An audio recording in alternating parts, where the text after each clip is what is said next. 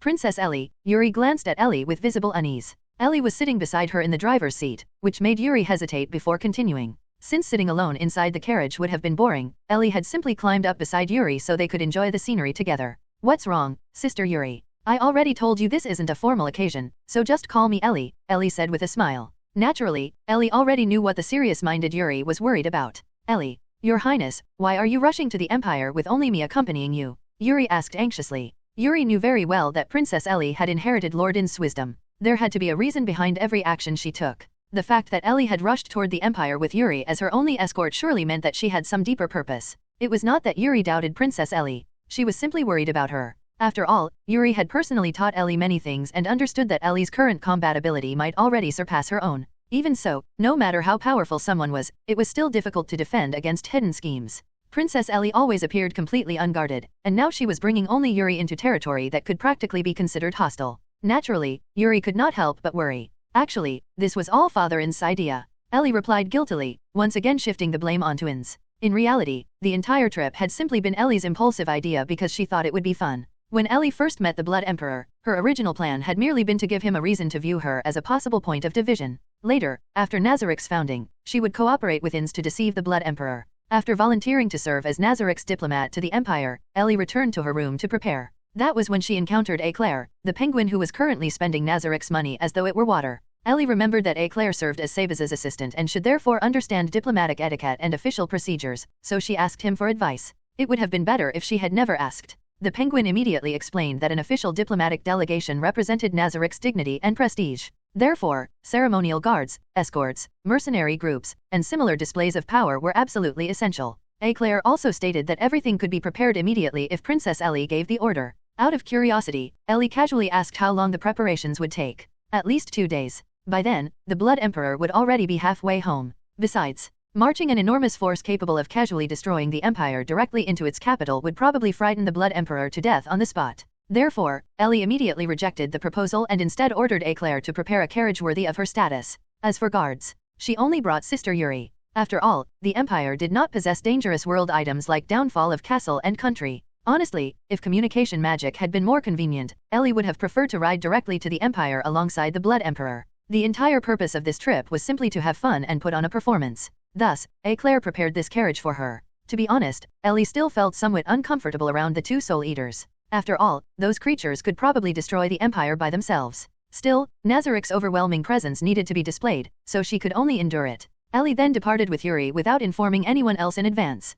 She merely asked Yuri to report the matter to Ainz through message magic. Ainz did not say anything afterward, probably because even he did not know how complicated formal diplomatic procedures involving royalty actually were. Otherwise, he certainly would not have missed such a perfect opportunity to display Nazarick's power. Even if this was Lord Ainz's idea. I am still your highness's only guard, Yuri said worriedly. Originally, Claire had arranged for several stealth-capable assassin insects to secretly accompany them. However, Ellie rejected them all. There was simply no need for such a large escort when visiting the Empire. Yuri alone was more than sufficient. It's fine. I already have a general understanding of what the Empire is like. So, Sister Yuri, there's no need to worry. Just treat this as a sightseeing trip, Ellie said cheerfully. The moment Ellie finished speaking, Yuri's expression suddenly became serious as she stared ahead. Ellie noticed it as well. Far ahead of them, the Blood Emperor's carriage had begun slowing down. Jerkniv himself was leaning out of the carriage and waving toward them, clearly signaling for Ellie to stop. Your Highness Ellie, should we stop? Yuri asked cautiously, looking tense enough to begin fighting at any moment.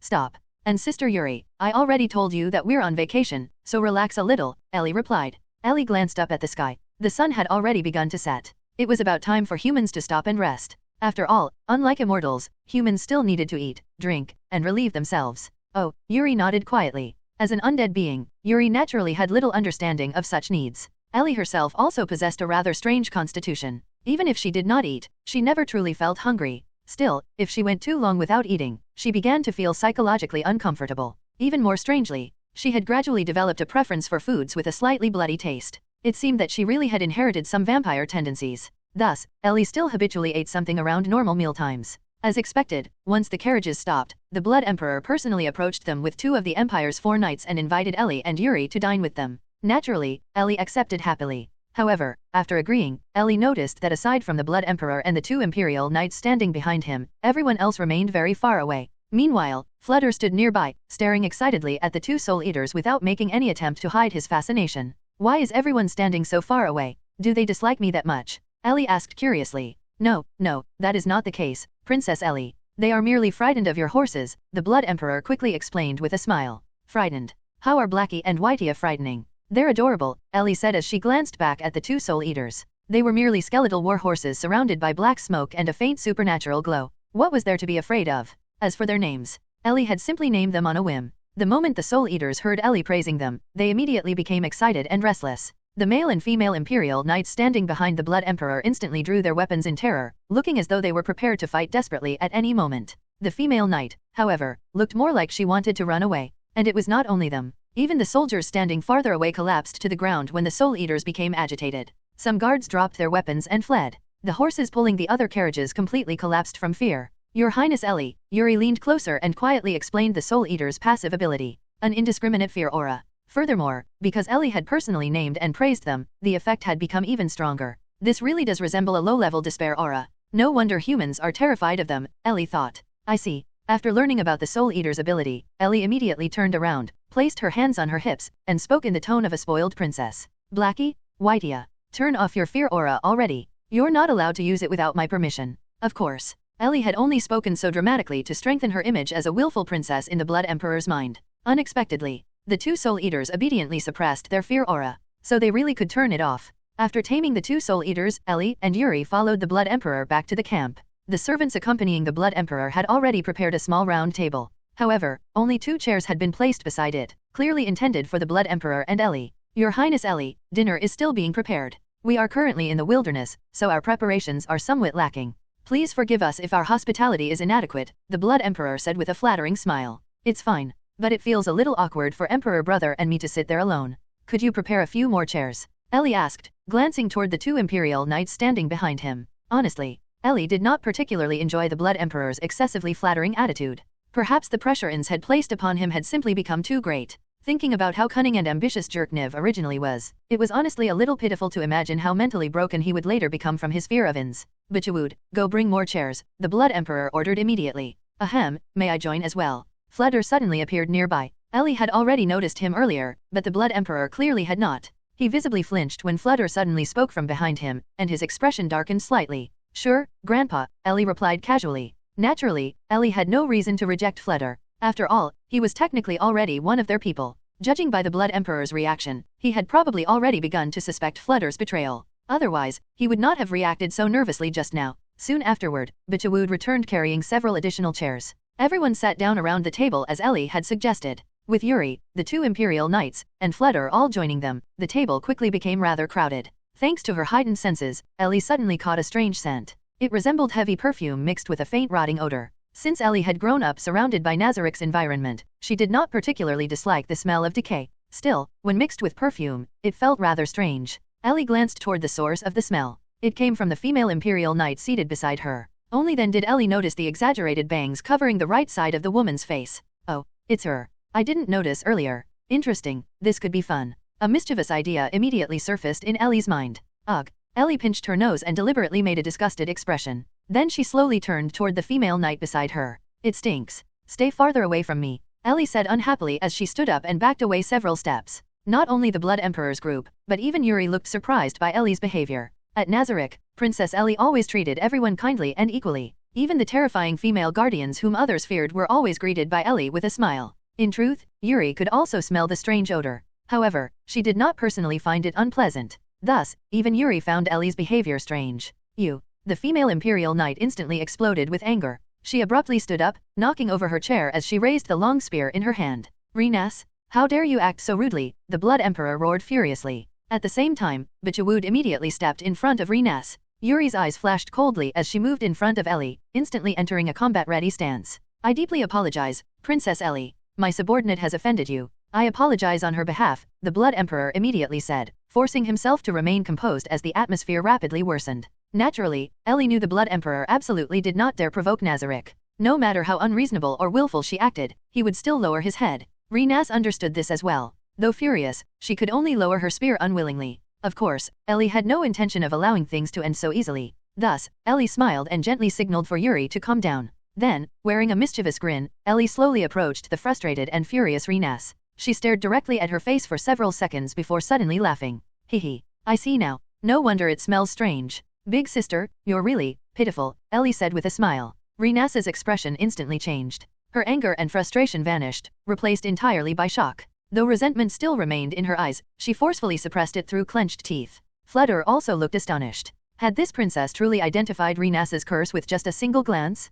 Earlier, during the rest stop, Flutter had secretly used magic to observe Princess Ellie. However, he had sensed absolutely no magical power coming from her. Naturally, Flutter immediately understood the truth. How could the daughter of that supreme being possibly possess no magical talent? Her abilities were undoubtedly being concealed by some terrifying magical item. This princess truly was a genius magic caster, just like that great lord. After witnessing this scene, Flutter became even more convinced. It must be difficult for you, big sister. You're clearly so beautiful, yet your face was ruined like this. The one who cast this curse on you really went too far, Ellie continued provocatively after seeing Renas remain silent. TCH. Renas gritted her teeth resentfully but did not dare say anything. She merely turned her face away. Honestly, only now did Ellie realize that she genuinely enjoyed watching people become angry while being unable to retaliate. I really have been spoiled lately. I should probably be more careful about that in the future. Princess Ellie, do you understand the curse Lady Renas carries? Flutter suddenly asked. Of course I do. Ellie answered instantly and confidently. Internally, however, she was panicking. She only knew that Renas had been cursed and disfigured. She knew absolutely nothing beyond that. She did not know what type of curse it was or how it worked. But after putting on such a dramatic performance, Ellie could only continue bluffing until the bitter end. Since Princess Ellie understands Lady Renas's curse, then does Princess Ellie know how to remove it? Flutter asked excitedly. Ellie was left speechless. At that moment, she genuinely wanted to strangle Flutter. She had only wanted to show off a little and reinforce her image as a spoiled princess in front of the Blood Emperor. Was there really any need to expose her like this? Although Ellie said nothing, she continued to maintain a calm and confident expression. Princess Ellie, please forgive my earlier rudeness. I'll do anything for you. Please tell me how to remove this curse. Before Ellie could react, Renas suddenly threw away her spear and rushed forward. She grabbed Ellie by the shoulders and began shaking her violently. Ellie remained silent. Instead, she slowly lowered her gaze toward the hands gripping her shoulders, visible displeasure appearing in her eyes. At that moment, Ellie desperately began searching for a way out of the situation. Naturally, she absolutely could not admit that she knew nothing. Ellie could never bring herself to embarrass Nazarick like that. Then, an idea suddenly appeared in her mind. Ellie immediately revealed a smile. To everyone else, however, it looked like an extremely wicked grin. Telling you isn't impossible. But, what price are you willing to pay for dealing with such a troublesome curse? Ellie asked maliciously. The price. After hearing Ellie mention a price and seeing the mischievous smile on her face, Renas suddenly understood something. A price. However, the price Renas was willing to pay in order to remove the curse that had tormented her for years was far beyond Ellie's imagination. I'll accept any condition. Money, no. I can. Hey everyone, welcome to our channel, and thank you for your support. If there's a favorite novel on the channel and you want the next part, you're just one step away. Become a Patreon member and I can make it depending on your tier. Thank you for your attention. Devote my entire life to serving you. Renas suddenly stopped midway through her words. Only now did she remember. The capricious princess before her was no ordinary princess. Wealth? Authority? She lacked neither. Even lifelong service. The maids around her were all terrifyingly powerful beings. Someone like herself, insignificant before Nazarick, possessed no bargaining chip capable of moving this princess. Any condition. Ellie looked meaningfully down at Renas kneeling before her. Although she acted calm, Ellie herself was completely panicking internally. Originally, Ellie only intended to bluff a little by saying the curse was troublesome and that she would only reveal information if the price was sufficient. She merely wanted to scare Renas off. She never expected Renas to immediately offer lifelong servitude. This woman was clearly going all in just to remove her curse. How was this supposed to end now? Yes, any condition. Renas answered firmly. Even if it means dying. Ellie asked while deliberately putting on a villainous expression. Yes. As long as my curse can be removed. As long as I can die with my original face restored. Even death would not matter. Renas answered without hesitation. Ellie was completely cornered now. This woman was not even afraid of death. Just how deep was her resentment? Your Highness Ellie, please forgive my interruption. Renas is one of the Empire's 4 knights. I once promised her that I would help find a way to remove her curse, though I have failed until now. Since your Highness Ellie possesses clues, then according to my prior agreement with her, perhaps I may pay the price in her place, the Blood Emperor quickly interjected. At this moment, not only Ellie was panicking, Jerkniv was panicking as well. Among the Empire's 4 knights, Renas was the least loyal. She only accepted the position because of her strength and because Jerkniv promised to help remove her curse. Jerkniv had long been mentally prepared for the possibility that Renas might betray the Empire someday. But if the side she defected to was Nazarick, that was disastrous. Flutter's betrayal alone was already horrifying enough. If Rinas joined them too, then not only would the Empire lose military strength, but critical intelligence would also leak. No matter what, he absolutely could not allow Rinas to defect to Nazarick here. In the worst case, he could only eliminate her later. Emperor brother, this is between me and big sister. Besides, when she saw Blackie and Whitea earlier, she looked like she wanted to abandon you and run away. She doesn't seem worth defending so much, Ellie said. Naturally, Ellie absolutely did not want Jerkniv interfering. Handling Rinas's desperate attitude was already giving her a headache. Now the Blood Emperor was making things even more troublesome. No, that was part of my agreement with Rinas. She has the right to retreat if her life is in danger, and I would never blame her for that, Jerkniv replied. At this moment, Jerkniv suddenly sensed something was wrong. Had this seemingly foolish princess noticed Rinas's tiny reaction toward the Soul Eaters earlier? He had always considered her an impulsive fool. Yet perhaps her observational abilities were far sharper than expected. I didn't expect Emperor brother to be so generous. He, Ellie laughed insincerely. Having run out of options, Ellie could only try bluffing through the situation. Your Highness Ellie praises me too highly, Jerkniv replied with an equally fake smile. Now he wanted to see exactly what this troublesome princess would do next. Your Highness Ellie, please. Rinas called out again anxiously after noticing the awkward smiles between the two. It looked as though they were completely forgetting about her curse. Your Highness Ellie, I also request your assistance for General Rinas, Flutter added from the side. Of course. Flutter merely wanted to witness what kind of miracle the daughter of that supreme being could perform. There's no choice now. This is the only way. Even if it damages my own reputation a little, preserving Nazarick's dignity comes first. After all, I'm the one who insisted on acting cool in the first place. Now that things spiraled out of control, I can only swallow the consequences myself, Ellie thought helplessly. As I said before, Big Sister's curse is rather troublesome. Even if, Ellie originally intended to say that even she could not remove it. But her family definitely could. Just because she could not solve it personally did not mean Ainz could not. Surely for Ainz, removing a native's curse would be effortless. Then suddenly, Ellie remembered something important. There was a 95% chance this curse originated from a native magic caster. And how strong could native curse magic really be? Maybe Holy Light could simply remove it. After all, Holy Light removed abnormal statuses. A curse should count as an abnormal status too, right? Even if it's troublesome, I might still be able to handle it. Perhaps I can help remove it, Ellie immediately changed her words. Naturally, she left herself some room for retreat. If Holy Light failed, she could simply say that some curses exceeded her capabilities and bring Rinas to Ainz later. Oh, Your Highness Ellie, I beg you, please remove my curse. I will do anything to repay you, Rinas cried desperately. Still kneeling, she crawled all the way to Ellie's feet. The moment Jerkniv heard Ellie say this, his heart sank completely. Earlier, this princess only claimed to recognize the curse.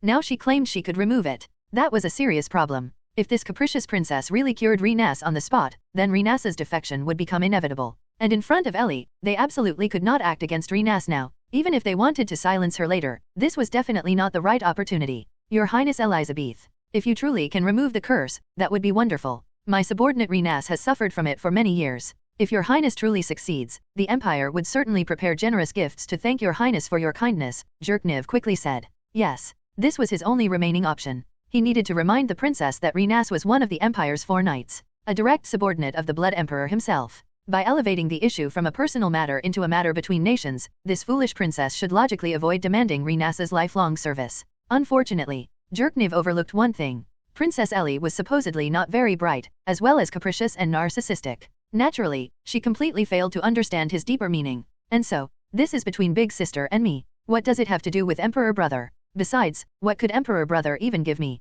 Big Sister is your subordinate, right? So what kind of reward could Emperor Brother possibly prepare that would make Big Sister willing to devote her entire life? Ellie asked honestly. Ellie genuinely did not understand Jerkniv's hidden meaning. She only felt he was interfering. This was clearly a matter between herself and Rinas. Why was the Blood Emperor inserting himself into it? Jerkniv immediately fell silent. And for the first time, he began seriously doubting whether this princess was truly foolish. Now, even Jerkniv himself no longer felt confident in his previous judgment of this capricious princess. Let me try first. If it works, then we'll talk afterward. Ellie glanced at the Blood Emperor, who looked completely at a loss, and decided not to argue with him anymore. After all, there was no guarantee this would even work. Your Highness Ellie, please wait. Yuri hurriedly tried to stop her. Yuri simply did not trust these lowly humans. What if they went back on their word after Princess Ellie removed the curse? Unfortunately, she was already too late. Holy Healing. Ellie directly cast Holy Light on Rinas. Naturally, to avoid suspicion, the spell name was something she made up on the spot. Anyway, this was another world.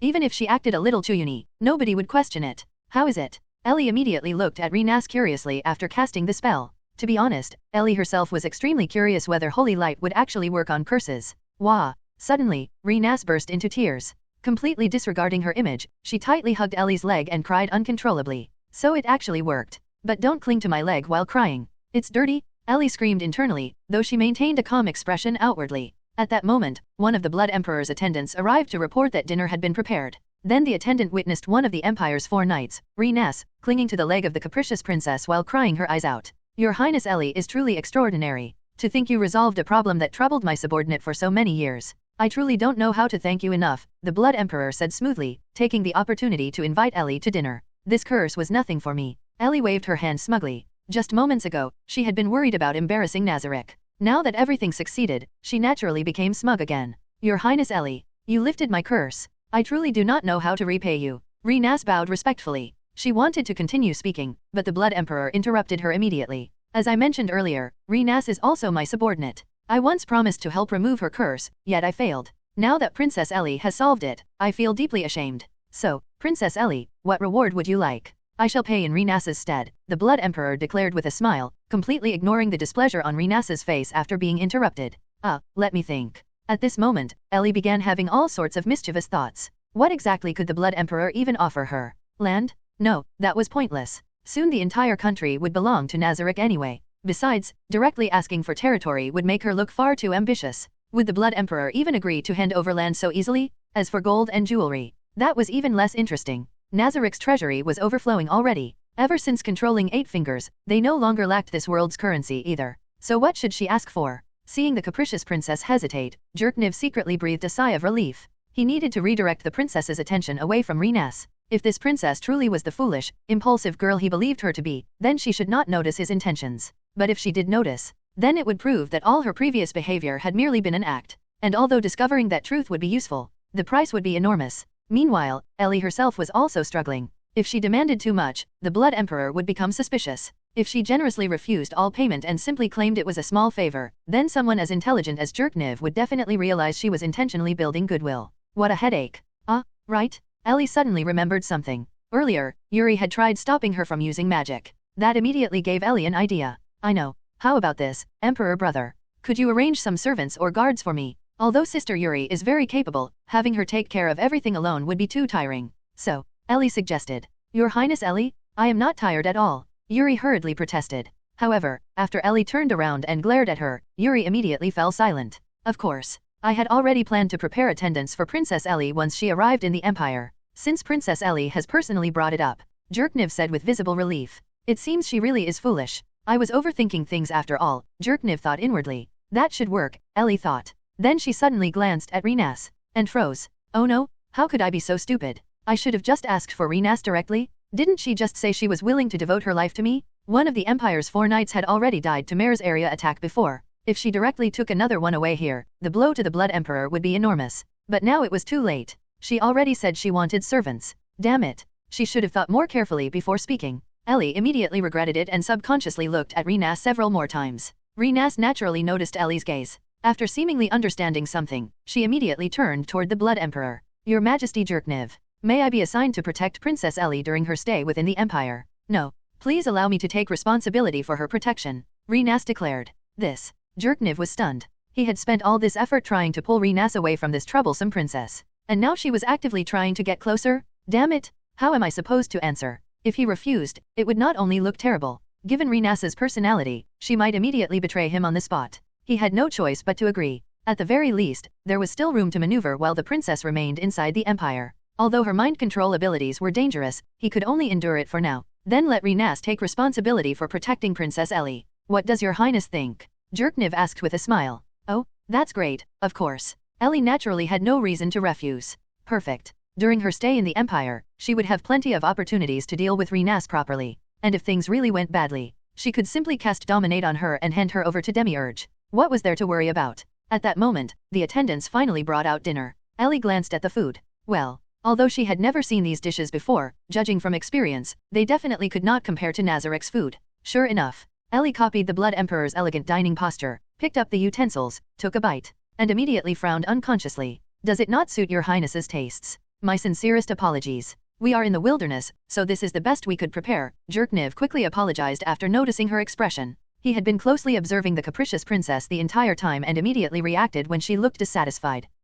It wasn't completely inedible. It was just that Nazarick's food was absurdly delicious. After living there, anyone's standards would become ridiculously high. Should she just endure it and make casual conversation while eating? Just as Ellie was considering that, a sudden flash of inspiration struck her mind. And immediately, another terrible idea was born. Ugh, Sister Yuri, this tastes awful. Ellie put down her knife and fork with a displeased expression and turned toward Yuri behind her. Jerkniv's face twitched slightly upon seeing this. As expected of a spoiled princess, even in this situation, she was still being willful. Looks like I really was overthinking things before, Jerkniv thought inwardly. Still, this is the middle of nowhere. Even if it tastes bad, you still need to eat something. If you refuse to eat, then you can just stay hungry. Oddly enough, seeing the capricious princess unhappy actually improved his mood a little. Is that so? Then what are your orders, Princess Ellie? Yuri asked respectfully while glaring at Jerkniv with obvious displeasure. Naturally, Jerkniv noticed Yuri's hostile gaze and could only respond with an awkward smile. I'm not eating this, Sister Yuri. Please contact Nazarick and ask Pitch to prepare something instead,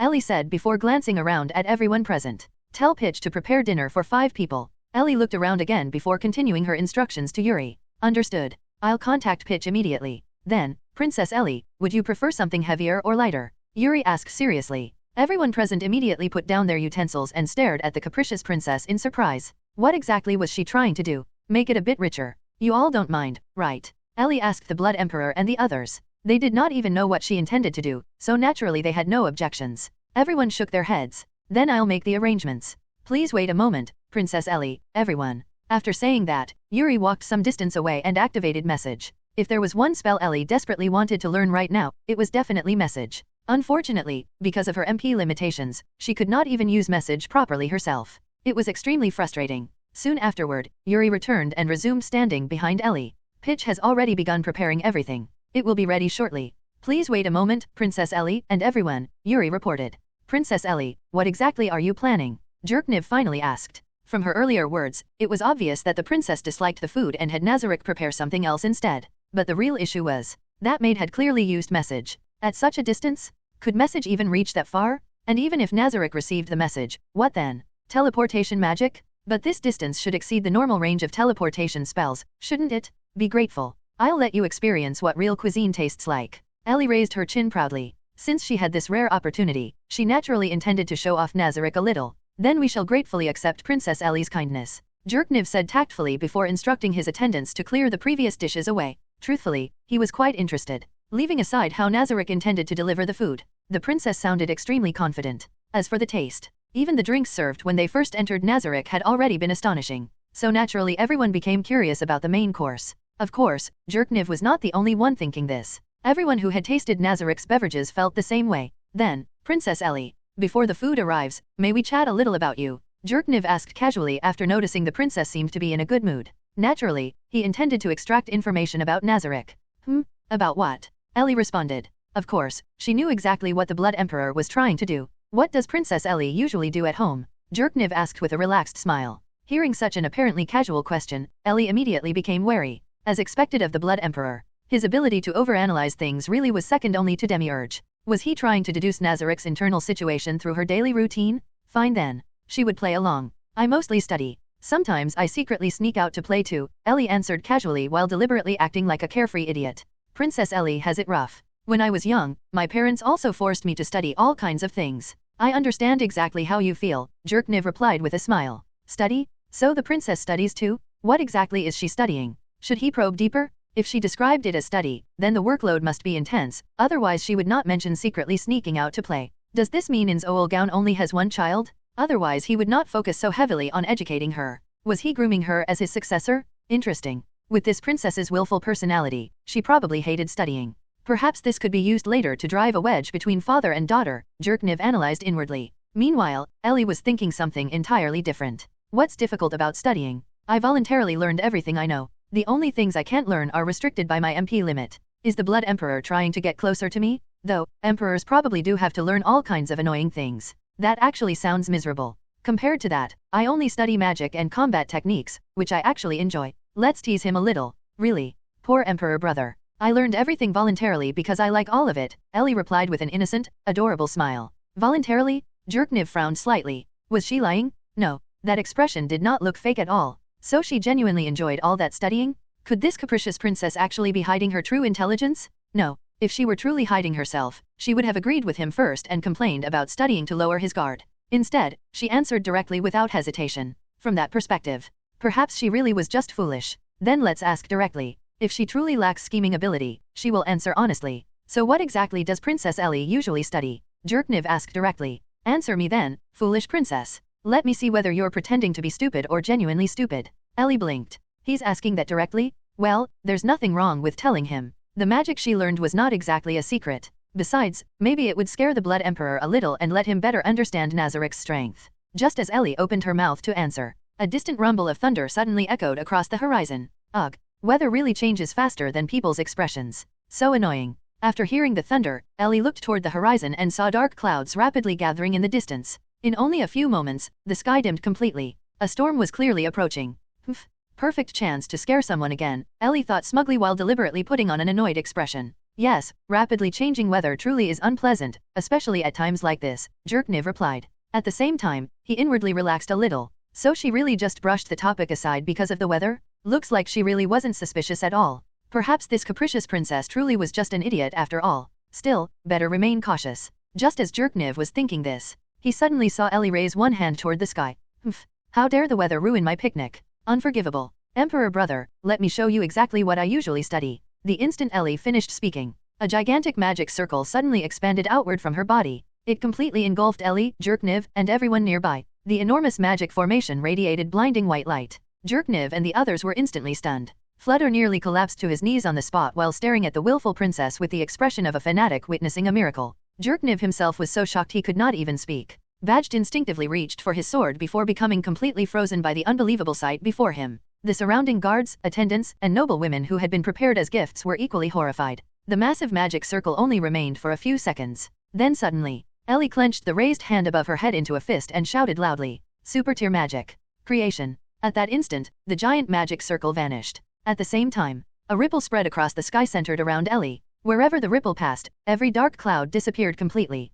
Jerkniv stared upward in horror. The storm clouds from moments ago had vanished entirely. Only the crimson evening sky remained. Super, super, super. Flutter stared at Ellie with trembling lips. He looked like he wanted to throw himself at her feet immediately and worship her. Jerkniv suddenly recalled the weather manipulation magic used when they first arrived at Nazarick. Back then, Flutter had speculated it was probably some kind of 6th tier druid spell. But what Ellie had just shouted was clearly not 6th tier magic. Super tier magic. Even if she was bluffing, the mere scale of what happened was terrifying enough. It was already absurd that this capricious princess could use mental domination. And now she could cast magic of this level too? I need to re-evaluate everything immediately, Jerkniv thought while cold sweat poured down his back. Emperor brother, this is what I usually study. Ellie could barely suppress her laughter when she saw Jerkniv's completely frozen expression. Then she deliberately spoke in a casual tone as if nothing unusual had happened. Ah, yes, ahem. Princess Ellie is truly remarkable. The magic used when we first arrived at Nazarick, was that also cast by you? Jerkniv asked after finally regaining his composure.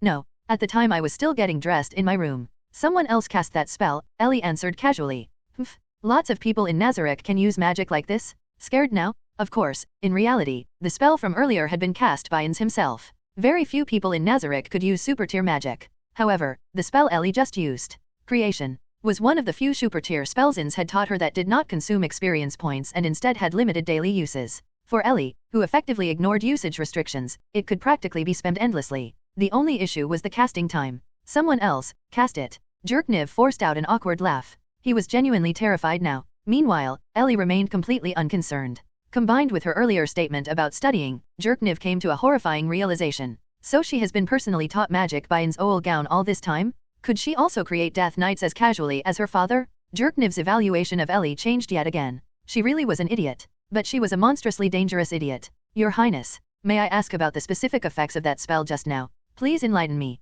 Flutter stared at Ellie with wide, feverish eyes. I'd like to know as well, Princess Ellie, Jerkniv added. At the same time, he inwardly cursed Flutter for acting so shamelessly in public. This old man really would sell out the Empire for magic. Although Jerkniv already knew Flutter had betrayed them, he still had to pretend otherwise. Specific effects. It just changes the weather and seasons. Nothing worth making such a fuss over, Ellie answered indifferently. Naturally, she did this intentionally. In Yggdrasil, weather-changing magic was mostly cosmetic. But in the New World, it was completely different. For example, during harvest season, if someone suddenly turned an entire region into winter, all crops would instantly freeze to death. Used properly, this kind of spell could easily destroy a nation. That was precisely why Ellie intentionally acted dismissive. Magic capable of annihilating countries was merely ordinary in Nazarick. Changes, the seasons. Jerkniv's face instantly turned pale. Not only climate. It could directly alter seasons? Was this really 6th tier magic? Or was it not even within the tier system at all? Yes. Ellie deliberately blinked innocently. Seeing Jerkniv's pale expression, she knew he fully understood the implications. He. Scared now, aren't you? Oh, Your Highness. Flutter looked moments away from kneeling again before Jerkniv forcibly interrupted him. Teacher. Please mind your behavior. You are standing before Princess Ellie, Jerkniv reminded him coldly. He was already irritated enough. This old fool truly could not read the atmosphere. But he could not say too much. Otherwise, he might accidentally reveal he already suspected Flutter's betrayal. Even if this princess looked foolish, caution remained necessary. My apologies, Your Highness. Flutter immediately bowed respectfully toward Ellie. It's fine, I forgive you. Truthfully, Ellie felt rather uncomfortable around Flutter. Perhaps it was because she still subconsciously respected elders. Seeing such an old man bow and scrape before her felt strange. Princess Ellie. Pitch reports that dinner is ready, Yuri said from behind her. Oh, perfect timing. Bring it over. Ellie immediately brightened. Excellent. Time to show off Nazarick. A guy. After receiving Ellie's permission, Yuri turned around and used message to contact Nazarick once again. Not long afterward, a black vortex-like portal suddenly appeared before Yuri. Ellie did not even need to look back. Just from the shocked expressions on the Blood Emperor and the others, she already knew what had happened. Scared again, huh? A long-distance teleportation gate. Never seen one before, have you? Jerkniv stared at the chaotic black portal with a stiff expression. Originally, he had assumed the capricious princess intended to teleport the food directly from Nazarick. But clearly, that was not the case. Nazarick simply could not be judged by normal common sense. At that moment, a figure slowly walked out from inside the black vortex. It was a robust old gentleman in a black suit with sharp, piercing eyes. Jerkniv immediately recognized him. He had seen him earlier in the throne room. His vigilance instantly rose. Following behind the old gentleman were several maids dressed in black maid uniforms. Among them was Lupus Regina, who had greeted them alongside Yuri earlier. Every single maid was breathtakingly beautiful. Jerkniv suddenly thought about the noble women he had brought as gifts. Compared to these maids, they were worlds apart. Thankfully, he had chosen not to offer them as tribute. Otherwise, it would have been no different from humiliating himself. Oh, Sebastian, why did you come too? Ellie happily greeted the old gentleman after turning around. So his name is Sebastian. And judging from her attitude, the princess seems quite close to him, Jerkniv noted inwardly. Princess Ellie, Lord Ainz heard you intended to host a banquet for the Emperor of the Baharuth Empire. So he specifically ordered me to come assist and ensure our guests are properly entertained. Sebastian respectfully bowed toward Ellie. Jerkniv silently analyzed the situation. A butler-like figure, perhaps. Did the Pleiades sisters come too? Ellie asked while glancing toward the black-uniformed maids. Yes, Princess Ellie, Sebastian replied respectfully. Pleiades? So that is the name of these maids? Badged previously speculated that even these maids might be stronger than Death Knights. And now, including Yuri, there were 6 of them standing here. Damn you, Ainz Ooal Gown. Exactly how many more surprises do you plan to throw at me? Jerkniv inwardly cursed. After the Pleiades emerged from the portal, Death Knights followed behind them carrying tables and chairs. Well prepared, aren't they? Ellie secretly laughed. Ainz really loved showing off Nazarick's strength just as much as she did. Interestingly, no ordinary maids had been dispatched. Only Sebastian, the Pleiades, and Death Knights. It seemed Ainz still cared quite a bit for the level 1 maids. Soon, the dining setup was completed. Sebastian politely approached and invited Ellie and Jerkniv to take their seats. Jerkniv's attendants all looked extremely awkward and uncertain what to do. Only after seeing Jerkniv calmly walk toward the table did the others dare follow. Ellie skipped happily toward the table. Sebastian personally pulled out the head seat for her. Jerkniv immediately noticed something. As the guest and emperor, he logically should sit opposite the princess. And indeed, that seat had been left open. The meaning behind it was obvious. A deliberate display of superiority. Your Majesty, Badged quietly asked. It's fine. This is not a formal occasion, Jerkniv calmly replied before taking the seat naturally. The others followed suit. Then let us begin serving the meal. Sebastian clapped once. The Pleiades nodded and re-entered the portal. Moments later, they returned carrying dishes one after another. As unfamiliar meals continued being placed onto the table, the Blood Emperor's entire group widened their eyes in astonishment. Excellent. Exactly the reaction I wanted, Ellie smugly thought. Truthfully, when Ellie first arrived in Nazarick, she had reacted the same way. Back then, she had been completely confused by the endless strange dishes. Now, however, she had long since grown used to them. Her standards had even become ridiculously high. Don't be shy. Try some Nazarick cuisine, Ellie said with a smile before taking the first bite herself. Thank you for your generosity, Princess Ellie. Then I shall not hold back, Jerkniv replied politely before tasting the food. The instant he swallowed, His expression changed completely. This is incredible. Jerkniv hurriedly praised it. Everyone else reacted similarly. Shock, disbelief, pure enjoyment. Watching this scene made Ellie feel extremely satisfied.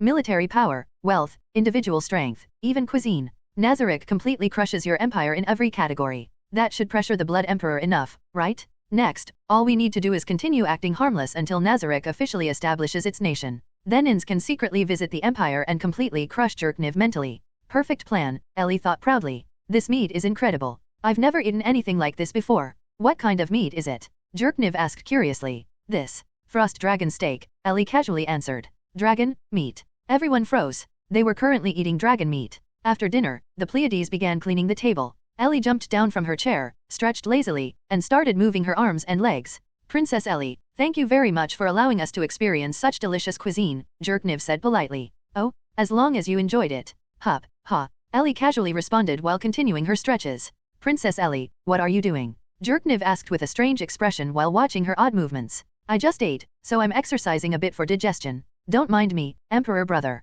Actually, Ellie secretly hoped Jerkniv would stop her. That way she could show off again. Although exercising after eating was unhealthy for ordinary people, Ellie herself barely even needed food anymore. Well then, Princess Ellie, we shall take our leave. After confirming everything had been packed away, Sebastian respectfully bowed toward Ellie. Oh, got it. Tell Pitch dinner was delicious tonight. Ellie waved while continuing her stretches. Sebastian then turned and walked back into the portal. The black gate closed shortly afterward. At the perfect moment, Ellie suddenly turned around dramatically. Sebastian, wait. I wanted Sebastian to teach me something. Unfortunately, the portal had already vanished. Naturally, Sebastian could not hear her. Princess Ellie, is that old gentleman named Sebastian also your teacher? Jerkniv asked carefully. Yes. Not just Sebastian's sister Yuri is my teacher too. Ellie happily pointed toward Yuri behind her. Jerkniv's pupils shrank slightly. He had taken the bait completely. Chapter 108 Ellie vs Bichwood Peshamel. Your Highness Ellie, you flatter me, calling me your teacher and all. Yuri looked somewhat flustered after hearing Ellie's words, even blushing slightly. After all, Yuri's creator, Yamaiko, had originally been a teacher herself, which was why Yuri possessed such a strict and dependable older sister personality. I see. Princess Ellie really is diligent with her studies, the Blood Emperor replied with a rather forced smile. It's nothing special. It wouldn't really be good to call Sebastian back now, so, Emperor brother, could your people help me stretch a little? That uncle and big sister there look pretty strong. Ellie pointed toward two of the 4 Imperial Knights standing behind Jerkniv. And no, your Highness Ellie, how could we possibly be your match? The middle-aged man hurriedly refused with a frightened expression. That's right. Your Highness is an incredibly powerful magic caster. Let alone the two of us, I doubt anyone here could match you. Renas added nervously. You misunderstood. I said exercise. What does that have to do with magic? I won't use spells. Come on. Ellie clearly had no intention of letting them escape. The middle-aged man helplessly glanced toward the Blood Emperor for instructions. After seeing Jerkniv give a faint nod, he looked as though he had resigned himself to fate. Then, excuse my rudeness. He stepped forward helplessly before pulling at Renas beside him. Me too. But, Renas looked toward Ellie uncertainly, not toward the Blood Emperor. Good. That means there's still room to win her over, Ellie thought happily. Big sister should join too. It's more fun with more people. Ellie smiled brightly. Alright. Then excuse me, Princess Ellie. Renas reluctantly agreed. Soon, everyone moved aside, leaving only Ellie and the 2 Imperial generals in the open area. As Jerkniv stepped away, he quietly whispered something to Bichwood. Force her to reveal her abilities. Bichwood could only smile bitterly. This capricious princess was not someone ordinary. How was he supposed to force her? She had already stated she would not use magic, but if he accidentally angered her and she suddenly unleashed some terrifying spell, wouldn't everyone die on the spot? At this point, all Bichwood could hope for was that her physical abilities were weak. Normally, magic casters should not excel physically. But, after witnessing Nazarick's absurdity firsthand, Bichwood no longer dared apply common sense to its people. Renas, ready. Bichwood sighed helplessly. Bichwood, let me say this first. Princess Ellie is my benefactor now. If you hurt her, I'll fight you myself. Renas declared seriously. Whose side are you even on? Bichwood complained. They had not even started yet, and Renas was already acting like this. How were they supposed to test the princess properly? For now, I'm still on your side, Renas unhappily replied while raising the staff in her hand. Bichwood helplessly drew his sword. Or rather, he tied the sword hilt securely to the scabbard with rope. There were no wooden practice swords out here in the wilderness, and he obviously could not point a naked blade toward the princess of an allied nation. However, after finishing his preparations and looking up, Bichwood immediately fell speechless. The capricious princess was casually stretching in place while still wearing her elaborate dress. Was she stupid? Or simply too confident? Princess Ellie, aren't you going to change clothes? We can wait, Renas asked awkwardly after noticing the same thing. Do I need to? Ellie looked down at her dress in confusion before looking back up. This is fine. It'll only take a moment anyway. Bichwood immediately became irritated. Only take a moment? Was this princess saying that both he and Renas together could be defeated instantly? Putting Renas aside, he himself was one of the Empire's 4 Imperial Knights. Bichwood Peshamel. To be looked down upon by a magic caster who openly declared she would not use magic. That was hard to tolerate. Well then, Princess Ellie, we are ready. Bichwood's tone became noticeably sharper. Renas still looked as though she wanted to continue persuading Ellie, but Bichwood glared at her fiercely. Renas merely snorted and clearly decided to half-heartedly go through the motions. Oh, we can start anytime. Come on, come on. All of you attack together. The capricious princess still acted utterly carefree. Go. Bichwood immediately exploded forward. Although his large frame made him appear like a power-focused warrior, Bichwood's greatest strength was actually his terrifying burst speed. Renas followed behind him as well. Originally, Bichwood planned to face the princess alone, but unexpectedly Renas followed too.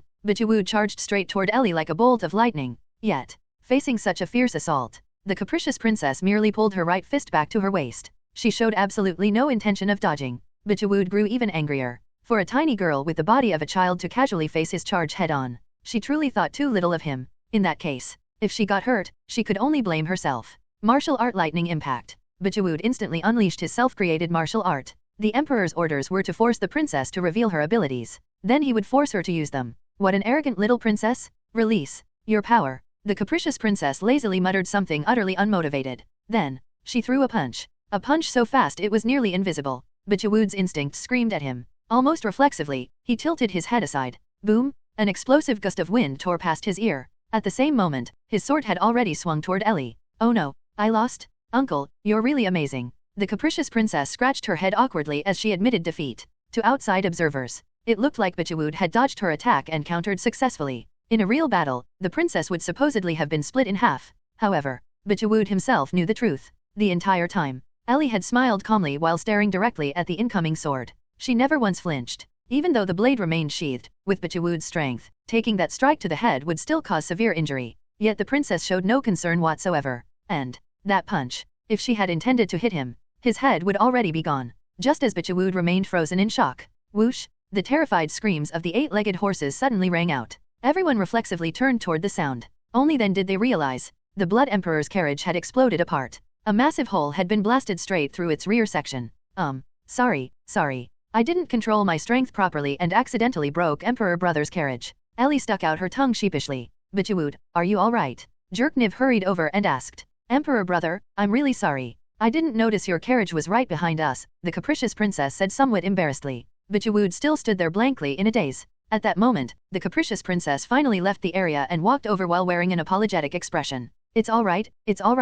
That carriage was already quite old anyway. I was just wondering how I could justify replacing it. Jerkniv replied with a forced smile. Really? That's great. I was worried Emperor Brother would ask me to pay for it, the capricious princess cheerfully replied. She looked genuinely happy. Was she doing this on purpose? Moreover, from Jerkniv's perspective, all he saw was the princess casually throw a punch while Bichwood had nearly struck her. It seemed this capricious princess was not particularly skilled in martial combat. That was good news. If things ever fell apart with Ainz Ooal Gown, perhaps they could still control the princess as a bargaining chip. No, I should be thanking Princess Ellie instead, Jerkniv replied before finally noticing Bichwood's expression. Only then did he spot the long bloody cut across Bichwood's face and the blood flowing from his ear. Bichwood? Your face, your ear. Bichwood. Jerkniv shouted loudly. Ugh.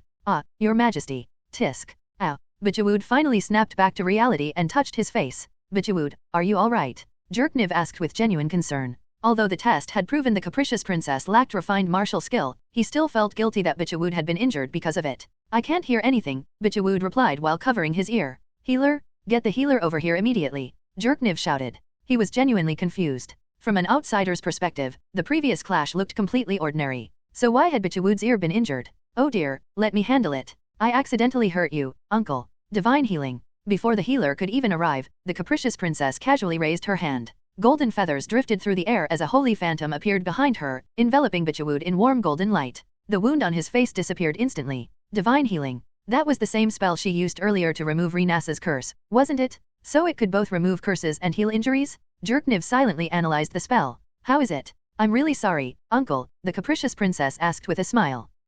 Thank you very much, Princess Ellie. My hearing has returned. Bichwood immediately bowed respectfully. That's good. But even if Emperor Brother says he wanted a new carriage anyway, it's still troublesome to lose one. The capricious princess turned around and looked toward the destroyed carriage in the distance. It's fine. I can simply squeeze into another carriage with my subordinates, Jerkniv quickly replied. However, the moment he noticed the princess's expression, he inwardly cried out in alarm. How can that be? How about this? Emperor Brother can ride with me instead. I'm all alone in my carriage anyway. The capricious princess smiled brightly as she extended the invitation. Damn it. Jerkniv immediately found an excuse to escape before dragging Bichwood and the secretary who had replaced Roan into another carriage originally meant for the noble women. What's wrong, Your Majesty? The secretary asked in confusion. We've been tricked again. That capricious princess really is terrifying, Jerkniv said irritably. Your Majesty. Bichwood hesitated. At the very least, regardless of whether the princess was intelligent or foolish, he had personally experienced her overwhelming strength. Forget that for now, Bichwood. With the Empire's current military strength, do you think we could control that capricious princess? Jerkniv suddenly asked. No, even if all 4 Imperial Knights attacked together, it likely wouldn't be enough, Bichwood answered seriously. Not even the 4 of you together. Jerkniv's expression darkened, even ignoring Renas who looked ready to defect at any moment. If the 4 Imperial Knights together still could not restrain the princess, Bichwood silently nodded. I can't believe Ainz Ooal Gown handed us a walking disaster. You bastard. Jerkniv slammed his fist against the carriage wall once again. Bichwood and the secretary exchanged helpless glances. There are still too many uncertainties. At first I thought that capricious princess was an idiot. But now, the things she does feel strangely deliberate. She doesn't seem wise at all, yet I can't tell whether she's truly stupid or merely pretending. Jerkniv scratched his head irritably. Your Majesty, I personally still don't think that princess seems intelligent, the secretary cautiously offered. So you think she's an idiot? Then explain this to me. Why did she specifically destroy my carriage out of all the carriages present? Jerkniv angrily asked. This. It may really have been a coincidence. Your Majesty's carriage just happened to be in that direction, the secretary awkwardly replied. A coincidence? You think so too? Jerkniv turned toward Bichwood. After all, Bichwood was the only one who had directly faced the princess's punch. Bichwood recalled the scene carefully. The princess had clearly missed on purpose, and her control was absurdly precise. If the angle had shifted even slightly, his head would have exploded. But did she intentionally aim toward the Emperor's carriage? At the time, everyone's positions had been random. And besides, destroying a carriage alone didn't seem particularly meaningful. I also think it was probably a coincidence, Bichwood finally answered after some thought. As expected, you still don't understand. Jerkniv frowned deeply. Your Majesty, why are you so concerned about the destroyed carriage? The secretary asked. The carriage itself doesn't matter. The important part is that she invited me to ride in her carriage afterward. That's the real problem. Jerkniv nearly shouted. If, after returning to the Empire, the people, the church, or those political opportunists see me riding together with Nazarick's princess, what do you think will happen? Your Majesty. The secretary hurriedly gestured for him to lower his voice. This was not the Emperor's private carriage. There were no anti-eavesdropping measures. Tisk. Jerkniv clicked his tongue in annoyance. Looking at it this way, that princess truly doesn't seem simple. But Bichwood hesitated. He genuinely wanted to call the princess clever. However, her usual behavior was simply too ridiculous to associate with the word wise. The key to the future Ainz Ooal Gown alliance, and our plan to overthrow him, may ultimately depend on that princess. If she truly is an idiot, then fine. But if she's actually intelligent, then even if we defeat Ainz Ooal Gown, we still won't have a future. Jerkniv spoke grimly. You mean, if the princess is actually pretending to be foolish, then she may intend to use us to overthrow her father and seize power for herself? The secretary carefully asked. Yes, if that's the case, then we may be facing a monster even more terrifying than Ainz Ooal Gown himself, Jerkniv replied through clenched teeth. Bichwood and the secretary both silently nodded. After all, what kind of person pretends to be foolish, manipulates outsiders into killing her own father, and then seizes the throne herself? The answer was obvious. Jerkniv, sporting heavy dark circles under his eyes, forced a smile toward the capricious princess who had just woken up and came out. Good morning, Your Highness Ellie. What are you doing here? Sister Yuri. The sleepy princess glanced at Jerkniv and instantly jolted awake in shock. Your Highness Ellie, this. Even Jerkniv was startled by her exaggerated reaction. Oh, sorry. I forgot I invited Emperor Brother over yesterday. The capricious princess hurriedly sat up and awkwardly fixed her messy hair. There was naturally a reason things had developed this way. After destroying Jerkniv's carriage yesterday, Ellie had invited the Blood Emperor into Nazarick's royal carriage as compensation. Originally, Ellie thought Jerkniv would politely refuse. Unexpectedly, he accepted almost immediately. Fortunately, Nazarick's royal carriage was practically a mobile palace. The interior was divided into several separate rooms, and Yuri had remained there the entire night anyway. Even so, Ellie still found the entire situation extremely awkward. Looking at the Blood Emperor's dark circles, Ellie immediately realized he clearly had not slept properly all night. Seeing this made her feel slightly amused. Emperor Brother, didn't you sleep well? I'm really sorry. Was Nazarick's carriage uncomfortable? Ellie deliberately asked with a harmless smile. No, not at all. Princess Ellie's carriage was far more comfortable than my own. The reason I couldn't sleep was because of you, Princess Ellie. The Blood Emperor smiled meaningfully. Huh, me. Ellie blinked innocently. However, internally, she immediately became alert.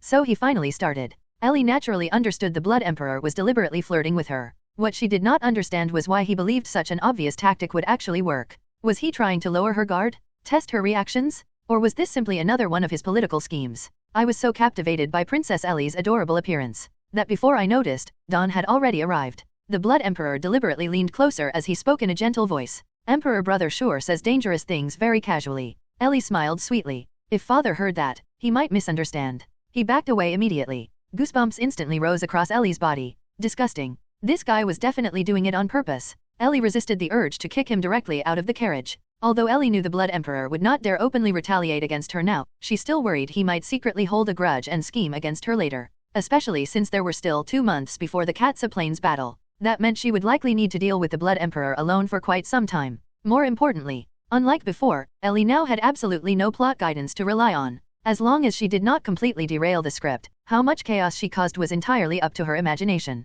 I'm really sorry then. Ellie answered stiffly. In reality, his cheesy tone gave her goosebumps. I should be the one apologizing. After all, I selfishly monopolized Princess Ellie's adorable sleeping appearance all for myself. The Blood Emperor smiled sweetly as he leaned slightly closer. Ellie maintained a harmless smile while inwardly cringing. That's just their bad luck then. Ellie mechanically replied. This was the first time any man had dared to openly flirted with her like this. Of course. Ellie was not moved in the slightest. If anything, she simply felt cold and nauseated. Judging from the Blood Emperor's actions, he was clearly trying to improve his image in her eyes. This did not feel like simple flattery. There had to be some ulterior motive behind it. In that case, ugh, I'm starving right after waking up. Sister Yuri? Sister Yuri. Ellie suddenly shouted loudly while slapping the carriage wall. Your Highness Ellie, what are your orders? In less than a second, the carriage door opened and Yuri immediately appeared. Good. With someone else present, the Blood Emperor should restrain himself. My breakfast. I'm hungry. Ellie rubbed her stomach pitifully. Crisis resolved. As expected.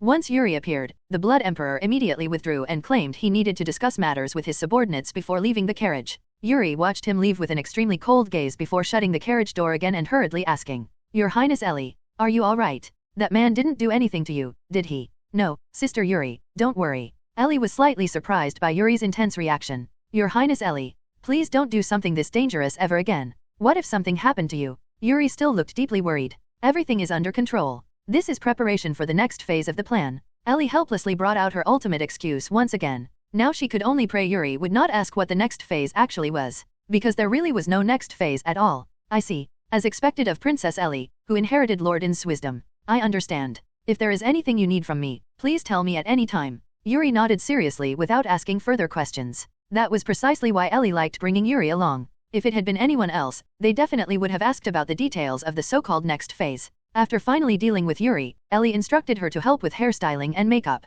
How dare he try to flirt with her? Ellie firmly engraved this grudge into her heart. She would absolutely get revenge later. Thinking this, Ellie began planning her next scheme. Here is the original. Be warned though. Jerkniv, sporting heavy dark circles under his eyes, forced a smile toward the capricious princess who had just woken up. Good morning, Your Highness Ellie. What are you doing here? Sister Yuri. The sleepy princess glanced at Jerkniv and instantly jolted awake in shock. Your Highness Ellie, this. Jerkniv was also startled by her reaction. Oh, sorry. I forgot I invited Emperor brother over. I've embarrassed myself. The capricious princess immediately blushed and hurriedly apologized. There was naturally a reason things had developed this way. As Ellie herself had said yesterday, she had personally invited the Blood Emperor into her carriage. After waking up, she had simply forgotten all about it. Well, acting foolish in front of the Blood Emperor wasn't exactly a bad thing either. One could call it a fortunate accident. Ellie still felt somewhat guilty about accidentally destroying Jerkniv's personal carriage yesterday. After all, it was someone else's private vehicle. Anyone would feel unhappy if it suddenly got blasted apart. Although Ellie knew the Blood Emperor would not dare openly retaliate against her now, she still worried he might secretly hold a grudge and scheme against her later. Especially since there were still 2 months before the Katsa Plains battle. That meant she would likely need to deal with the Blood Emperor alone for quite some time. More importantly, unlike before, Ellie now had absolutely no plot guidance to rely on. As long as she did not completely derail the script, how much chaos she caused was entirely up to her imagination. Because of that, Ellie had suddenly come up with the idea of inviting the Blood Emperor into her carriage yesterday. After all, Her carriage was vastly more luxurious than his. Surely he would not mind too much then, right? Originally, Ellie thought the Blood Emperor would politely refuse. Unexpectedly, after only a few token exchanges, he actually agreed. What shocked Ellie even more was the fact that the Blood Emperor apparently had the habit of sleeping directly inside his carriage while traveling rather than setting up a tent, which meant her desperate attempt at compensation had accidentally turned into inviting the Blood Emperor to sleep together with her. After realizing how serious the misunderstanding was, it was already too late to take it back. Fortunately, the Blood Emperor did not seem like the type to get excited over lolies. Probably, even if she really was cute. Thus, this morning's awkward scene had occurred. Looking at the Blood Emperor's exhausted panda eyes, Ellie could tell he clearly had not slept all night. Seeing him like this made her secretly want to laugh. Emperor brother, didn't you sleep well? I'm really sorry. Nazarick's carriage still can't compare to yours after all, right? Ellie deliberately teased him. No, that's not it. Princess Ellie's carriage was far more comfortable than my own shabby carriage. The reason I couldn't sleep was because of you, Princess Ellie. The Blood Emperor directly admitted it while giving Ellie a rather strange smile. Huh, me? Ellie blinked in confusion. This Blood Emperor actually dared to say something like that so directly? Although Ellie knew her sleeping posture probably was not very elegant, she still instinctively thought, sleeping beside a beautiful girl is supposed to be a bonus for you, isn't it? Why are you making it sound like my fault? Even though she maintained her composure outwardly, Ellie was already feeling irritated inside. Yes, I was so captivated by Princess Ellie's adorable sleeping face, that before I realized it, dawn had already arrived. The Blood Emperor leaned closer as he spoke in an extremely gentle voice. Well, I'm really sorry then. Ellie answered stiffly. In reality, his cheesy tone gave her goosebumps. What exactly was the Blood Emperor trying to do? Ellie did not remember him acting this blatantly in the original story. Sure, he had once tried charming Yuri Alpha with his looks before, but not to this extent. I should be the one apologizing. After all, I selfishly monopolized Princess Ellie's adorable sleeping appearance all for myself. The Blood Emperor smiled sweetly as he leaned even closer. Well, that's just their bad luck then. Ellie mechanically replied. This was the first time any man had ever openly flirted with her like this. Of course, Ellie was not moved in the slightest. If anything, she simply felt cold and nauseated. Seeing the Blood Emperor inching closer and closer, Ellie frantically searched for a way out. Should she just scream? No, absolutely not. That would be far too embarrassing. After all, she was the one who had invited him herself. If she suddenly screamed like a little girl now, it would only make things even worse. Still, judging from the Blood Emperor's actions, he was clearly trying to improve his image in her eyes. But why? This did not feel like simple flattery. There had to be some ulterior motive behind it. In that case, ugh, I'm starving right after waking up. Sister Yuri? Sister Yuri. Ellie suddenly shouted loudly while slapping the carriage wall. Your Highness Ellie, what are your orders? In less than a second, the carriage door opened and Yuri immediately appeared. Good. With someone else present, the Blood Emperor should restrain himself. My breakfast. I'm hungry. Ellie rubbed her stomach pitifully. Crisis resolved. As expected.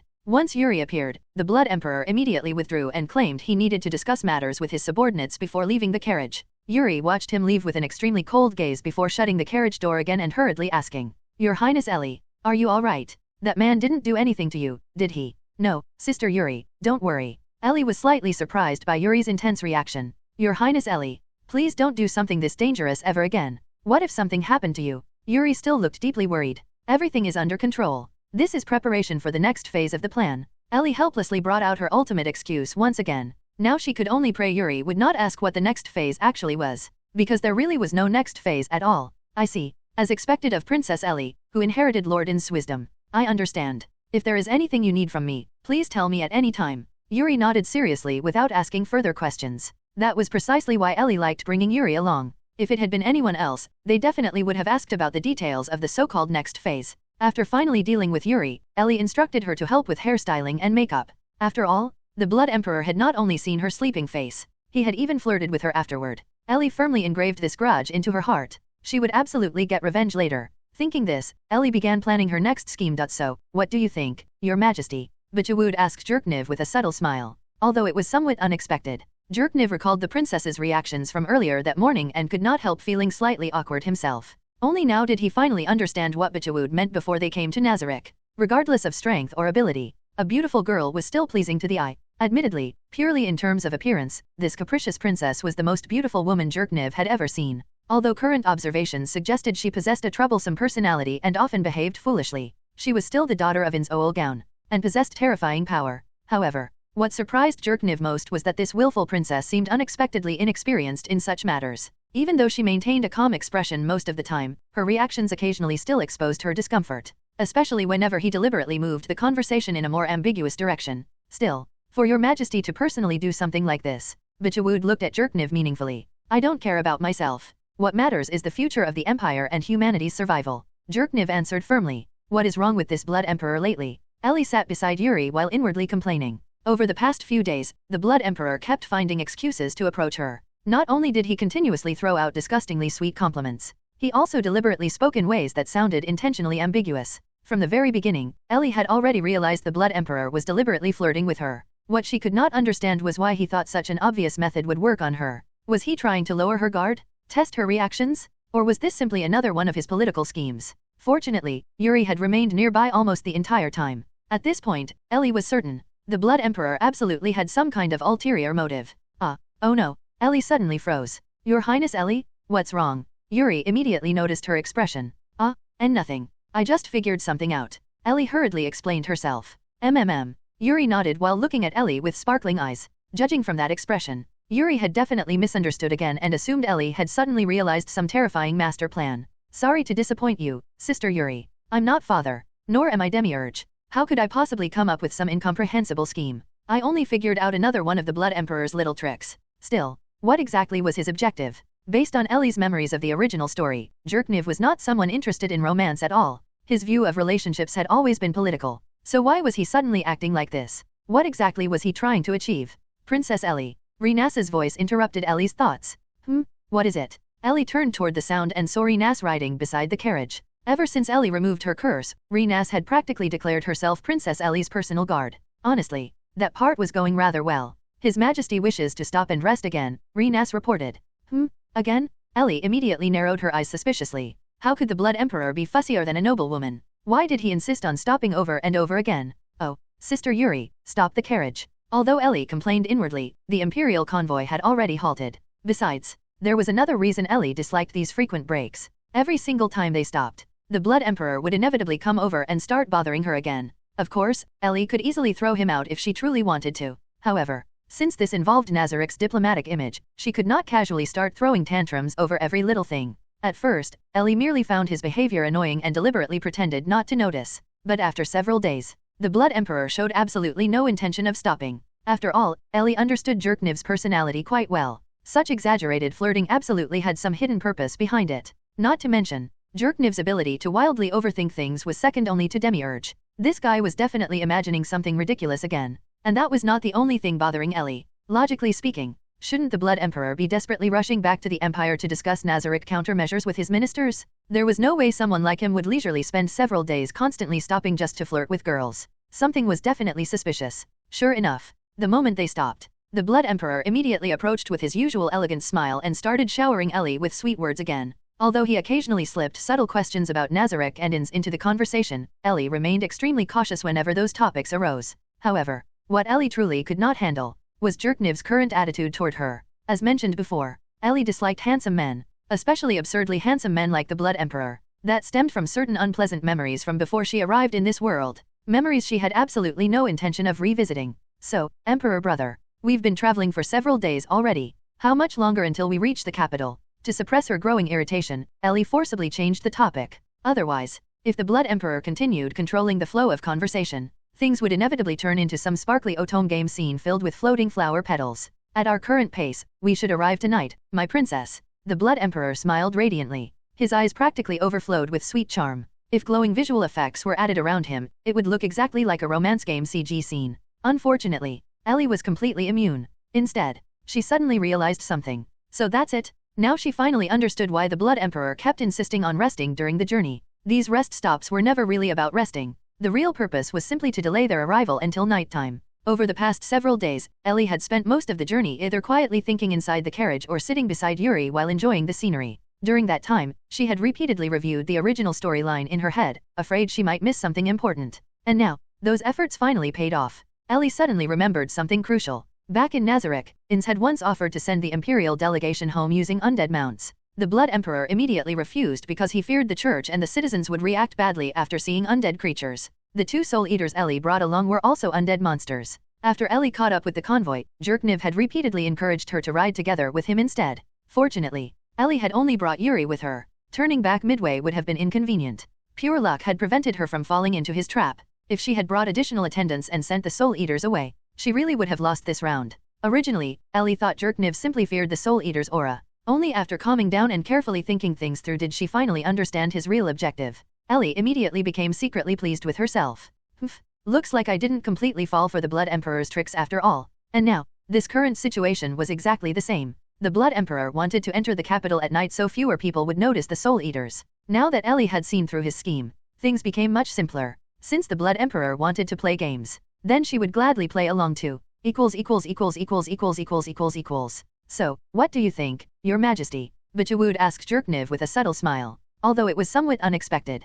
Jerkniv recalled the shy yet prideful expression the capricious princess had shown when he leaned closer to her earlier, and he could not help feeling a little awkward himself. Only now did he finally understand what Bachawud meant before they came to Nazarick. Regardless of strength or ability, a beautiful girl was still pleasing to the eye. Admittedly, purely in terms of appearance, this capricious princess was the most beautiful woman Jerkniv had ever seen. Although current observations suggested she was somewhat lacking mentally and possessed a rather troublesome personality, she still had the body of a child. Well, although certain parts of her definitely did not resemble a child's. Not to mention, she possessed terrifying strength and was the daughter of a great demon. However, what surprised Jerkniv most was that this willful princess was unexpectedly innocent. After only a bit of flirting, her reactions had become extremely obvious. Even if she tried acting calm on the surface, her body language had completely betrayed her. When he flirted with her earlier, it was clear the princess had started trembling slightly. If that bespectacled maid had not interrupted them, Jerkniv could have tested her reactions even further to prepare for the next phase of his plan. Still, for Your Majesty to personally do something like this.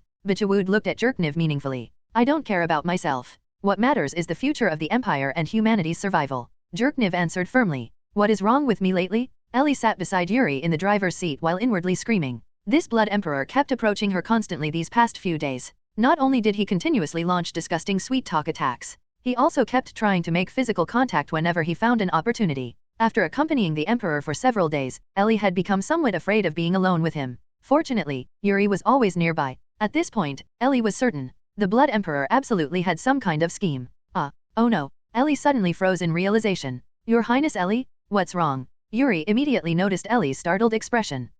And nothing. I just suddenly realized something. Ellie hurriedly explained herself. Of course, there was no way she could tell Yuri. The Blood Emperor has been flirting with me this entire time, and I only just noticed. That was far too embarrassing. How slow did that make her look? Yuri nodded while looking at Ellie with sparkling eyes. Judging from that expression, Yuri had definitely misunderstood again and assumed Ellie had suddenly realized some grand strategy. Sorry to disappoint you, Yuri. I'm not Ainz. Nor am I Demiurge. How could I possibly come up with some terrifying mastermind plan? I only just realized the Blood Emperor was flirting with me. Still, what exactly was his objective? Based on Ellie's memories of the original story, Jerkniv did not seem like someone interested in romance at all. His stance toward marriage had always been purely political. So why was he suddenly acting like this? What was he trying to achieve? Princess Ellie. Renas's voice interrupted Ellie's thoughts.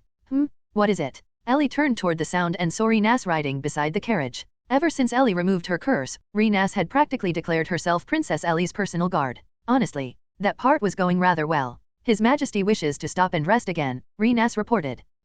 Again? Ellie immediately felt suspicious. How could the Blood Emperor be fussier than a noblewoman? Why did he insist on stopping so often? Oh, Sister Yuri, stop the carriage. Although Ellie was inwardly complaining, the Imperial convoy had already halted. She could hardly just continue onward alone. There was actually another reason Ellie disliked these frequent rest stops. Every single time they stopped, the Blood Emperor would inevitably come over and start flirting with her again. Ellie could not exactly throw him out either. At first, she merely found his behavior strange and endured the resulting goosebumps while acting along with him. But now that she realized he was genuinely flirting with her, her feelings immediately changed. After all, Ellie understood Jerkniv's personality quite well. Such overly dramatic flirting absolutely had some hidden purpose behind it. Not to mention, Jerkniv's ability to wildly overanalyze things was second only to Demiurge. This guy was definitely imagining something ridiculous again. And that was not the only thing bothering Ellie. Logically speaking, shouldn't the Blood Emperor be desperately rushing back to the Empire right now to discuss Nazarick countermeasures with his ministers? There was no way a ruler like him would leisurely travel for days while constantly stopping just to flirt with girls.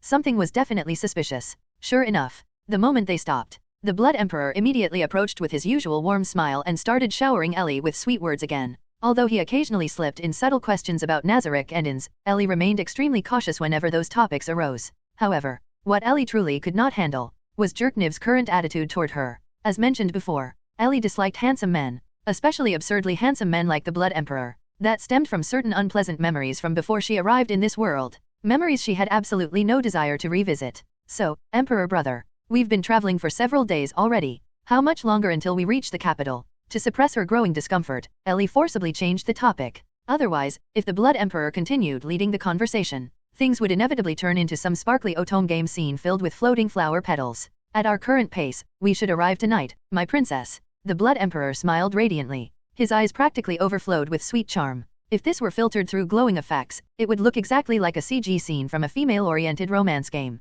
Unfortunately, Ellie was completely immune. Instead, she instantly realized something. So that's why, now she finally understood why the Blood Emperor kept insisting on resting during the journey. These rest stops were not really about resting at all. The true purpose was simply to delay their arrival until nighttime. Over the past several days, Ellie had spent most of the journey either sitting alone in the carriage thinking, or sitting beside Yuri outside enjoying the scenery. During that time, she had repeatedly reviewed the original story in her head, afraid she might miss important details. And now, those efforts finally paid off. Ellie suddenly remembered something crucial. Back in Nazarick, Ainz had once offered to send the imperial delegation home using undead horses. The Blood Emperor immediately refused because he feared the church and citizens would react badly upon seeing undead creatures. The two soul eaters Ellie brought along were also undead monsters. After Ellie caught up with the convoy, Jerkniv had repeatedly tried convincing her to ride together with him instead. Fortunately, Ellie had only brought Yuri along. Turning back had been inconvenient. Pure luck had prevented her from falling into his trap. If she had brought more attendants and dismissed the soul eaters, she really would have lost this round. Originally, Ellie thought Jerkniv simply feared the soul eater's aura. Only after calming down and thinking carefully later did she realize the truth. Ellie immediately became secretly proud of herself. Looks like I didn't fall for the Blood Emperor's trick after all. And now, this current situation was exactly the same. The Blood Emperor wanted to enter the capital at night so fewer people would notice the Soul Eaters. Now that Ellie had seen through his scheme, things became much simpler. Since the Blood Emperor wanted to play games, then she would gladly play along to Sai, at night. Why at night? I want to see what Emperor Brother's city looks like. Ellie deliberately acted surprised. According to her current persona, the Princess of Nazarick was visiting the surface world for the first time and should naturally be curious about everything. So acting innocent here was perfectly reasonable. My princess, as long as you are present, even the streets of the Baharuth Empire at night would shine brilliantly. Besides, your highness may treat the Baharuth Empire as your own backyard. You may visit whenever you wish. A trace of suspicion flashed through the Blood Emperor's eyes before his elegant smile immediately returned. Ugh, goosebumps. This guy was seriously addicted to saying embarrassing things. Still, now that Ellie had already seen through his intentions, there was no way she would obediently follow his script anymore. The Blood Emperor clearly wanted to delay their arrival until nighttime so fewer people would notice the Soul Eaters accompanying her. If things proceeded according to his plan, Nazarick's undead monsters could quietly avoid public attention. Unfortunately for him, Ellie had already figured it out. Since he wanted to play games, then she would play too. First impressions are important. Emperor brother, this is my first time ever leaving home. It's such a rare opportunity. Father normally never lets me go outside. I really want to experience being welcomed by the people. Could you grant my wish? Ellie clasped both hands in front of her chest and looked up at him. Her crimson eyes shimmered slightly as she tilted her head. A direct attack of shameless calculated cuteness. If Nazarick's NPCs saw this, they would probably immediately start preparing a national celebration. How about that? If I had to watch myself acting like this in a mirror, I'd die from embarrassment. But against people like the Blood Emperor, this move was practically a strategic weapon. Since he insisted on acting disgusting toward her, then Ellie would simply use his own approach against him. And if he still refused, then she could always throw a tantrum afterward. With how much this guy overthought everything, Nazarick's princess becoming unhappy would probably scare him half to death. Please. This time, Ellie deliberately added another soft push. Not because she was helpless, but because she knew he would not dare reject her too bluntly. Jerkniv froze. He had met countless beautiful women before. Normally, appearance alone meant little to him. But the destructive power of the princess in front of him was completely unreasonable, especially combined with her status, strength, and childish arrogance. For a brief moment, he almost blurted out, "Fine, we'll enter during the day." Fortunately, his rationality barely dragged him back. The entire reason he had repeatedly delayed the journey was to avoid the Soul Eaters being seen openly in daylight. If the public witnessed terrifying undead monsters accompanying Nazarick's princess, the political consequences would be disastrous. More importantly, since Ellie only raised the issue now, it probably meant she still had not realized his true objective. That was good. Very good. At least it proved the capricious princess was not nearly as terrifying as Ainz Ooal Gown himself. Emperor brother. Ellie tilted her head again. Jerkniv's expression twitched slightly. He had hesitated too long. Oh okay, we'll enter during the day. The moment the words left his mouth, even Jerkniv himself became stunned. Oh, even Ellie blinked slightly. He folded faster than expected. Interesting. Still, there was absolutely no way the Blood Emperor would surrender this easily, meaning, he definitely had another plan prepared already. Thank you very much, Emperor brother. Ellie immediately smiled brightly. No matter what he was planning, she had already forced him to abandon his original arrangement. That alone counted as a victory. No need to thank me, my princess. Being able to make you smile is already reward enough. Jerkniv smiled gently while internally cursing himself. Could he have unconsciously fallen under some kind of mental influence? Subconsciously, he glanced toward the anti-mind control item on his hand. Still active. So this was entirely his own failure. Troublesome. Still, now that he had agreed, he needed a way to salvage the situation. Actually allowing ordinary citizens to directly see the Soul Eaters would be disastrous. Forget the church. Even commoners would panic.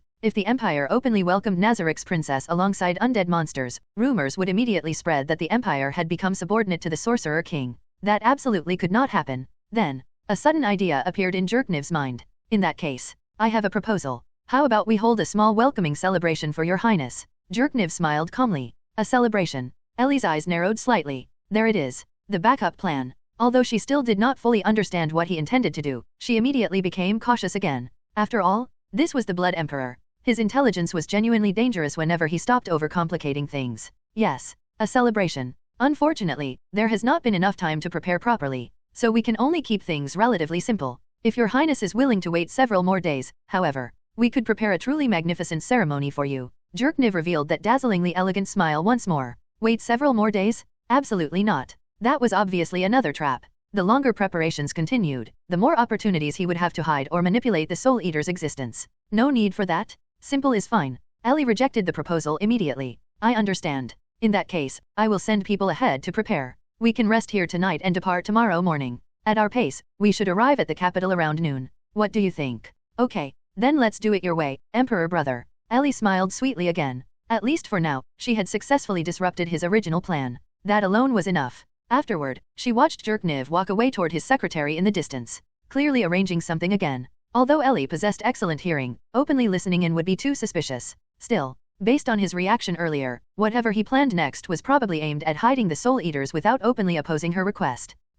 Only then did Ellie notice Yuri standing nearby. At this moment, Yuri stared at her with a complicated expression. Shock, confusion, disbelief, and faint anger. Your Highness Ellie, no. There must definitely be some deeper meaning behind your actions. I simply cannot understand it yet. Yuri adjusted her glasses while speaking. Rather than questioning Ellie, it looked more like Yuri was desperately trying to convince herself. Seeing Yuri like this, Ellie immediately understood the misunderstanding. Yuri saw the whole cute act earlier. No wonder she looked offended. From Yuri's perspective, Nazarick's princess had practically lowered herself to beg the Blood Emperor. Sister Yuri, could you leave me alone for a little while? And no matter what happens, please don't open the carriage door. Understood. Yuri nodded seriously and left immediately. The moment the door shut, Ellie instantly buried her face into a cushion. Ugh. So embarrassing. She rolled wildly across the luxurious carriage floor in humiliation. Why did I actually use that move again? And against the Blood Emperor of all people? Just remembering it made her skin crawl. Still, it worked, which somehow made it even more frustrating. You just wait, Blood Emperor. Ellie hugged a pillow tightly while grinding her teeth. I'm absolutely getting revenge for this later. Sigh, at night. Why at night? I want to see what Emperor Brother's city looks like. Ellie deliberately acted surprised. According to her character setup, the Princess of Nazarick was visiting the surface world for the very first time and should naturally be curious about everything. So she had to pretend she knew nothing. My princess, as long as you are present, even the streets of the Baharuth Empire at night would shine brilliantly. Besides, your highness may treat the Baharuth Empire as your own backyard. You may visit whenever you wish. A trace of suspicion flashed through the Blood Emperor's eyes before he immediately smiled gently again. Ugh, goosebumps all over my body. Disgusting. Still, now that I understand the Blood Emperor's objective, there's no way I'll let him succeed. Unfortunately, Ellie completely overlooked one important detail. After being flirted with for several days straight, realizing it only now was already incredibly slow. First impressions are important. Emperor brother, this is my first time ever leaving home. It's such a rare opportunity. Father normally never lets me go outside. I really want to experience being welcomed by the people. Could you grant my wish? Please. Please. Ellie instantly unleashed her ultimate forbidden technique once again.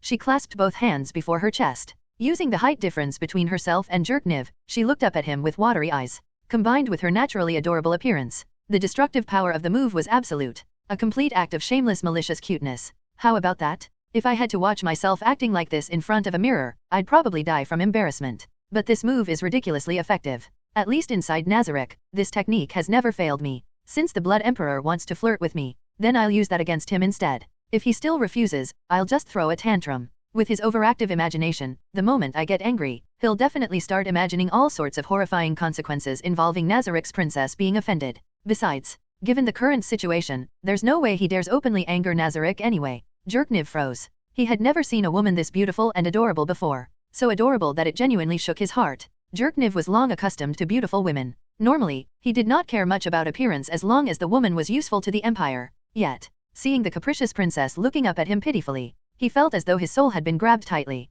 For a brief moment, he almost blurted out, "Fine. We'll enter during the day and have the citizens line the streets to welcome you." Fortunately, his rationality barely managed to stop him in time. The reason he had repeatedly delayed the journey for several days was precisely to ensure they entered the city at night. The two Soul Eaters accompanying Ellie were far less conspicuous in darkness. More importantly, since Ellie only raised the issue now, it probably meant she never realized his true intentions. This once again proved that the capricious princess really was not particularly bright. Those earlier incidents were likely just coincidences. I really was overthinking things before.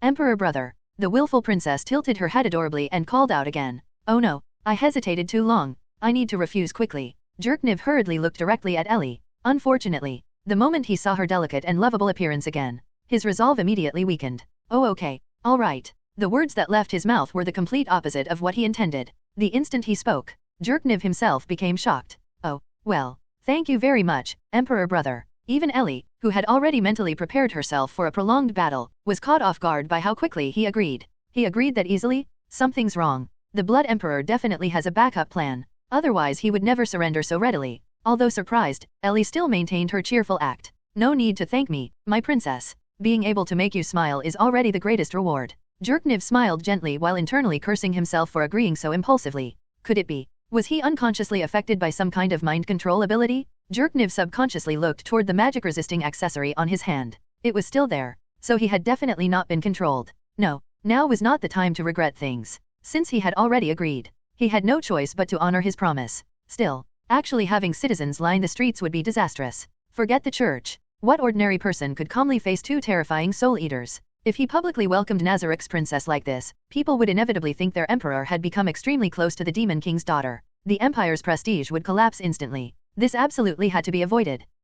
Wait. Jerkniv suddenly came up with an idea. In that case, I have a proposal. How about we hold a small welcoming celebration for your highness? Jerkniv smiled toward Ellie. A celebration. Ellie became even more confused. Was the Blood Emperor insane? A celebration? Was he not afraid the empire's people would think he was openly colluding with undead monsters? Or did he have another hidden objective? Ellie immediately became cautious again. Although she knew the Blood Emperor definitely had backup plans, she still could not figure out what exactly he was plotting. After all, this guy's ability to overanalyze things ranked second only to Demiurge. As long as he stopped overthinking, his intelligence was genuinely dangerous. Yes, a celebration. Unfortunately, we have not had enough time to prepare properly, so we can only keep things simple. If your highness is willing to wait several more days, however, we could prepare a truly magnificent welcome ceremony for you. Jerkniv once again revealed that dazzlingly sweet smile.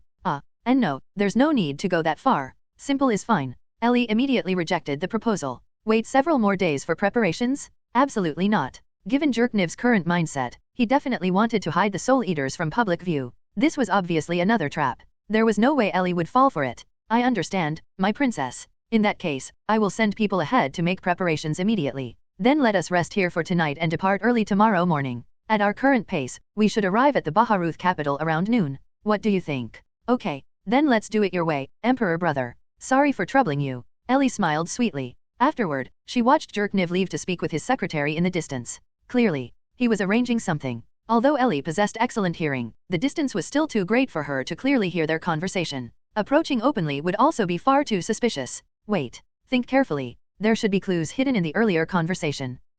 Sister Yuri? Only then did Ellie finally notice Yuri standing nearby. At this moment, Yuri stared at Ellie with a bizarre expression that mixed disbelief, shock, and frustration. It looked as though her brain had completely stopped functioning. Your Highness Ellie, no, there must definitely be a reason behind your actions. I simply cannot comprehend it yet. Yes, there must be some profound purpose. Yuri adjusted her glasses while desperately trying to convince herself. Rather than questioning Ellie, it looked more like Yuri was forcibly comforting herself. Seeing Yuri like this only made Ellie even more confused. Was there something strange about her conversation with the Blood Emperor earlier? Wait, think carefully. Yuri saw me acting cute and pitiful earlier. The Blood Emperor forced Nazarick's princess to beg like that. No wonder Yuri looked angry. Sister Yuri, could you leave me alone for a while? And no matter what happens, please don't open the carriage door. Ellie slowly lowered her head while speaking. Understood. Yuri immediately nodded firmly. The moment Yuri left, Ellie instantly rolled into the carriage, slammed the door shut, and locked it. Ugh. So embarrassing. Ellie covered her head and rolled wildly across the floor in humiliation. What was that conversation earlier? Why did I have to act all cute toward the Blood Emperor like that? I got goosebumps everywhere. Ugh. Just remembering myself acting coquettishly makes me want to vomit. You just wait, Blood Emperor. I swear, I'm absolutely going to make you go bald. Your Majesty, what exactly happened? Bajawud Peshamel looked at his emperor suspiciously. Jerkniv was currently issuing orders to the secretary while clearly distracted. That alone already felt strange enough. Only a short while ago, His Majesty had been perfectly calm. Yet after speaking with Princess Ellie, he had somehow become like this. Just make the preparations exactly as I instructed. As for Flutter, tell him the Empire cannot afford to have him away for too long and send him back first. There's no need to tell him the details of the next arrangement. Just say I already agreed. Jerkniv continued giving orders without even looking toward Bajawud. Yes, Your Majesty. The secretary nodded uncertainly before immediately leaving to gather the soldiers. Bajawud became even more confused. Your Majesty. Bajawud. Only then did Jerkniv finally notice him. What's going on? Aren't we supposed to continue delaying the journey? Bajawud asked directly. After all, wasn't that their original strategy? No, the plan changed. Jerkniv rubbed his forehead. Princess Ellie insisted on entering the capital during the daytime and receiving a proper welcome from the citizens. Bajawud's eyes widened instantly. So, the princess had noticed? The Blood Emperor's original intention had been to conceal the Soul Eaters by entering at night. If she suddenly demanded a public daytime entrance, then didn't that mean she had completely seen through him? And, Your Majesty agreed. Bajawud asked carefully. Yes, Jerkniv answered calmly. But don't worry, I already thought of another solution. Bajawud immediately breathed a sigh of relief. As expected of Your Majesty. For a moment, I thought you had genuinely been charmed by that princess and lost your judgment. The moment those words left his mouth, Jerkniv suddenly grabbed Bajawud's shoulders. Do you also think Princess Ellie's appearance is enough to make men lose their minds? His tone was unusually serious. Bajawud looked completely confused. Well, probably. At least for ordinary men. To be fair, the princess truly was absurdly beautiful. Oh, I see. Jerkniv nodded slowly. So the problem isn't with me. That's good. Then he released Bajawud and walked away while muttering quietly to himself. Bajawud remained frozen in place. What exactly happened between His Majesty and that princess? Just as Jerkniv said, the group rested there for the remainder of the day. Ellie also noticed that part of the imperial entourage had already departed ahead of schedule. Flutter was among them. Apparently, according to the Blood Emperor, they were preparing the capital in advance. How suspicious. The more cooperative the Blood Emperor acted, the more dangerous Ellie felt he became. After all, this was Jerkniv. Someone whose brain never stopped scheming. There was no way he would simply obediently accept everything. Which meant, he definitely had another plan already prepared. Still, no matter how much Ellie thought about it, she could not figure out exactly what he intended to do. The next day, the convoy finally approached the Baharuth Empire's capital around noon. Ellie was naturally already familiar with this city. After all, this was not technically her first time here. However, the large gathering outside the gates immediately caught her attention. At first glance, it looked almost like an army. Did the Blood Emperor really mobilize troops just to welcome her? Yet the closer they approached, the stranger the scene became. Although many participants were indeed soldiers, an even larger number wore colorful costumes and carried musical instruments. The atmosphere resembled some sort of grand festival parade. Then, Ellie finally understood. So that's your plan. A saying from her previous world suddenly surfaced in her mind. A minor hermit hides in the mountains. A great hermit hides in the city. Although the original meaning had nothing to do with the current situation. Taken literally, it fit perfectly. By turning the entire procession into a noisy celebration filled with bizarre costumes and decorations. Even the Soul Eaters no longer appeared especially abnormal. Ellie even spotted cavalry horses painted in strange yellow and green colors. At this point, the intention behind the arrangement was painfully obvious. Clever. Annoyingly clever. The Blood Emperor intended to dilute Nazarick's terrifying image through sheer absurdity. If citizens saw strange monsters in the middle of a carnival-like procession, they would instinctively treat them as part of the performance rather than immediately panicking. As expected of the Blood Emperor. When this man stopped overthinking nonsense, his intelligence was genuinely troublesome. Still, Ellie did not feel humiliated this time. Instead, she felt mildly annoyed that he had managed to salvage the situation so elegantly. If she forcefully exposed the Soul Eaters now, things would only escalate into unnecessary chaos. That would damage Nazarick's diplomatic image more than the Empire's. Which meant, Jerkniv had successfully maneuvered her into cooperating voluntarily. Tisk. Ellie clicked her tongue internally. You really are troublesome, Emperor brother. In the end, she chose not to make a scene. Not because she had no choice, but because continuing to oppose him here would no longer benefit Nazarick. That was the important difference. Soon afterward, the Blood Emperor approached with his usual elegant smile and extended an invitation toward the lavish ceremonial carriage prepared at the center of the parade. The carriage was decorated beautifully with flowers and gold ornaments. None of these flowers can compare to Princess Ellie's radiance. The Blood Emperor smiled gracefully. Ellie almost rolled her eyes on the spot. This guy really never stops. Still, rather than becoming flustered like before, Ellie merely smiled sweetly in return. Then Emperor Brother must have poor eyesight. After saying that, she stepped into the carriage first without waiting for his response. For a brief moment, Jerkniv himself became stunned. Meanwhile, Ellie inwardly snorted with satisfaction. If this annoying man insisted on constantly teasing her, then she could tease him back too. Soon afterward, the grand procession officially entered the imperial capital. As for the two Soul Eaters, they had quietly been positioned at the very front of the parade where they were completely visible. At this point, even Ellie had to admit the Blood Emperor's countermeasure had been remarkably effective. But that didn't mean she would just lie down easily. Your Majesty, what's wrong? Bichawud Peshamel looked at his master suspiciously. Seeing Jerkniv absent-mindedly issuing orders to the secretary while clearly distracted felt extremely strange to him. He had been perfectly normal just moments ago. How did he become like this after only a brief meeting with that capricious princess? Just hurry and make the arrangements exactly as I instructed. As for Flutter, tell him the Empire cannot afford to have him absent for too long and send him back first. There's no need to inform him about the details of the next phase. Just tell him I already agreed.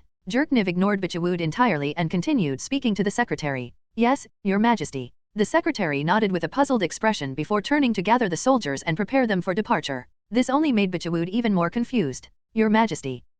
Bichawud. Only after giving all his instructions did Jerkniv finally notice him standing nearby. What's going on? We're setting off already. Bichawud looked surprised. He clearly remembered the Emperor's earlier plan to deliberately delay their journey. So why were they suddenly rushing things now? No, they're leaving? We'll remain here with Princess Ellie. Jerkniv answered calmly. Is that so? Bichawud immediately noticed something felt off. Normally, Jerkniv would always refer to her as that capricious princess. Yet now, he was calling her Princess Ellie. Yes, Princess Ellie wishes to enter the Empire during the daytime and receive a proper welcome from the people. Jerkniv casually explained.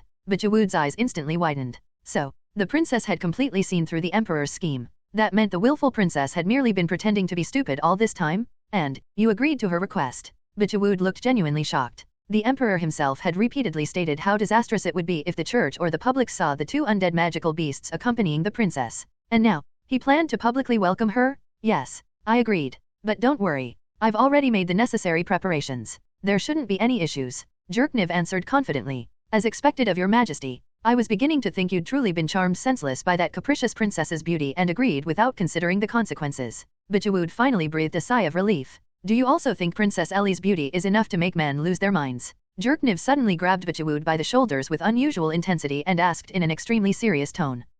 Well, probably for ordinary men, yes. Bichawud looked utterly confused but still answered honestly. To be fair, the princess really was absurdly beautiful, although her personality was somewhat unfortunate. Oh, I see. Hearing you say that actually makes me feel relieved. So ordinary men would react like that. Jerkniv nodded repeatedly with visible satisfaction before finally releasing Bichawud and walking away while muttering to himself. Bichawud remained standing there alone, completely bewildered. What exactly was wrong with His Majesty? Just as Jerkniv had said, the group rested there for the remainder of the day. Ellie also noticed that some of the Empire's people had been sent ahead first. Flutter was among them. Apparently, just as the Blood Emperor claimed, they were supposedly making preparations in advance. How strange. Since when did the Blood Emperor become this obedient? Had he already given up resisting entirely? Don't surrender this early. It hasn't even reached the stage where Father personally visits the Empire yet? Wouldn't it be hilarious if the Blood Emperor simply surrendered without resistance? Still, no matter how much Ellie thought about it, she simply could not figure out what the Blood Emperor was plotting with this abnormal behavior.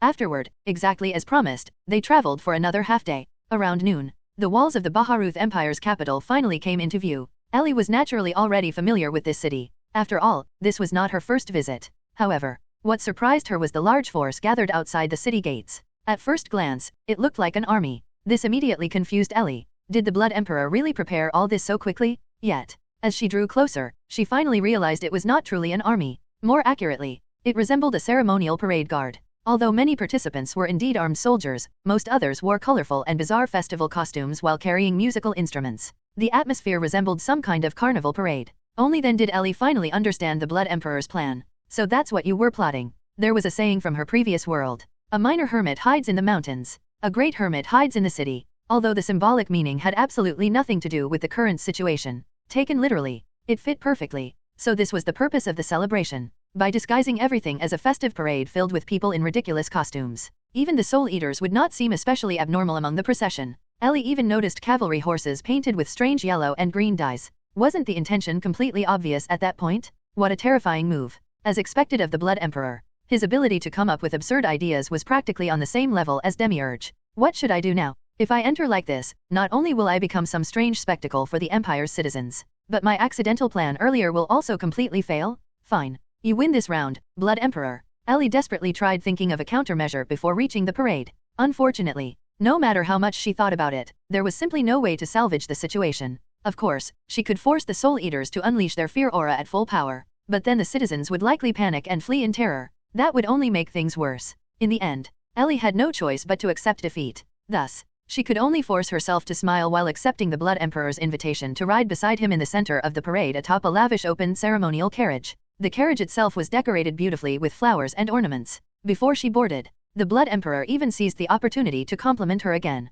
claiming that none of the flowers combined could compare to Princess Ellie's dazzling beauty. The sheer embarrassment nearly killed her, yet she still had to pretend to be happy about it. It was pure torture. Unfortunately, this was entirely her own fault for failing to notice the Blood Emperor's trick earlier. This humiliating parade now felt like punishment for her own slowness, so Ellie could only grit her teeth and endure it. In the end, she forced a smile and boarded the ceremonial carriage prepared by the Blood Emperor. Then, the grand parade officially entered the imperial capital. As for Ellie's two Soul Eaters, they had been quietly placed near the very back of the parade in a less noticeable position, though at this point, their position no longer really mattered anymore. Ellie sat inside the lavish ceremonial carriage with a perfectly graceful smile on her face. Internally, however, she was already reaching the limits of her patience. The cheering crowds lining the streets of the imperial capital were bad enough already, but the Blood Emperor continuously whispering sweet nonsense beside her only made things worse. If possible, Ellie truly wanted to drop a giant meteor directly onto the parade route and turn this ridiculous celebration into fireworks. Unfortunately, doing that would instantly escalate things into Nazarick versus the entire world.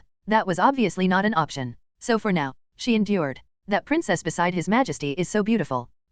Ellie's sharp hearing immediately caught the surrounding conversations. And it was not just one person. Ever since the parade entered the capital, similar comments had constantly echoed from the crowd. She's so pretty. Compared to her, ordinary women don't even stand a chance. So these are women talking. Ellie silently thought while maintaining her smile. At least focusing on the crowd distracted her from the embarrassment of being publicly paraded through the capital like some rare attraction. However, still, I never expected His Majesty Jerkniv to prefer younger girls. Seriously, we never had a chance. Ellie's expression twitched slightly. The next moment, a bright, harmless smile appeared on her face. Then, in full view of the surrounding citizens, she deliberately raised her voice slightly. Emperor brother really is surprisingly kind. Father always said humans feared Nazarick, but everyone in the Empire seems very welcoming. The surrounding atmosphere instantly stiffened slightly. Meanwhile, Jerkniv's elegant smile froze for the briefest moment, because although Ellie's words sounded innocent, they also casually reminded everyone of one important fact. The little girl sitting beside the Emperor was the daughter of the Sorcerer King, not some ordinary noble princess. Ellie inwardly snorted with satisfaction, trying to turn this into some romantic parade. Then he could also enjoy the pressure of publicly standing beside Nazarick. Jerkniv glanced sideways toward Ellie. Was that intentional, or merely another coincidence? The uncertainty made his expression subtly complicated. Meanwhile, Ellie calmly continued smiling as if she had said nothing unusual at all. If this annoying man insisted on constantly teasing her, then she could tease him back too. Ready, do it. Ellie's ears suddenly caught several discordant voices. Actually, she had already noticed them shortly after entering the capital. The reason they stood out was not simply because of her hearing. It was because those voices carried unmistakable killing intent. She simply had not determined their target yet. Then, boom, a violent explosion suddenly erupted directly ahead of the parade route. The crowd instantly descended into chaos. Die, Blood Emperor! A furious roar echoed from a nearby building. At the exact same moment, an arrow shot directly toward Jerkniv. For Ellie, the attack was slower than a thrown toy. Clang! She casually flicked her fingers. The arrow instantly spun away and embedded itself into the side of the carriage. Jerkniv stared blankly at the vibrating arrow shaft for a moment. Meanwhile, Ellie had already located the attacker. There. She calmly pointed toward a nearby building. The surrounding guards immediately looked toward Jerkniv for orders. What are you idiots standing around for? Capture them immediately. Jerkniv roared furiously. The guards instantly rushed toward the building. Meanwhile, Ellie herself felt rather speechless. An assassination attempt? This definitely was not part of the original storyline, which meant she would have to improvise again. Still, what kind of assassin shouted before attacking? Was subtlety extinct in this world? Even if she had not interfered, the Blood Emperor probably would not die so easily anyway, but helping him was still the safer option for Nazarick's current situation. However, the guards had barely reached the entrance when another explosion erupted. Boom! Several guards were violently blown backward. Some suffered severe injuries. One especially unlucky soldier even lost half an arm. A magic caster. Jerkniv's expression immediately darkened. No.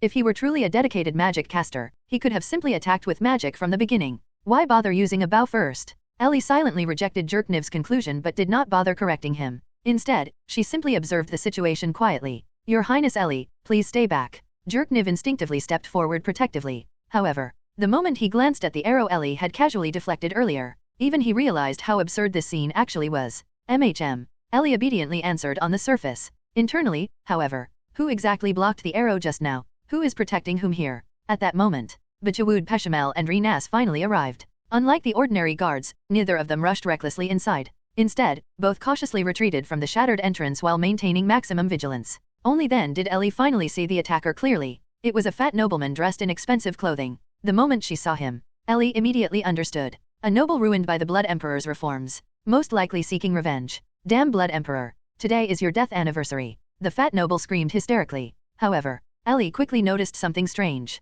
The man kept both hands hidden inside his pockets. What was he holding? Bachawud? Rinas. Capture him alive if possible. Jerkniv immediately issued his orders. Your Majesty? But he has. Before Bachawud could finish speaking, the fat noble suddenly pulled a crystal from his pocket. The instant Ellie saw it, her eyes narrowed slightly. A demon sealing crystal. Where the hell did this idiot get something like that?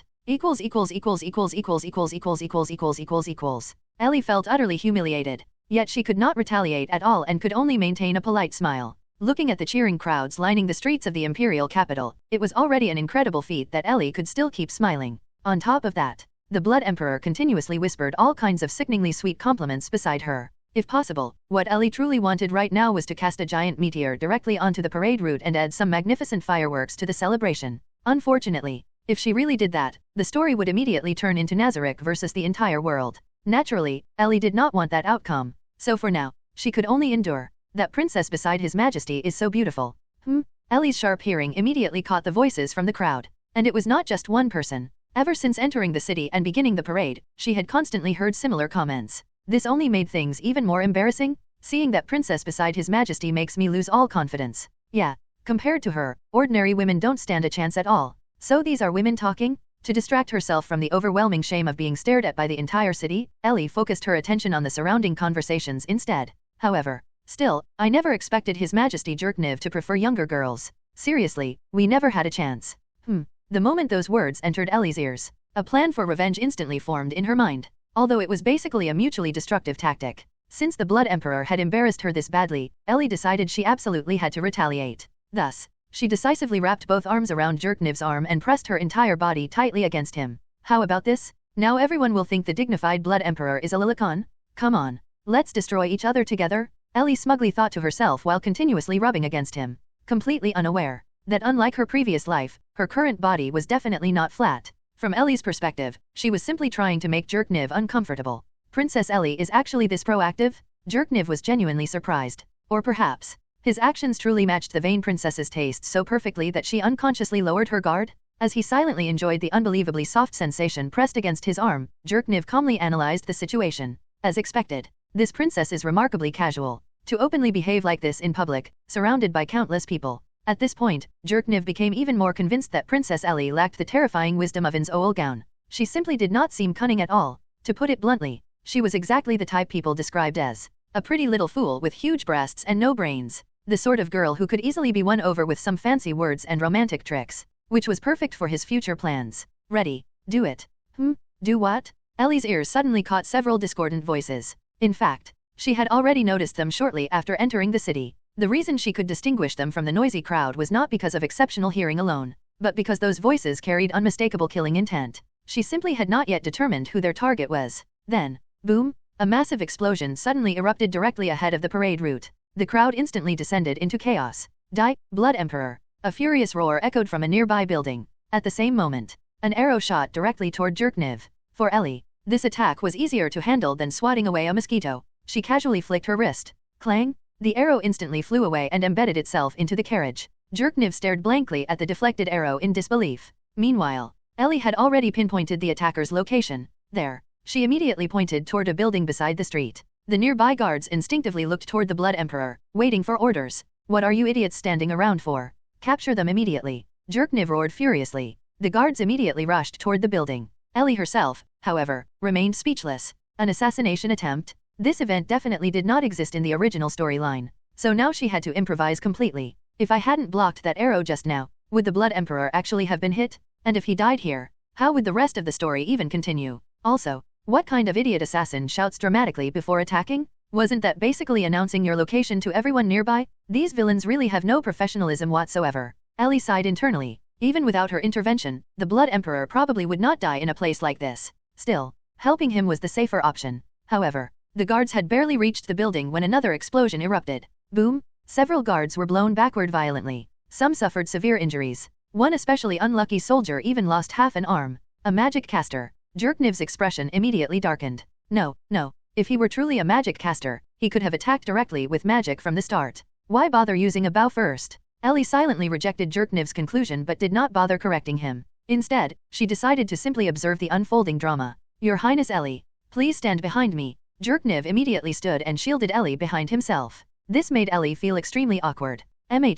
She answered obediently on the surface, but internally, who was it that blocked the arrow just now? Who exactly is protecting whom here? At that moment, Bachawud Peshamel and Rinas finally arrived. Surely they would not get blown away so easily. Indeed, they did not. However, both immediately retreated cautiously from the blasted opening in the building while maintaining maximum vigilance. Only then did Ellie finally see the assassin clearly. It was a fat nobleman. The moment she saw him, Ellie instantly understood the situation. He was obviously one of the nobles ruined by the Blood Emperor's reforms who came seeking revenge. Damn Blood Emperor. Today will be your death anniversary. The fat nobleman screamed hysterically the entire time. However, Ellie noticed something else. The man kept both hands hidden inside his pockets. What was he holding? Bachawud? Rinas. Take him alive if possible. Jerkniv immediately issued his orders. Your Majesty? But he has. Before Bachawud could finish, the fat nobleman suddenly pulled a crystal from his pocket. The moment Ellie saw it, she immediately recognized the item. A sealing crystal for demons. Where the hell did this fatso get something like that? The moment Jerkniv saw the crystal in the fat nobleman's hand, his expression immediately darkened. A demon sealing crystal. So the explosions earlier were caused by that thing. Jerkniv recognized the noble almost instantly. One of the first useless parasites stripped of noble status after the Empire's reforms. A man who normally relied entirely on his family name while contributing absolutely nothing. Which only made the situation stranger. Someone as cowardly as this should never have had the courage to launch a direct assassination attempt. Ha ha ha ha. Damn Blood Emperor. As long as you die? As long as you die. The fat noble laughed hysterically while clutching the crystal tightly. Your Majesty, his target is you. Please withdraw with Princess Ellie first. Bachawud immediately stepped forward protectively. Humph. Do you take me for the kind of ruler who abandons his people and flees? Jerkniv answered coldly. Ellie silently resisted the urge to roll her eyes. No, this was absolutely the time to retreat. Nobody knew what that crystal would summon yet. And the Blood Emperor himself was practically dead weight in an actual battle. Still, before anyone could argue further, the crystal suddenly reacted. Crack. A disgusting mud-like substance began leaking out from the crystal. Then, it exploded outward violently. Go to hell ah. The fat noble did not even finish screaming before the black sludge swallowed him whole. The mass continued expanding while bubbling grotesquely. The smell alone instantly distorted Ellie's expression. Ugh. What the hell is this disgusting thing? Even someone with normal senses would probably vomit from the stench. Ellie immediately covered her nose. Meanwhile, the sludge rapidly took shape. Its upper body vaguely resembled a human, while the lower half looked more like a giant slime. To put it simply, it resembled some horrifying oversized grimoire. As the monster continued expanding, both Bachawud and Rinas immediately showed serious expressions. Clearly, whatever this thing was, it was dangerous. Ellie herself had never seen such a creature before. Still, no matter what it was, there was one undeniable fact. That disgusting thing was blocking her path, which meant there was only one option. Kill it. After deciding that, Ellie immediately jumped down from the carriage and landed beside Yuri. Sister Yuri, do you recognize this thing? Yuri narrowed her eyes slightly. A corruption demon. How did something like this appear here? Even Yuri looked visibly troubled.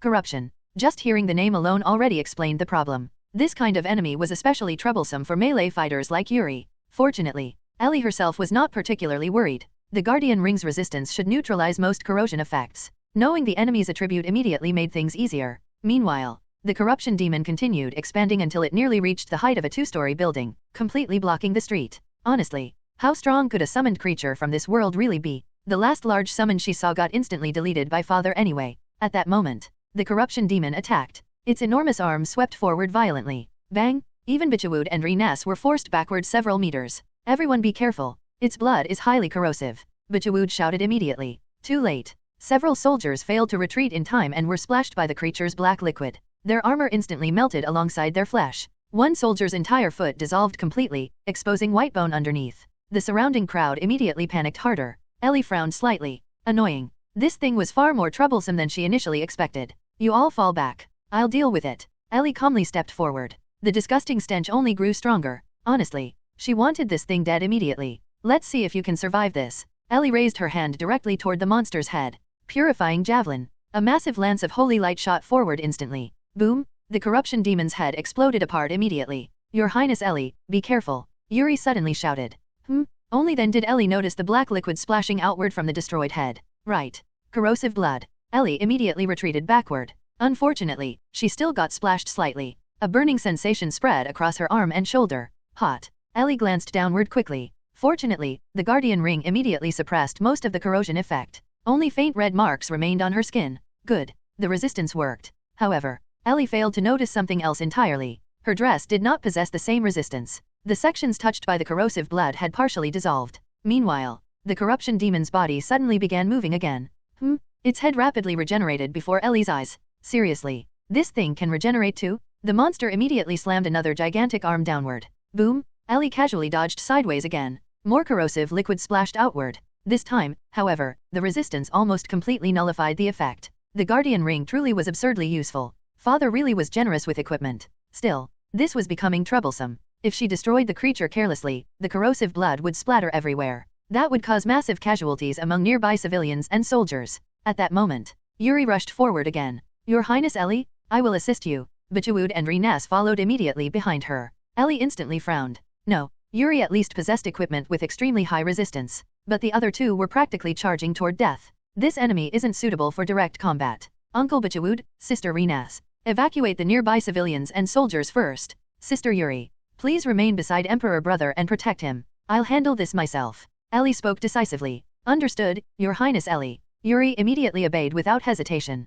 Meanwhile, Bichwood and Reenas both froze briefly. What are you standing around for? I can resist the corrosion. Can you? Ellie impatiently asked. That immediately snapped them back to reality. Understood. Reenas turned and left immediately to evacuate civilians. Bichwood hesitated slightly before giving Ellie a deep look and following after her. Soon, only Ellie and the enormous corruption demon remained facing each other in the middle of the ruined street. Ellie slowly exhaled. All right then. Round 2. Ellie quickly analyzed the corruption demon in front of her. First, this thing possessed regeneration. Blowing off its head clearly was not enough to kill it, which meant ordinary destructive attacks were inefficient. Could she simply split it apart completely? The problem was, she did not exactly carry a 40-meter sword around. Freezing it also sounded risky. If she activated a high-level frost aura in the middle of the capital, the nearby streets and civilians would probably suffer first. More importantly, what if freezing the corrosive blood created an even bigger mess afterward? Honestly, Ellie did not trust her old-world chemistry knowledge enough to gamble on fantasy monster blood interactions, which left one particularly effective option: instant death. That would undoubtedly work best against this kind of creature. Unfortunately, using instant death personally created another problem. How exactly was she supposed to explain it afterward? Oh, the monster suddenly died for no reason. That sounded suspicious no matter how she framed it. Ellie frowned slightly. Originally, this unexpected incident was supposed to become a good opportunity to demonstrate Nazarick's overwhelming strength publicly. Ideally, she wanted something flashy, something spectacular, something that looked impressive. But the corruption demon's corrosive body made large-scale attacks extremely troublesome. Then, Ellie suddenly paused. Wait, a monster? A smile slowly appeared on her face. Right. If she could not show off personally, then she could simply let Nazarick's monsters do it instead. At the same time, she could also ruin the Blood Emperor's earlier attempts to hide the Soul Eaters. Perfect. Immediately afterward, Ellie confidently placed one hand on her waist and pointed dramatically toward the corruption demon. I don't care what you are. Anything standing in Princess Nazarick's path will only meet destruction. Her confident declaration instantly attracted everyone's attention. The nearby civilians and soldiers looked both nervous and confused. After all, why was such a small girl standing alone against a monster like that? Still, after witnessing her earlier attack, nobody dared underestimate her completely anymore. Then, Ellie moved. Unfortunately, she instantly stepped on the damaged hem of her dress and fell flat onto the ground face first. The entire street suddenly became silent. Even the corruption demon seemed to pause briefly. Damn it. Ellie immediately jumped back up with a red face. This stupid dress tripped me. I'll deal with you later too. She angrily pointed at the monster as if it somehow shared responsibility. Meanwhile, almost everyone present silently thought the same thing. No, you obviously fell by yourself. Naturally, Ellie herself knew that too. Still, fighting in a long ceremonial dress really was incredibly inconvenient. Without hesitation, Ellie grabbed the damaged lower portion of her skirt and tore off a large section completely. The once luxurious long dress immediately became far easier to move in. Much better. Ignoring the stunned expressions around her, Ellie instantly accelerated forward.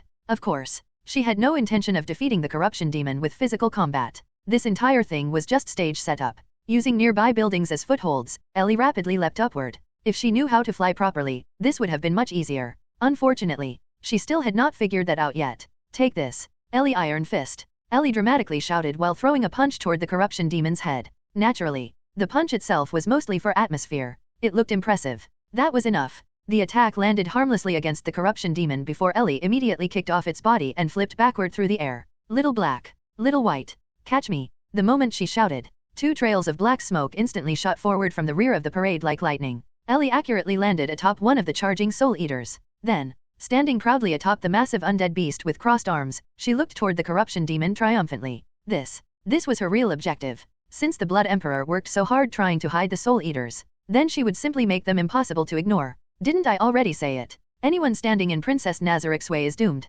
Ellie deliberately raised her voice loudly enough for the surrounding citizens to hear clearly. Then she pointed dramatically toward the corruption demon. Little black, little white, bite it. Although bite was obviously not the correct description for what soul eaters actually did, the 2 undead beasts clearly understood her intention perfectly. The black flames surrounding them immediately intensified. Dark smoke rapidly spread across the street and swallowed the corruption demon entirely. Then, the soul eater beneath Ellie released a low, eerie howl. The sound resembled neither horse nor wolf. It was something far stranger. Soon afterward, the corruption demon's body began losing all color. Like an old painting fading away, the enormous body gradually turned black and white, then gray, then pale ash. Finally, the entire creature collapsed into powder. No blood splattered. No corrosive explosion occurred. The monster simply crumbled apart completely. Perfect. Ellie inwardly nodded with satisfaction. As expected, instant death abilities really were the cleanest solution. More importantly, now everyone had clearly witnessed Nazarick's terrifying undead beasts firsthand. The Blood Emperor's earlier efforts to downplay their existence had basically been ruined completely. Standing atop the Soul Eater proudly, Ellie felt extremely satisfied. Honestly, she almost wanted to thank that fat nobleman for creating such a convenient opportunity. Princess Ellie. At that moment, Jerkniv approached together with Bichwood, Renas, and Yuri. For some reason, the Blood Emperor's expression looked strangely awkward. What's wrong, Emperor brother? Ellie remained standing proudly atop the Soul Eater with crossed arms, still trying to maintain her dignified Princess Nazarick atmosphere. However, she quickly noticed something strange. The Blood Emperor kept avoiding eye contact. Even Yuri looked oddly uncomfortable. Meanwhile, many nearby civilians and soldiers immediately looked away the moment Ellie glanced toward them.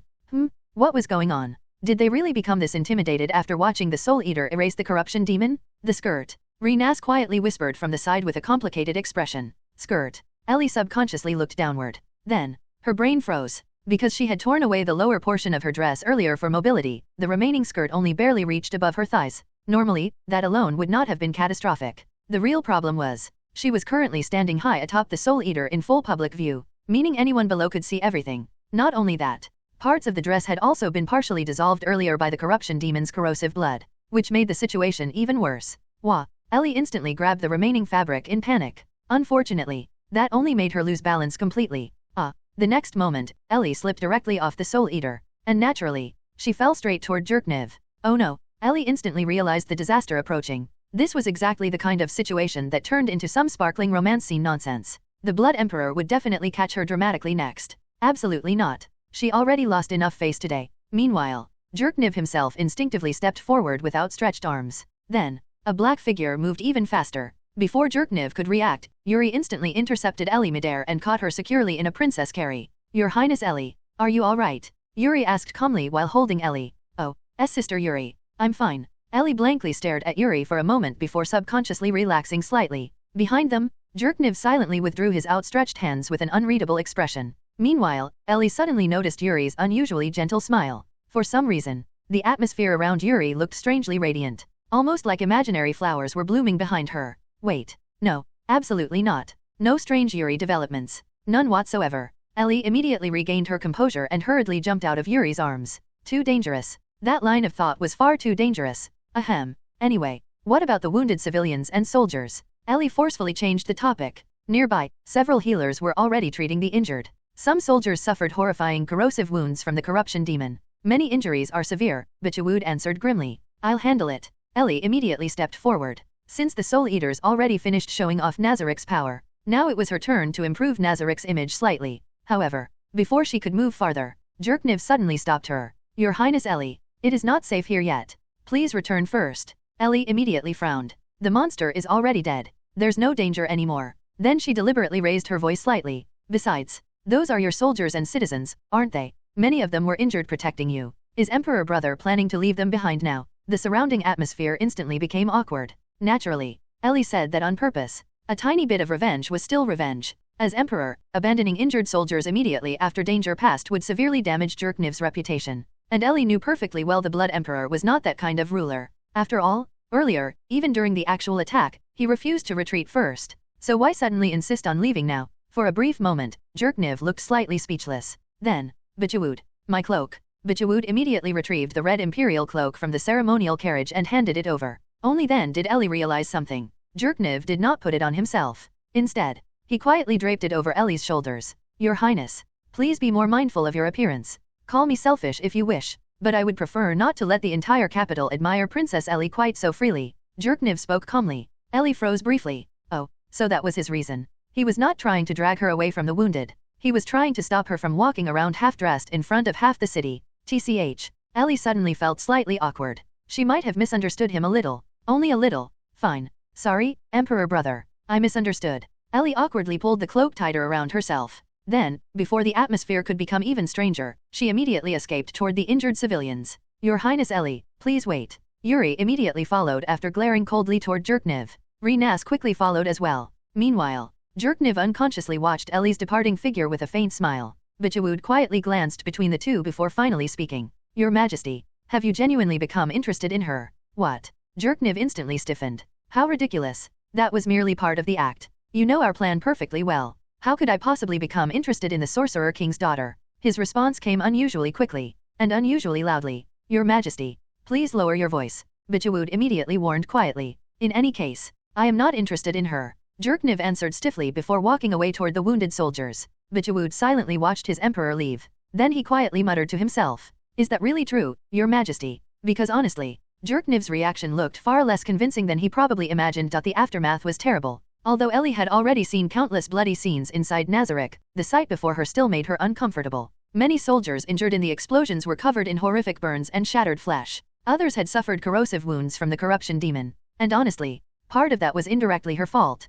After all, blowing off the monster's head earlier had caused corrosive blood to scatter everywhere. Move aside. Ellie stepped forward toward the wounded. Several church healers glanced toward her coldly. None of them moved. After all, to them, Ellie was merely the princess who commanded terrifying undead monsters, not someone associated with healing miracles. What are you doing here? One priest asked with visible displeasure. Ellie looked at the soldier beside him. The man was still barely conscious even after treatment. Then she calmly answered, I'm here to fix what you people can't. The priest's expression immediately darkened. Humph. His injuries are already beyond ordinary healing. There is nobody capable of restoring wounds like these. Is that so? Ellie brushed aside the silver hair falling across her face and smiled arrogantly. Then watch carefully. I'll show you exactly how shallow your understanding is. The next moment, golden light bloomed around her hand. Divine healing, warm holy radiance enveloped the dying soldier. Then, under countless stunned gazes, the soldier's shattered flesh rapidly regenerated. Broken bones reformed. Destroyed skin restored itself completely. Even the soldier himself stared blankly at his recovered body in disbelief. What? The nearby priests froze completely. Ellie ignored them and continued walking forward. One after another, she healed severely wounded soldiers with overwhelming efficiency. Everywhere the holy light passed, mangled bodies returned to normal almost instantly. The surrounding healers gradually stopped moving altogether. They simply stared at Ellie in shock. After all, healing magic capable of regenerating limbs and repairing such catastrophic injuries was already considered miraculous. Yet Ellie continued casting it repeatedly as if it cost her nothing. What are you all staring at? Ellie finally complained while raising another hand glowing with holy light. Have you never seen a beautiful girl use high-level healing magic before? The priests subconsciously shook their heads together. No, they genuinely had not. Ellie immediately felt slightly better after hearing that. Good. At least the reaction was satisfying. Meanwhile, Jerkniv quietly watched everything from nearby with an increasingly complicated expression. Normally, high-tier healing magic consumed enormous amounts of mana. Even elite priests required rest or potions after several casts. Yet Ellie showed absolutely no exhaustion whatsoever. It was as if her mana simply never decreased. Eventually, after healing the last critically wounded soldier, Ellie finally exhaled dramatically and wiped imaginary sweat from her forehead. Done. Your Highness truly worked hard. Yuri spoke respectfully behind her. However, the surrounding crowd suddenly reacted strangely. Princess Ellie. Ellie. Wait, could she be the Saintess of Irantil? Huh. The legendary Saintess who heals people for free. That's definitely her. I knew she looked familiar. The Saintess? It's Lady Saintess. Ellie froze. What? What Saintess? Who? Why was that horrible title spreading all the way into the Empire now? And why did everyone suddenly look so excited? No, you've mistaken me for someone else. I'm not any Saintess. Ellie hurriedly denied it. Unfortunately, nobody listened. Instead, the cheers only became louder. Even some rescued soldiers began shouting excitedly. Saintess. Lady Saintess. I already told you that's not me. Ellie immediately became flustered. She even stomped her foot in frustration. This was far too embarrassing. What kind of idiot came up with such a cringe-inducing title? And why did it spread this far already? Meanwhile, Jerkniv silently narrowed his eyes. Then he quietly spoke to his secretary nearby. Investigate this Saintess of Irantil. I want all available information. Yes, Your Majesty. After giving the order, Jerkniv immediately returned to his usual elegant smile and approached Ellie again. Soon afterward, the procession finally continued toward the Imperial Palace. Inside the palace, Jerkniv personally arranged an extremely luxurious room for Ellie. Naturally, he also attempted to invite her to dinner afterward. Ellie rejected him immediately. She used exhaustion from the journey, damaged clothing, and needing rest as excuses to send the Blood Emperor away as quickly as possible. After all, she still had important things to deal with. Once Jerkniv finally left, Ellie glanced disdainfully at the dresses prepared by the palace servants.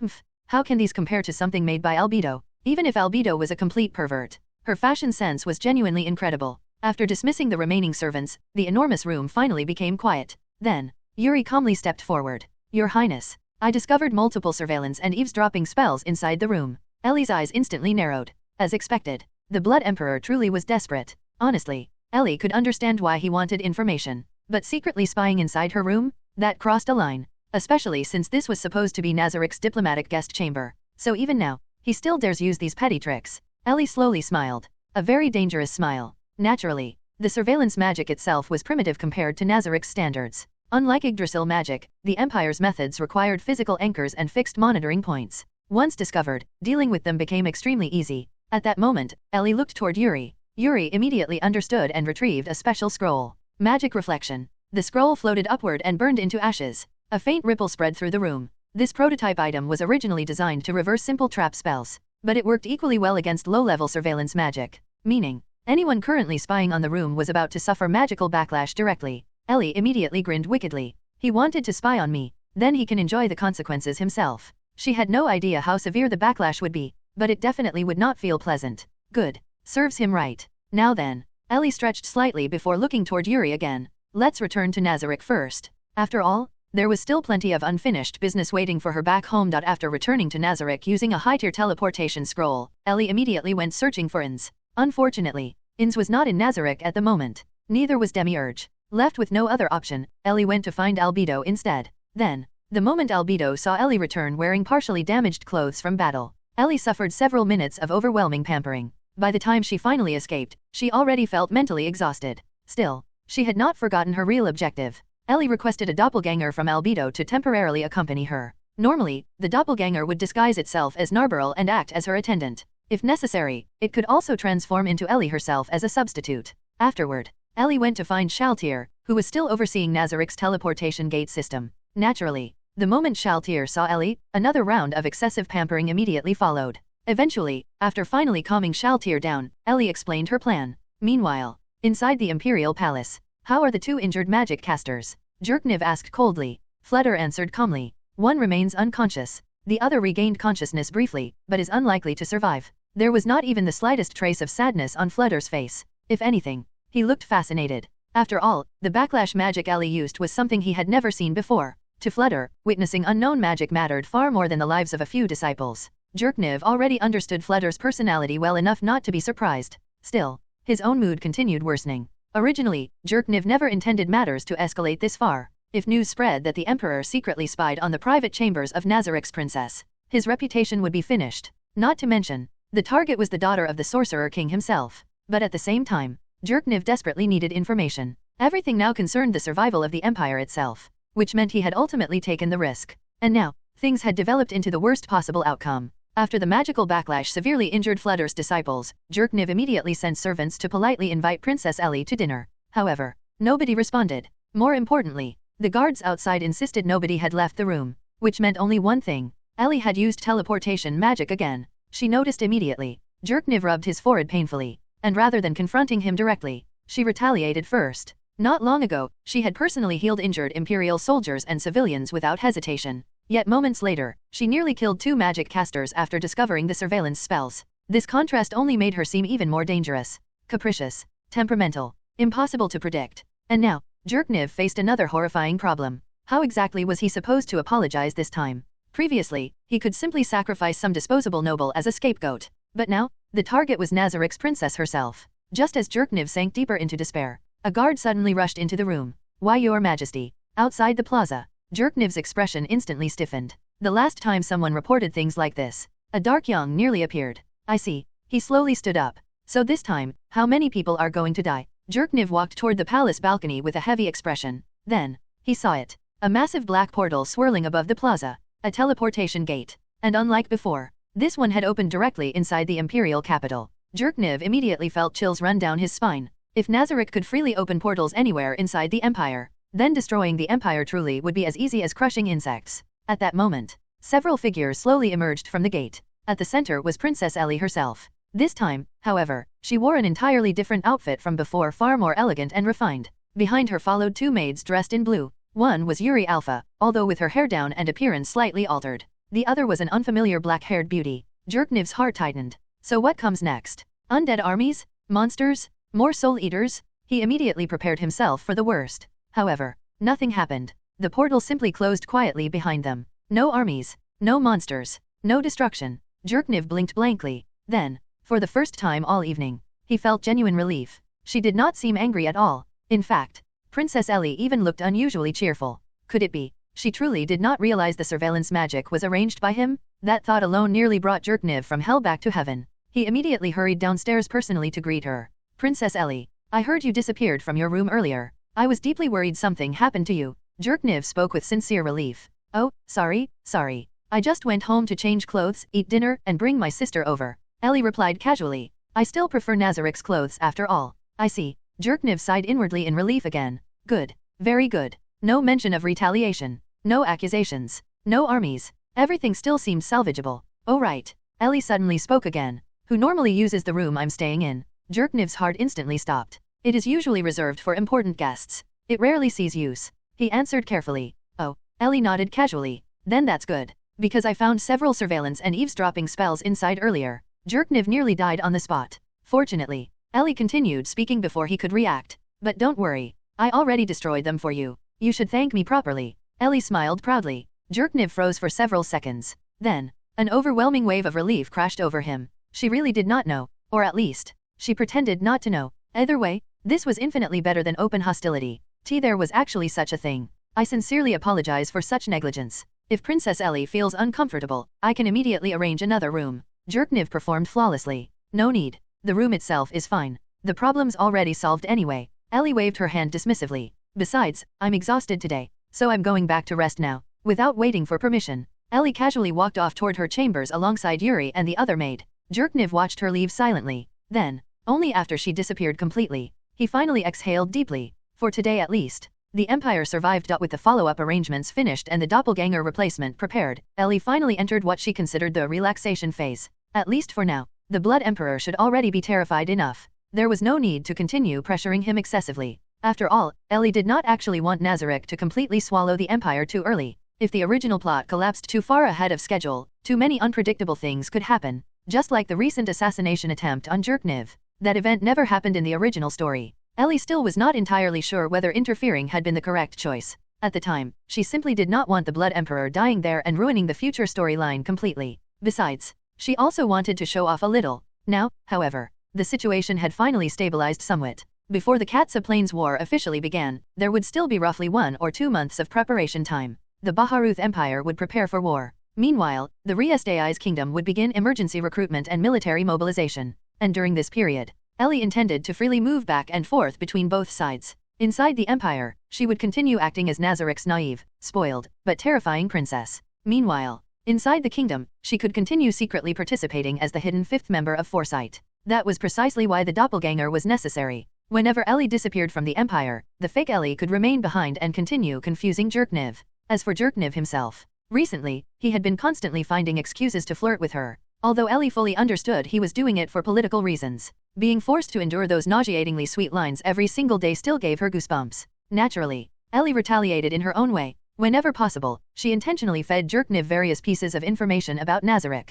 Of course, almost all of it was fake. Watching the Blood Emperor seriously overanalyze complete nonsense had actually become surprisingly entertaining. Eventually, the Baharuth Empire formally issued its declaration supporting Nazarick and acknowledging its sovereignty. As for the Ainz Kingdom, their reaction remained almost identical to the original timeline. Fight first, discuss later. Honestly, Ellie felt slightly sorry for King Ramposa and Gazef. Trying to hold that collapsing kingdom together while surrounded by incompetent nobles was basically impossible. Unlike the Empire, the kingdom lacked centralized authority entirely. Reform there was practically hopeless. And now they had collided headfirst into Nazarick. Truly unfortunate. Since things had already reached this stage, Ellie decided she might as well go enjoy herself inside the kingdom for a while. Meanwhile, the doppelganger could remain behind and continue pretending to be Nazarick's princess beside the Blood Emperor. After finishing the arrangements, Ellie returned briefly to Nazarick again. Recently, she almost never saw Ainz whenever she returned. Clearly, Ainz had become completely immersed in adventurer roleplay again, so even supreme magic casters secretly dream about being warriors.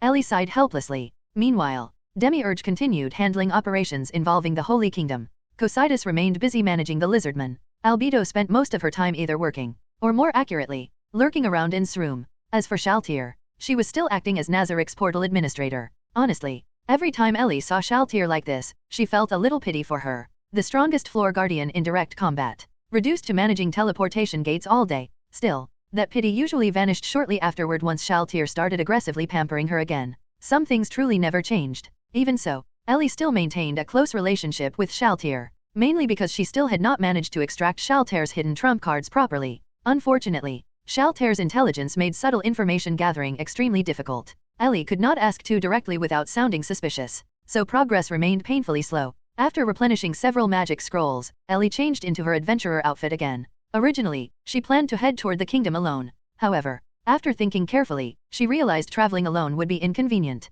The biggest issue was identity. Technically, she still was not even a registered adventurer. Returning to officially register now after previously rejecting the guild felt awkward. More importantly, her allowance remained tragically small. Seriously, how could Nazarick's princess still have financial problems? Of course, Ellie could easily ask Albedo for money, but the price attached to accepting Albedo's generosity felt terrifying. So Ellie preferred earning her own spending money instead. Because of that, she immediately thought of Foresight. Specifically, Archie. Among the group, Archie was the most suitable companion. She possessed noble education, proper etiquette, and enough common sense to help Ellie avoid unnecessary trouble inside the kingdom's capital. Thus, Ellie's first destination became Karn Village. After arriving through Shaltir's portal, Ellie naturally received a warm welcome from the villagers and Archie's younger sisters. Unfortunately, Archie herself was currently away on a mission with the rest of Foresight. Another wasted trip. In that case, I'll just go to Irantal first and wait for them there. While she was at it, Ellie also planned to handle the healing requests she had accumulated recently. After all, a significant portion of her spending money came from these jobs.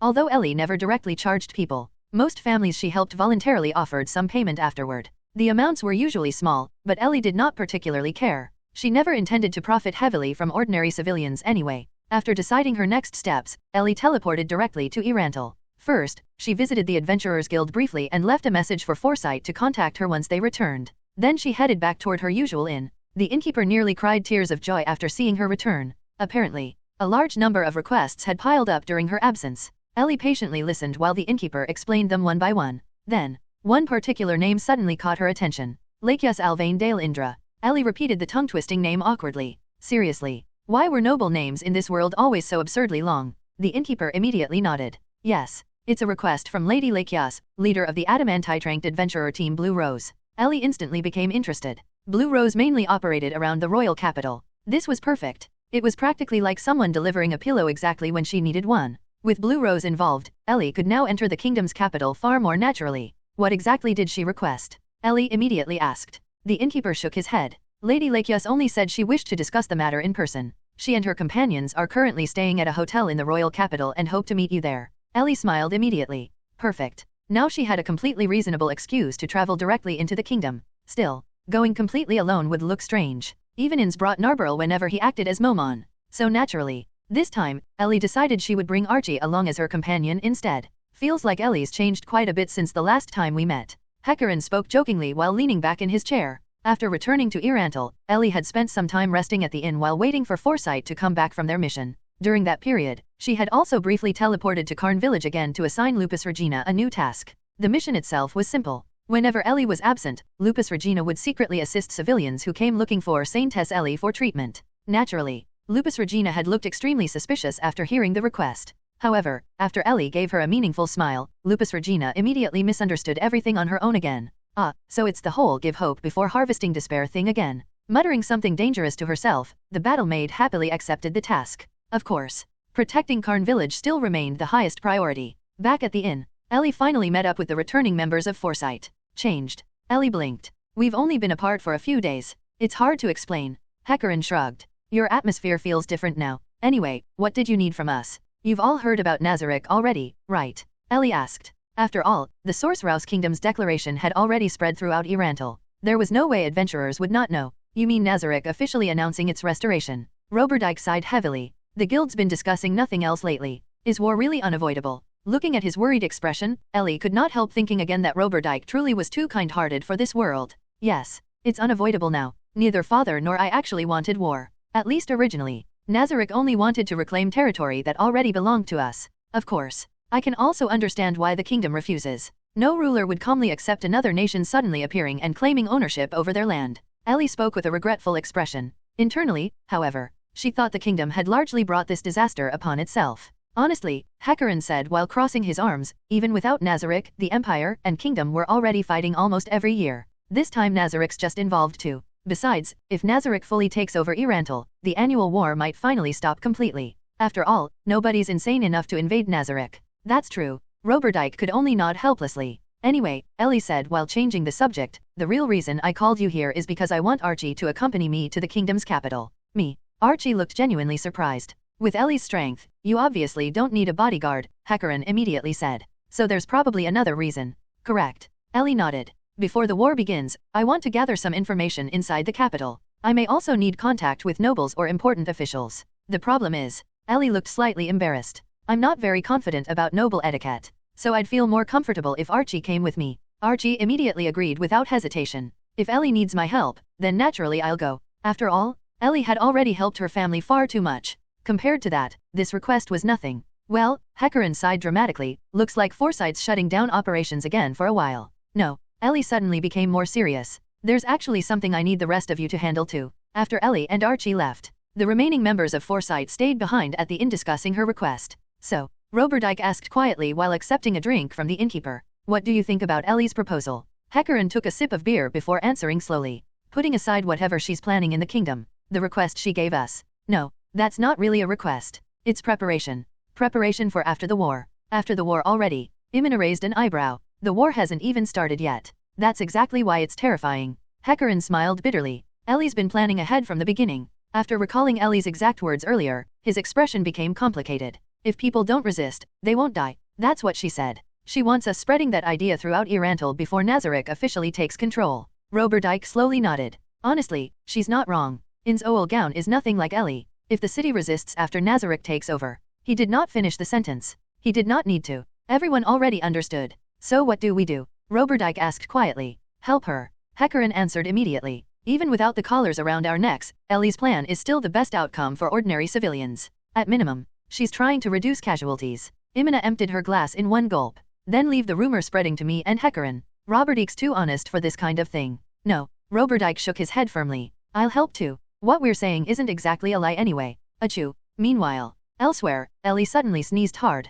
Someone's definitely talking behind my back again. Without even thinking, she immediately blamed the Blood Emperor internally. So, Archie asked beside her, when exactly are we leaving for the kingdom's capital? Soon. Ellie nodded. But first we'll stop by Karn village so you can pack your things. The moment Ellie said that, Archie visibly relaxed. Seeing her reaction, Ellie almost laughed. As expected, everything revolved around her little sisters again. Since Ellie could not directly contact Lupus Regina through the anti-teleportation barrier surrounding Karn village, she and Archie could only teleport to a nearby location outside the village first. After arriving, the two simply began walking toward Karn village together. After bringing Archie back to Karn village, Ellie quietly watched her reunite with her two younger sisters. Honestly, she felt extremely envious. Ever since arriving in this world, Ellie had always wanted to experience what having clingy little sisters felt like. Unfortunately, back in her previous life, she had absolutely no dignity as an older sister. Her younger brother's usual responses were things like, yeah, I know, don't touch my stuff, you ugly woman. Compared to that, Archie's adorable sisters practically looked like angels. Ahem. Back to the main topic. After Archie finished spending time with her sisters, Ellie brought her back to Nazarick. After all, they still needed Shaltir to open a portal to the kingdom's capital. However, the moment Archie returned to Nazarick, she visibly became nervous again, which was understandable. This place had definitely left psychological trauma on her. Unfortunately, letting Shaltir meet Archie again turned out to be a complete mistake. Mother Shaltir, Ellie said tiredly, please open a portal to the kingdom's capital for us. She had no intention of staying longer than necessary. If she lingered too long, Shaltir would definitely start pampering her again. And Ellie absolutely did not want Archie witnessing that. Of course, little Ellie Cheon. Shaltir happily agreed at first. Then, her crimson eyes suddenly narrowed toward Archie. This woman. I remember her. After staring intensely for several seconds, Shaltir suddenly clapped her hands. Little Ellie's slave. Slave. Archie froze in shock. Technically, that description was not entirely wrong. However, Ellie had never actually treated her like one. After everything Ellie had done for her family, Archie herself had long stopped thinking about the original situation. Wasn't she your slave? Shaltir asked innocently while suddenly grabbing Archie and hugging her tightly. Then, she started sniffing her. Archie completely stiffened.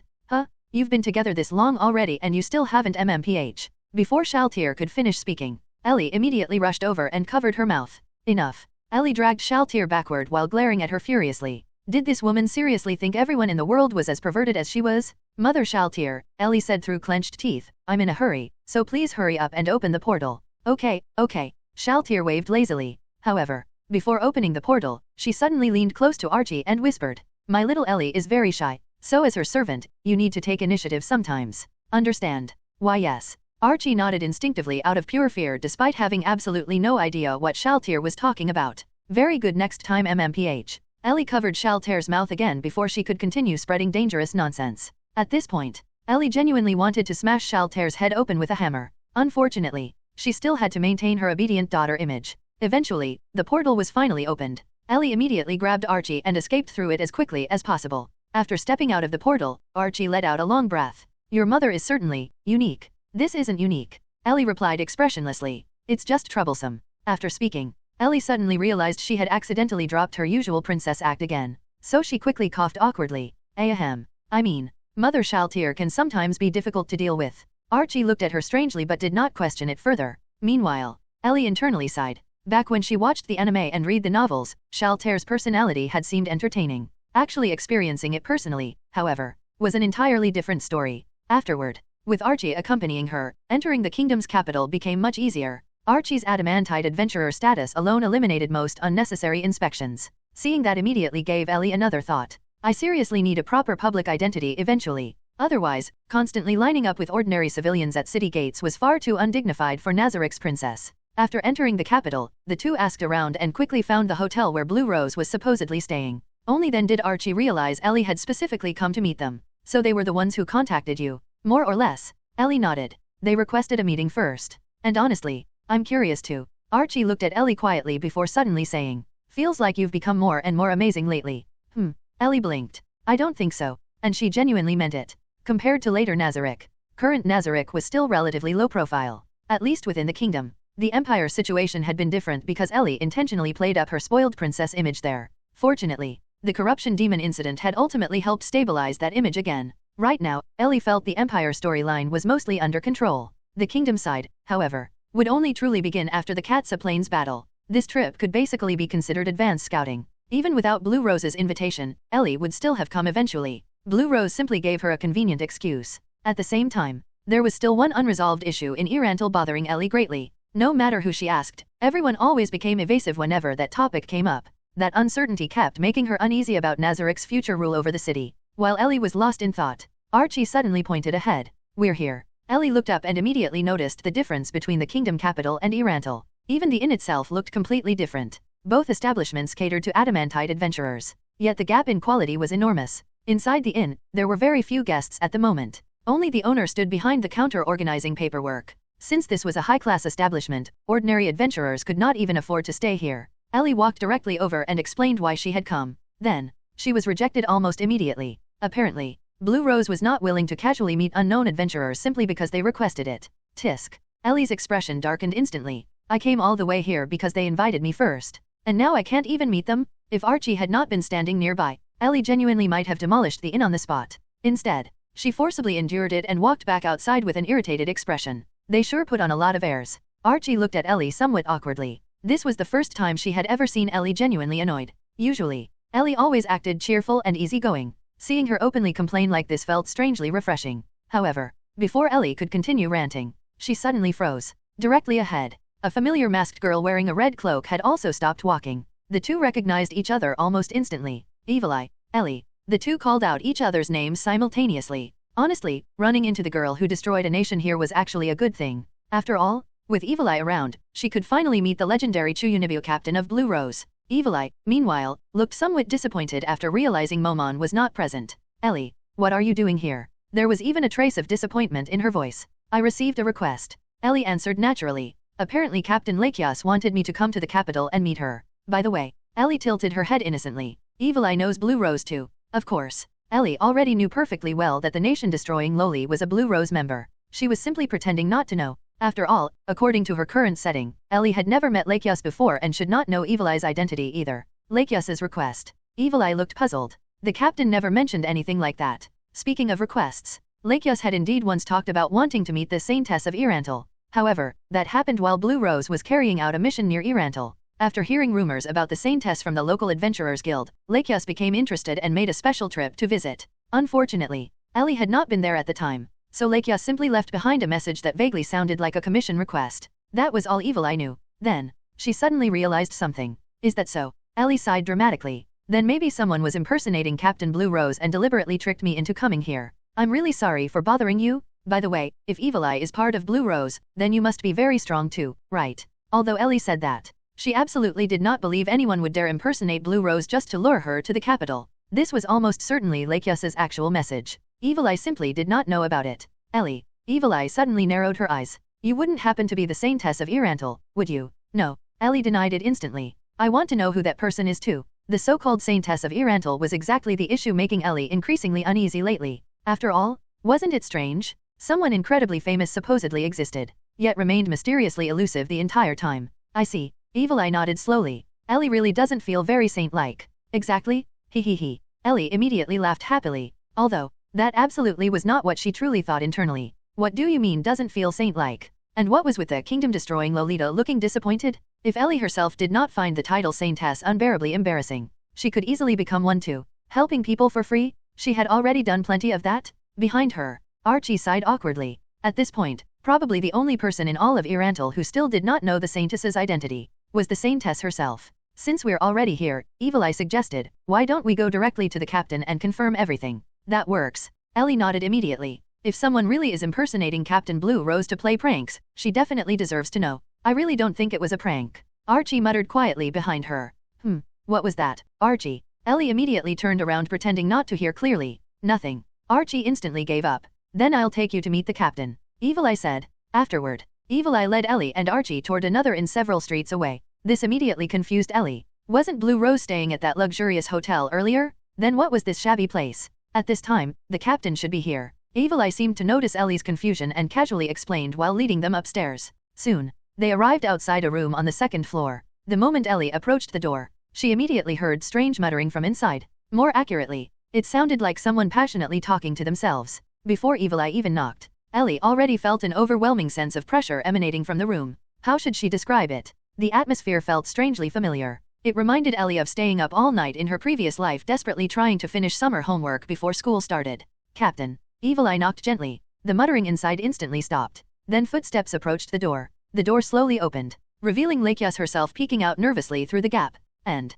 she was wearing glasses. That was genuinely shocking. The legendary Chuyunibyo captain actually wore glasses in private? Ellie distinctly remembered Lakias's casual appearance from the anime and novels. but she had never once seen her wearing glasses before. Meanwhile, judging from Lakia's nervous expression and the way she was blocking the doorway, there was definitely something suspicious hidden inside the room. Evil Eye, I already said not to bother me if nothing important happened. Lakia spoke nervously after noticing the strangers behind her teammate. I didn't want to bother you either, Captain. Evil Eye answered helplessly. They're the ones looking for you. Huh, looking for me? Lakias blinked in confusion before finally noticing Ellie properly. Hello, what can I help you with? Hello, I'm Ellie from Irantal. Ellie introduced herself politely. I received a message asking me to come to the capital and meet you. At this point, Ellie's attention had already shifted toward whatever Lakias was desperately trying to hide inside the room. Irantal. Oh, it's you? Lakias suddenly became excited. What an adorable and young girl. You're amazing. Then, she directly grabbed Ellie's hand enthusiastically and stepped out from the doorway.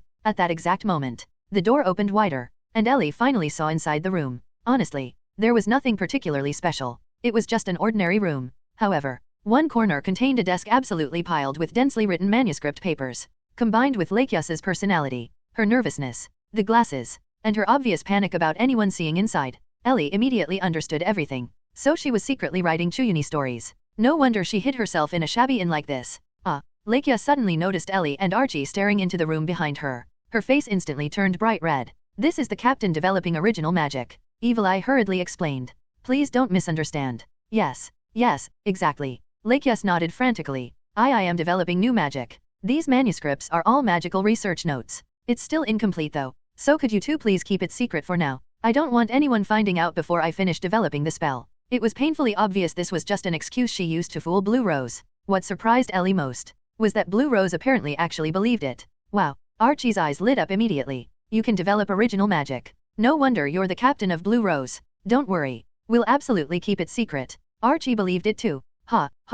Lakias laughed awkwardly before abruptly changing topics. By the way, you really are the Saintess of Irantal, right? Would you be interested in joining Blue Rose? The room instantly fell silent. Even Evil Eye looked shocked. Ellie herself had not expected such a sudden invitation either. However, the moment she heard it, her wariness toward this mysterious Saintess of Irantal immediately increased again. For Lakias to directly invite her into Blue Rose, that meant this so-called Saintess clearly possessed an extremely terrifying reputation. I'm not the Saintess of Irantal, Ellie denied firmly. Still, I'm very happy you invited me, Sister Lakias. Lakias looked completely confused. But the message I left was specifically for the Saintess of Irantal. Then why did this girl receive it? The owner of the inn where I'm staying gave it to me, Ellie answered honestly. After all, she genuinely wanted to know who this mysterious Saintess was too. Then there shouldn't be any mistake. Lakias answered confidently. The innkeeper wouldn't randomly give it to the wrong person. You definitely are the Saintess of Irantal. Ellie really is the Saintess of Irantal. Even Archie nodded seriously behind her. How could that possibly be? I am not some Saintess of Irantal. Ellie immediately denied again. I am the Dark Flamebringer of Irantal. She absolutely refused to accept something as embarrassingly pure sounding as Saintess. Didn't Evil Eye herself already say Ellie did not feel saint-like at all? Evil Eye and Archie were completely dumbfounded. Meanwhile, Lakias's eyes suddenly sparkled brightly. Dark Flamebringer.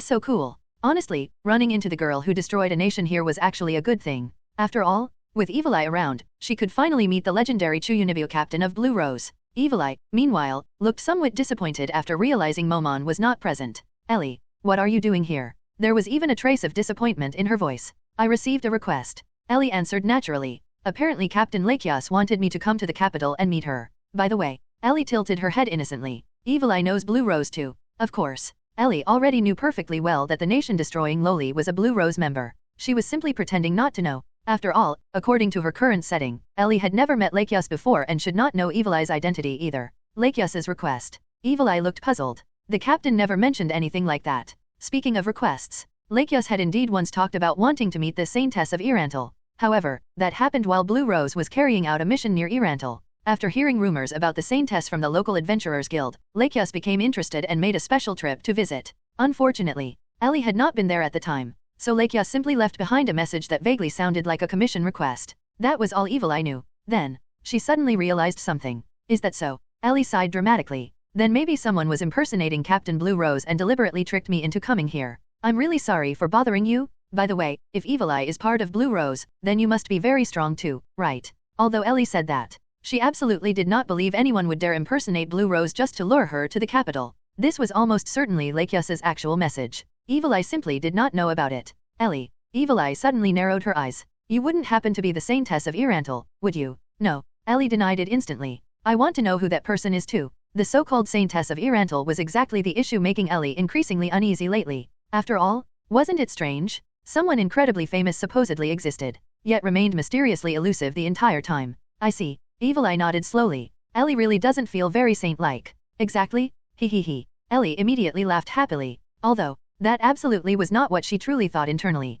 What do you mean doesn't feel saint-like? And what was with the kingdom-destroying Lolita looking disappointed? If Ellie herself did not find the title Saintess unbearably embarrassing, she could easily become one too. Helping people for free? She had already done plenty of that. Behind her, Archie sighed awkwardly. At this point, probably the only person in all of Irantal who still did not know the Saintess's identity was the Saintess herself. Since we're already here, Evil Eye suggested, why don't we go directly to the captain and confirm everything? That works. Ellie nodded immediately. If someone really is impersonating Captain Blue Rose to play pranks, she definitely deserves to know. I really don't think it was a prank. Archie muttered quietly behind her.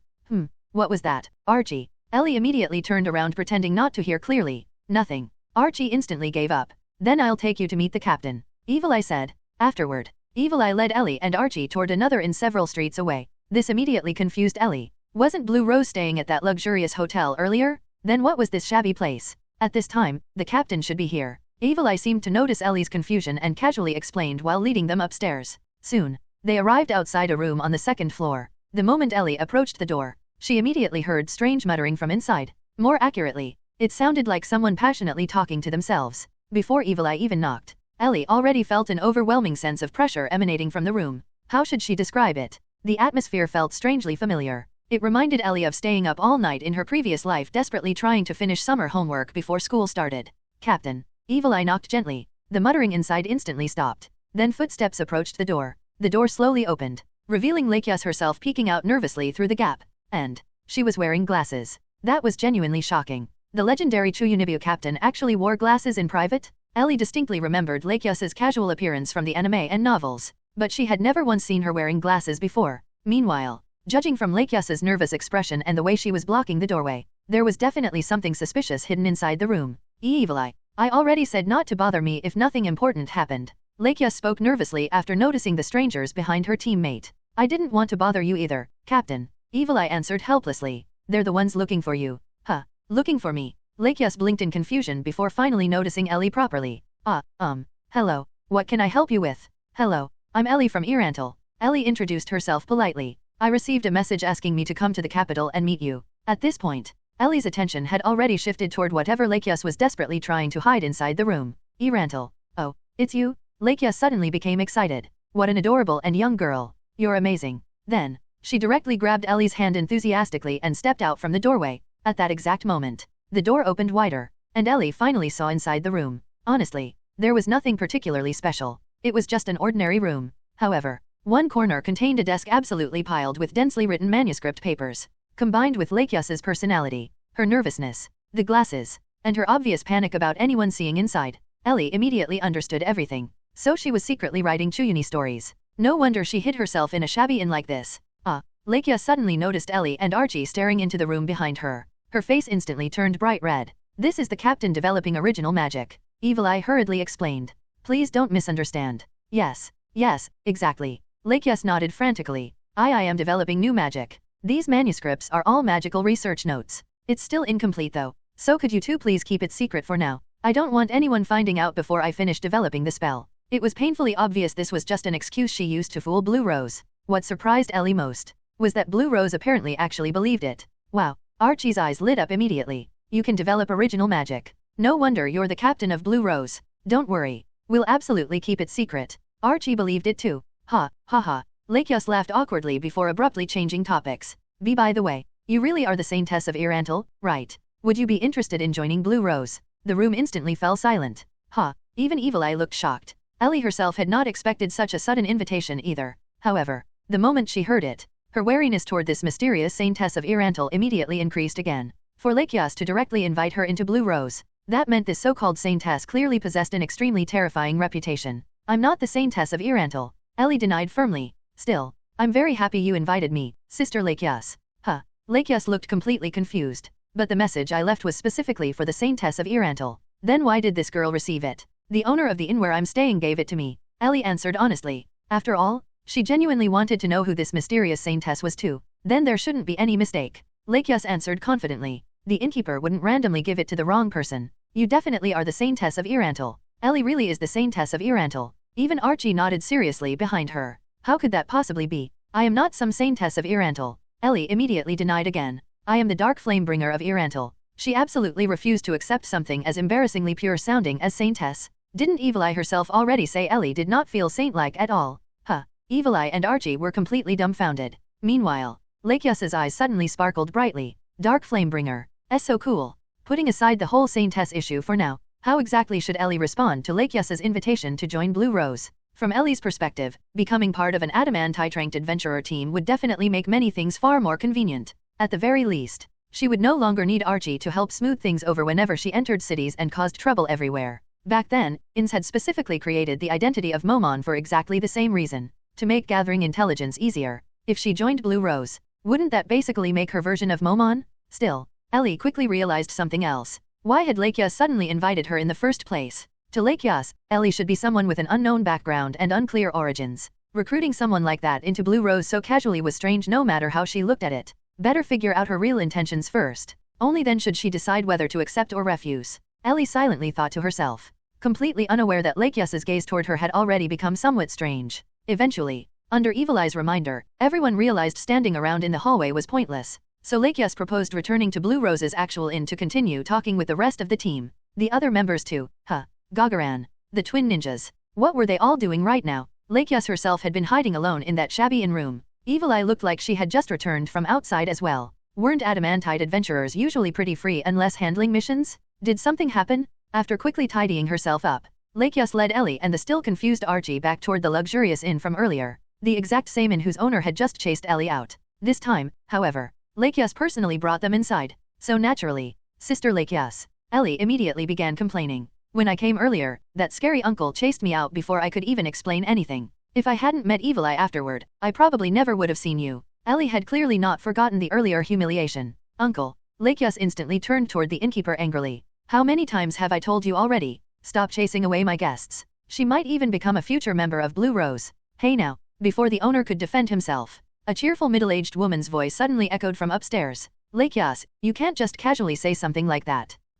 So this little girl is the saintess you mentioned before. Needless to say, that loud voice belonged to Gagaran. Soon, not only Gagaran came downstairs, but the twin ninja sisters Tina and Tia appeared as well. If Ellie remembered correctly, the twin ninjas originally came from the Empire. That was something worth remembering. Oh. Lakias immediately brightened after seeing everyone arrive. This little sister here is the legendary saintess of Erantal. I already said I'm not some saintess. Ellie complained unhappily. You can just call me Ellie. Why did everyone keep insisting on misunderstanding her identity? Even though she keeps denying it because she's modest. Lakias nodded seriously. No, this had absolutely nothing to do with modesty. Ellie had already denied it multiple times. Still, even if she disliked it, using the reputation of this mysterious saintess temporarily might actually be useful. Tanashia. Lakias suddenly turned toward the twin ninjas. How's the situation? One of the twins answered immediately. The situation isn't optimistic, boss. The other silently nodded beside her. Honestly, Ellie still could not distinguish the two apart at all. But that was not important.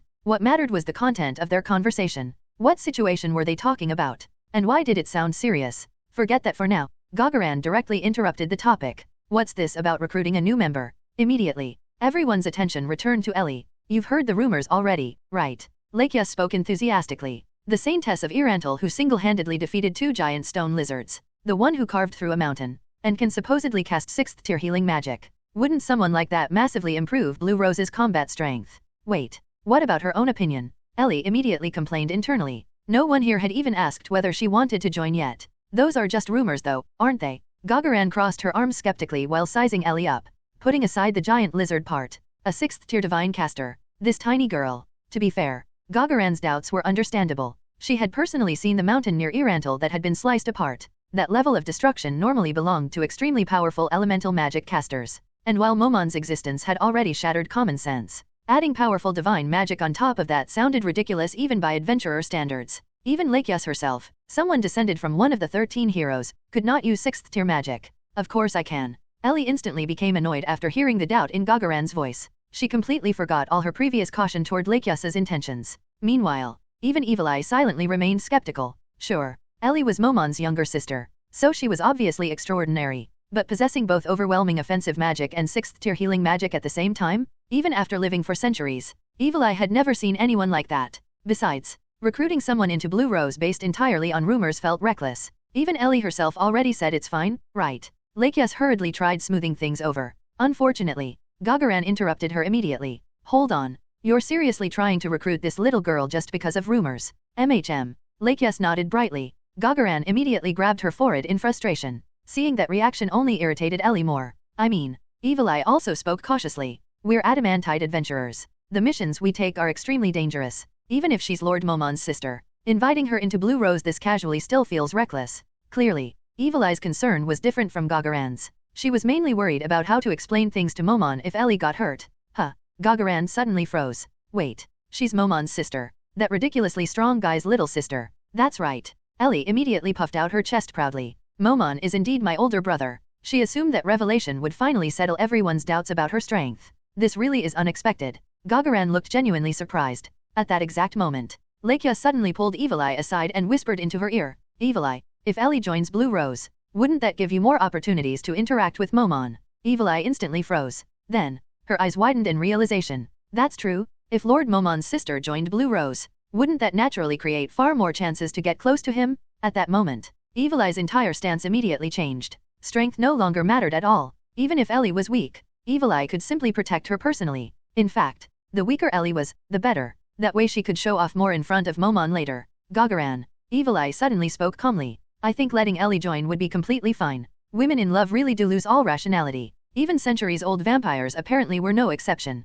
Naturally, Ellie heard the entire whisper conversation perfectly, and now she became even more suspicious. What exactly was Lakias trying to accomplish here? Fine then. Gagaran finally crossed her arms and snorted. If the little girl can beat me, then I won't object. Honestly, that response felt very warrior-like. Simple and direct. Let strength speak for itself. Still, Ellie could not help complaining internally again. No one had even asked whether she wanted to join yet.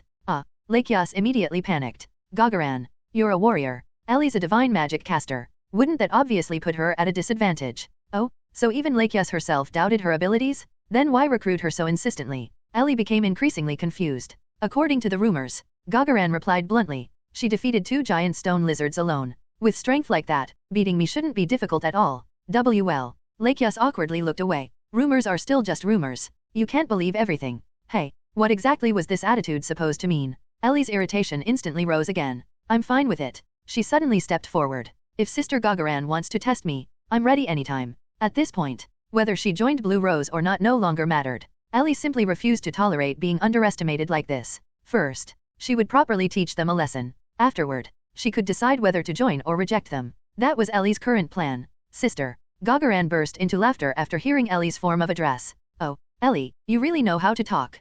Perfect. Then let's hurry up and find somewhere spacious enough to fight properly. She immediately slapped Ellie's shoulder several times enthusiastically. Sure. Ellie calmly answered, despite nearly getting smashed into the floor by Gagaran's terrifying friendly pats. So this is the spacious place she mentioned? Ellie looked around somewhat surprised. The location Gagaran brought everyone to was actually a training ground inside a nearby military camp. Moreover, the moment they entered, many kingdom soldiers immediately saluted Gagaran respectfully. Ellie became curious about that. Fortunately, Evil Eye, who stood beside her, quietly explained. Gagaran often comes here to help train the soldiers, so everyone already knows her. I see. Still, the arena itself really was large enough. High walls surrounded the entire area. Even if something accidentally smashed through one of them, it probably would not become a major issue. Besides, given Blue Rose's reputation, nobody here would dare interfere anyway. At that point, Ellie began seriously considering something else. Exactly how much strength should she use against Gagaran? Miss Gagaran. At that moment, a young man wearing silver-white armor approached them. He had an upright appearance and an earnest expression. Ellie immediately recognized him. Oh, isn't that Climb? Not only Climb, Brain Unglaus was also there. Apparently they had come to train as well. Were they still staying in the capital at this time? Oh, Gagaran grinned cheerfully. Climb? Out training again today. Too bad I don't have time to spar with you right now. Clearly, they were already familiar with each other. Miss Gagaran. Climb then noticed Ellie standing nearby. And who is this? This little girl. Gagaran immediately hooked an arm around Ellie's shoulder. She's our future new member of Blue Rose. Well, probably. Hello. Climb politely greeted her. My name is Climb. It's a pleasure to meet you. He looked genuinely surprised that someone so young might join Blue Rose. Hello, Climb. I'm Ellie. Ellie immediately switched into her usual harmless innocent mode. You can just call me Ellie. Then, she deliberately turned toward Gagaran and puffed up her cheeks unhappily. I haven't agreed to join yet. The moment those words left her mouth, Ellie instantly regretted them. Wait, didn't that basically imply that if she beat Gagaran, she really would join Blue Rose afterward? That sounded troublesome. Meanwhile, Gagaran clearly realized the same thing. Oh, she immediately looked much happier. Perhaps Ellie's competitive attitude suited Gagaran's tastes quite well. A new member of Blue Rose, huh? Brain Unglaus quietly narrowed his eyes while observing Ellie carefully. The moment Ellie noticed his gaze, a terrible sense of foreboding instantly rose in her heart. Unlike before, Ellie had not disguised herself at all today, and her appearance was inherited from Shaltir. What if Brain noticed the resemblance? After all, in the original story, Brain had encountered Shaltir personally. That experience practically traumatized him. Thinking about that, Ellie subconsciously shrank backward slightly and turned her face away. Hey, Brain. Gagaran suddenly laughed loudly. Even if Ellie's adorable, staring at her like that is a little strange, isn't it? Don't tell me she's your type. Brain immediately snapped out of it. I'm sorry. I didn't mean it that way. Then he looked toward Ellie apologetically. You just resemble someone I once met. That surprised me a little. I had no intention of offending you. It's fine. Ellie answered carefully. Still, she remained nervous internally. After all, Brain once recognized Shaltir even after her appearance changed during the Kingdom arc. If he noticed similarities now, things could become troublesome very quickly. So then, Climb stepped forward to ease the awkward atmosphere. What brings everyone here today? Oh, Gagaran immediately grinned again. We're here for Blue Rose's entrance test. Then, she pointed directly toward Ellie. The instant those words fell, everyone nearby focused on Ellie. Blue Rose alone already attracted enough attention. Now, with an extraordinarily beautiful young girl standing among them, almost every soldier in the training ground started staring openly. Normally, Ellie would have enjoyed the attention somewhat. Ever since obtaining her new body, she no longer disliked people looking at her. But today was different. Because Brain Unglaus was here, other people did not matter. Brain did. After all, he personally witnessed Shaltir's terrifying strength before. If Ellie accidentally displayed power on the same level, wouldn't that practically scream that she and Shaltir were connected? That would be a disaster. Back during the Kingdom arc, Shaltir's involvement with Jaldabaoth already exposed far too much, so Ellie needed to be extremely careful here. So, Gagaran cracked her knuckles loudly. Ellie, are you ready? Oh, right. Ellie answered absent-mindedly. At this point, her focus was no longer on Gagaran at all. Instead, she kept thinking about Brain. Honestly, she could deal with Gagaran however she wanted. If Ellie really became annoyed enough, she could probably kill her instantly and revive her afterward using the resurrection item Ainz gave her. The real problem was avoiding suspicion. Is this enough? Gagaran frowned slightly. Where's your weapon? Weapon? The moment Ellie heard that, an idea suddenly flashed through her mind. I don't need one. Instantly, her confidence returned. A magic caster who doesn't use weapons. Gagaran's expression became somewhat strange. Clearly, she had not expected Ellie to sound this confident. At this point, other than Archie, who had already witnessed Ellie's power personally, almost nobody present thought highly of her chances. After all, from an outsider's perspective, the difference between them looked absurd. On one side stood the massive warrior Gagaran. On the other stood a seemingly delicate little girl. And now, that little girl was claiming she did not even need a weapon. You'll regret underestimating me, Ellie quietly said, then closed her eyes and lowered her right fist to her waist. The instant she finished speaking, the atmosphere throughout the entire training ground changed completely. Because everyone present suddenly felt overwhelming killing intent erupt from Ellie's body. At that moment, Ellie slowly opened her eyes and stared directly at Gagaran. Brain. Climb's voice trembled slightly. This feeling. Yes, even Brain's expression turned serious. It feels exactly like Saba's back then. Hey, seriously. Facing Ellie's pressure directly, Gagaran instinctively tightened her grip on her warhammer. Only then did she realize her palms were already sweating. At this point, all of her previous doubts about the rumors disappeared completely. This was Ellie's actual plan. And honestly, it was extremely simple. In Climb and Brain's eyes, Sabas was unquestionably a good person. So Ellie deliberately chose to imitate Sabas's style and aura. That way, even if Brain noticed similarities, he would naturally assume Ellie was connected to Sabas instead of Shaltir. Later, she could simply claim Sabas was her martial arts teacher. That would neatly avoid suspicion involving Jaldabaoth and Shaltir entirely. Perfect. Battle aura, Ellie quietly murmured. Then, she released her killing intent without restraint. Several watching soldiers immediately turned pale. Some nearly collapsed on the spot. Lakius and Evil Eye, who observed from nearby, also became visibly shaken. Originally, they already suspected Ellie was extraordinary. After all, ridiculous rumors did not spread without reason. But now, actually witnessing her presence firsthand was something entirely different. She's terrifying. Even Lakius unconsciously tightened her grip on her sword. Meanwhile, seeing Gagaran momentarily frozen by the pressure, Ellie secretly revealed a sly little smile nobody noticed. Then, I'm coming. After making her self-proclaimed overwhelmingly powerful declaration, Ellie lightly rose onto the tip of her right foot and kicked off the ground. Crack! The stone floor beneath her shattered instantly, and in the next moment, her figure completely disappeared from everyone's sight. Just a second earlier, Ellie had still been standing there calmly. Now only cracks remained on the floor. Of course, Gagaran, as an experienced warrior, barely managed to catch a glimpse of Ellie rushing toward her. The ordinary spectators, however, saw absolutely nothing. Naturally, Ellie could have achieved the exact same speed without damaging the ground at all. So why deliberately crack the floor? Simple. For the atmosphere. Heaven and Earth one strike killing punch. Ellie loudly shouted the ridiculously overdramatic move name she had just invented on the spot. In reality, it was nothing more than a straightforward punch. The move name sounded terrifying. The attack itself was mainly intended to intimidate Gagaran. Lakias, who was watching from the sidelines, immediately widened her eyes after hearing the technique name. As expected, inviting Ellie into Blue Rose really had been the correct decision. Meanwhile, despite the flashy introduction, Ellie herself was not serious at all. Whether in strength or speed, she still intentionally remained far below Seba's. Everything she was doing now was for climb and brain's sake. After all,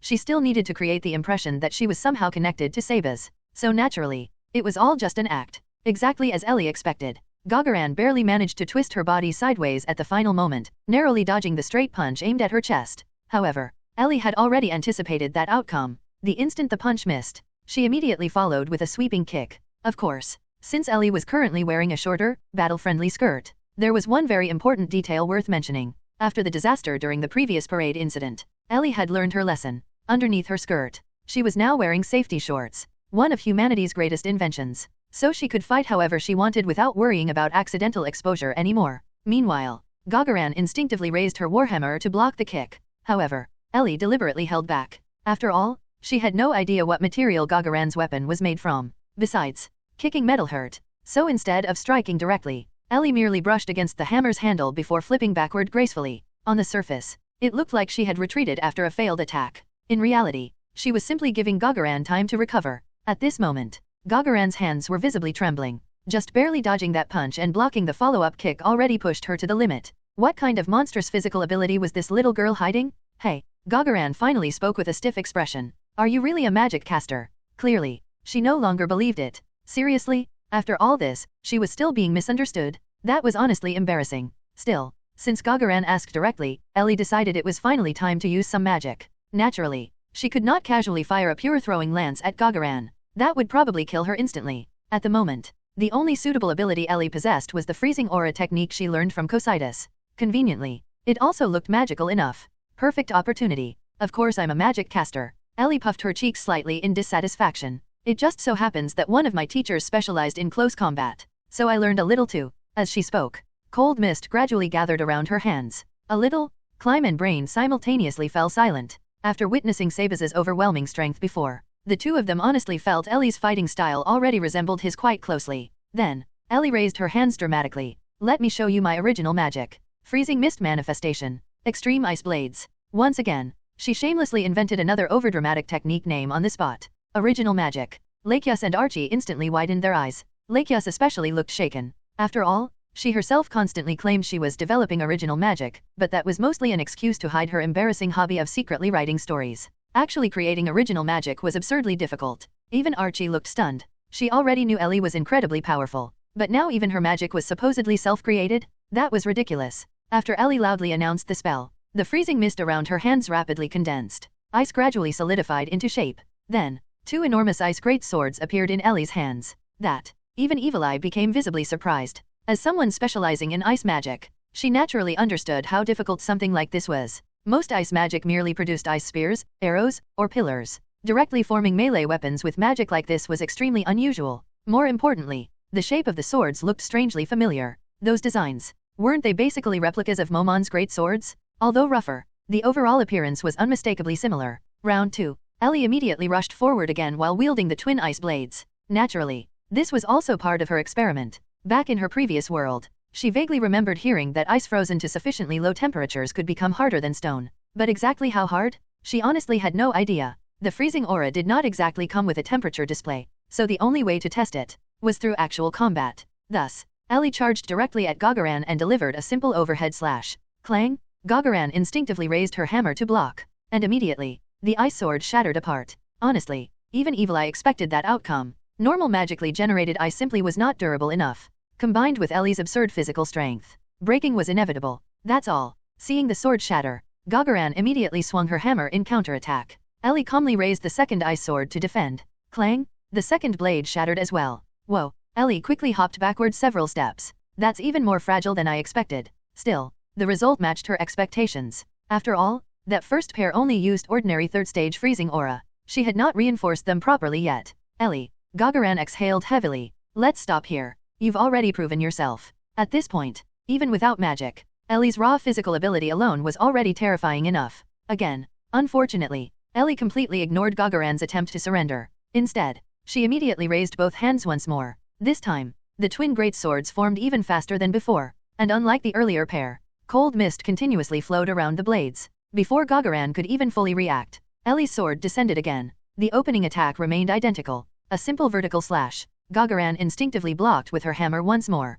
However, this time, the ice sword did not shatter. Not even a crack appeared. Perfect. Looks like the reinforcement method actually worked. After confirming the sword's durability, Ellie immediately began relentlessly attacking Gagaran's hammer with simple horizontal and vertical slashes. No flashy techniques, no sword arts, just straightforward repeated strikes. After all, the purpose here was testing the weapon's reliability. There was no need to attack Gagaran herself. Meanwhile, Evil Eye quietly watched Ellie's movements. Then, her tone unconsciously softened. This swordsmanship, it really is just like Lord Momon's. Comment. 0 comment. Vote. Chapter 127, Chapter 127 Brains Challenge. Chapter 127 Brains Challenge. Ow, Lakias, hurry up and heal me already. Gagaran clutched her frostbitten hand while loudly complaining. Oh, so the freezing aura used to reinforce the sword can actually cause frostbite too? Ellie silently noted that down. Naturally, Gagaran surrendered very quickly afterward. Even the kingdom soldiers spectating from nearby could clearly see the outcome.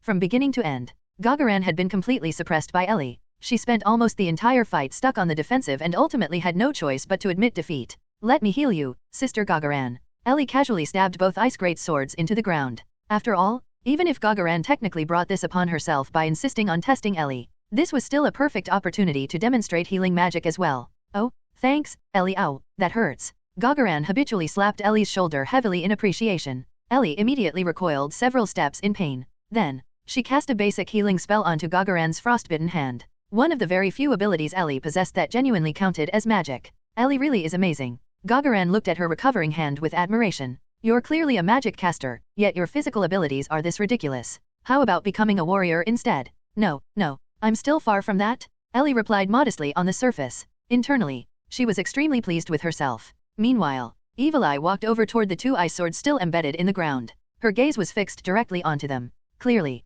she was far more interested in the swords themselves than the battle. This is truly eye-opening. Lakias also approached slowly, staring at the gradually melting ice blades with fascination. What's wrong? After finishing the healing spell, Ellie noticed the two magic casters intensely studying the swords. Immediately, she felt slightly guilty. After all, those swords technically were not created through normal magic at all. Both Evil Eye and Lakias were genuine high-level magic casters. If they noticed something strange, that could become troublesome. So Ellie quickly walked over before they could examine the swords too deeply. Ellie. Evil Eye suddenly grabbed her hands excitedly. Can you teach me how you made the ice so durable? Meanwhile, Lakias asked something entirely different. Ellie, how did you come up with such a cool technique name? Seriously? Evil Eye was diligently analyzing the mechanics behind the magic. Meanwhile Lakias was obsessing over move names. As expected, ignoring Lakias was probably the correct decision. The real problem now was how to answer Evil Eye. These were genuine magic casters. If Ellie gave some vague excuse, they would definitely become suspicious. Should she just claim it was a trade secret?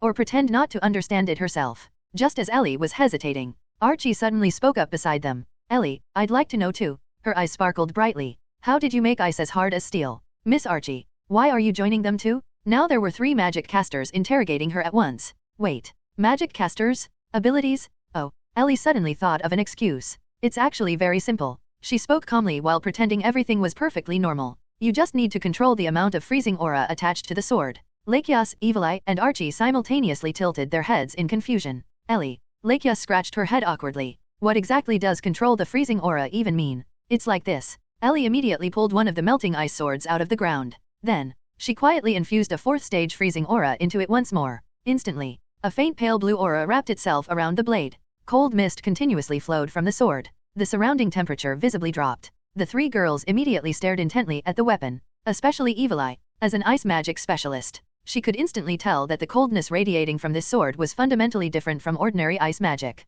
That's... Evil Eye frowned deeply. But, how exactly do you control it like that? Ellie tilted her head innocently. I don't really know either. I just thought about doing it. And then suddenly I could. Archie immediately reacted with realization. This might be Ellie's special talent. Whew. Thank goodness Miss Archie was clever enough to come up with the talent explanation herself. Otherwise Ellie genuinely had no idea how to explain it. As expected. Lakia sighed regretfully. Special talents really are a field ordinary magic casters can't reach. Ellie. Evil Eye suddenly changed the topic. Did Lord Momon teach you your swordsmanship? Ellie froze momentarily. Then she immediately smiled. Yes. Evil Eye actually noticed. Internally, she was panicking. What swordsmanship?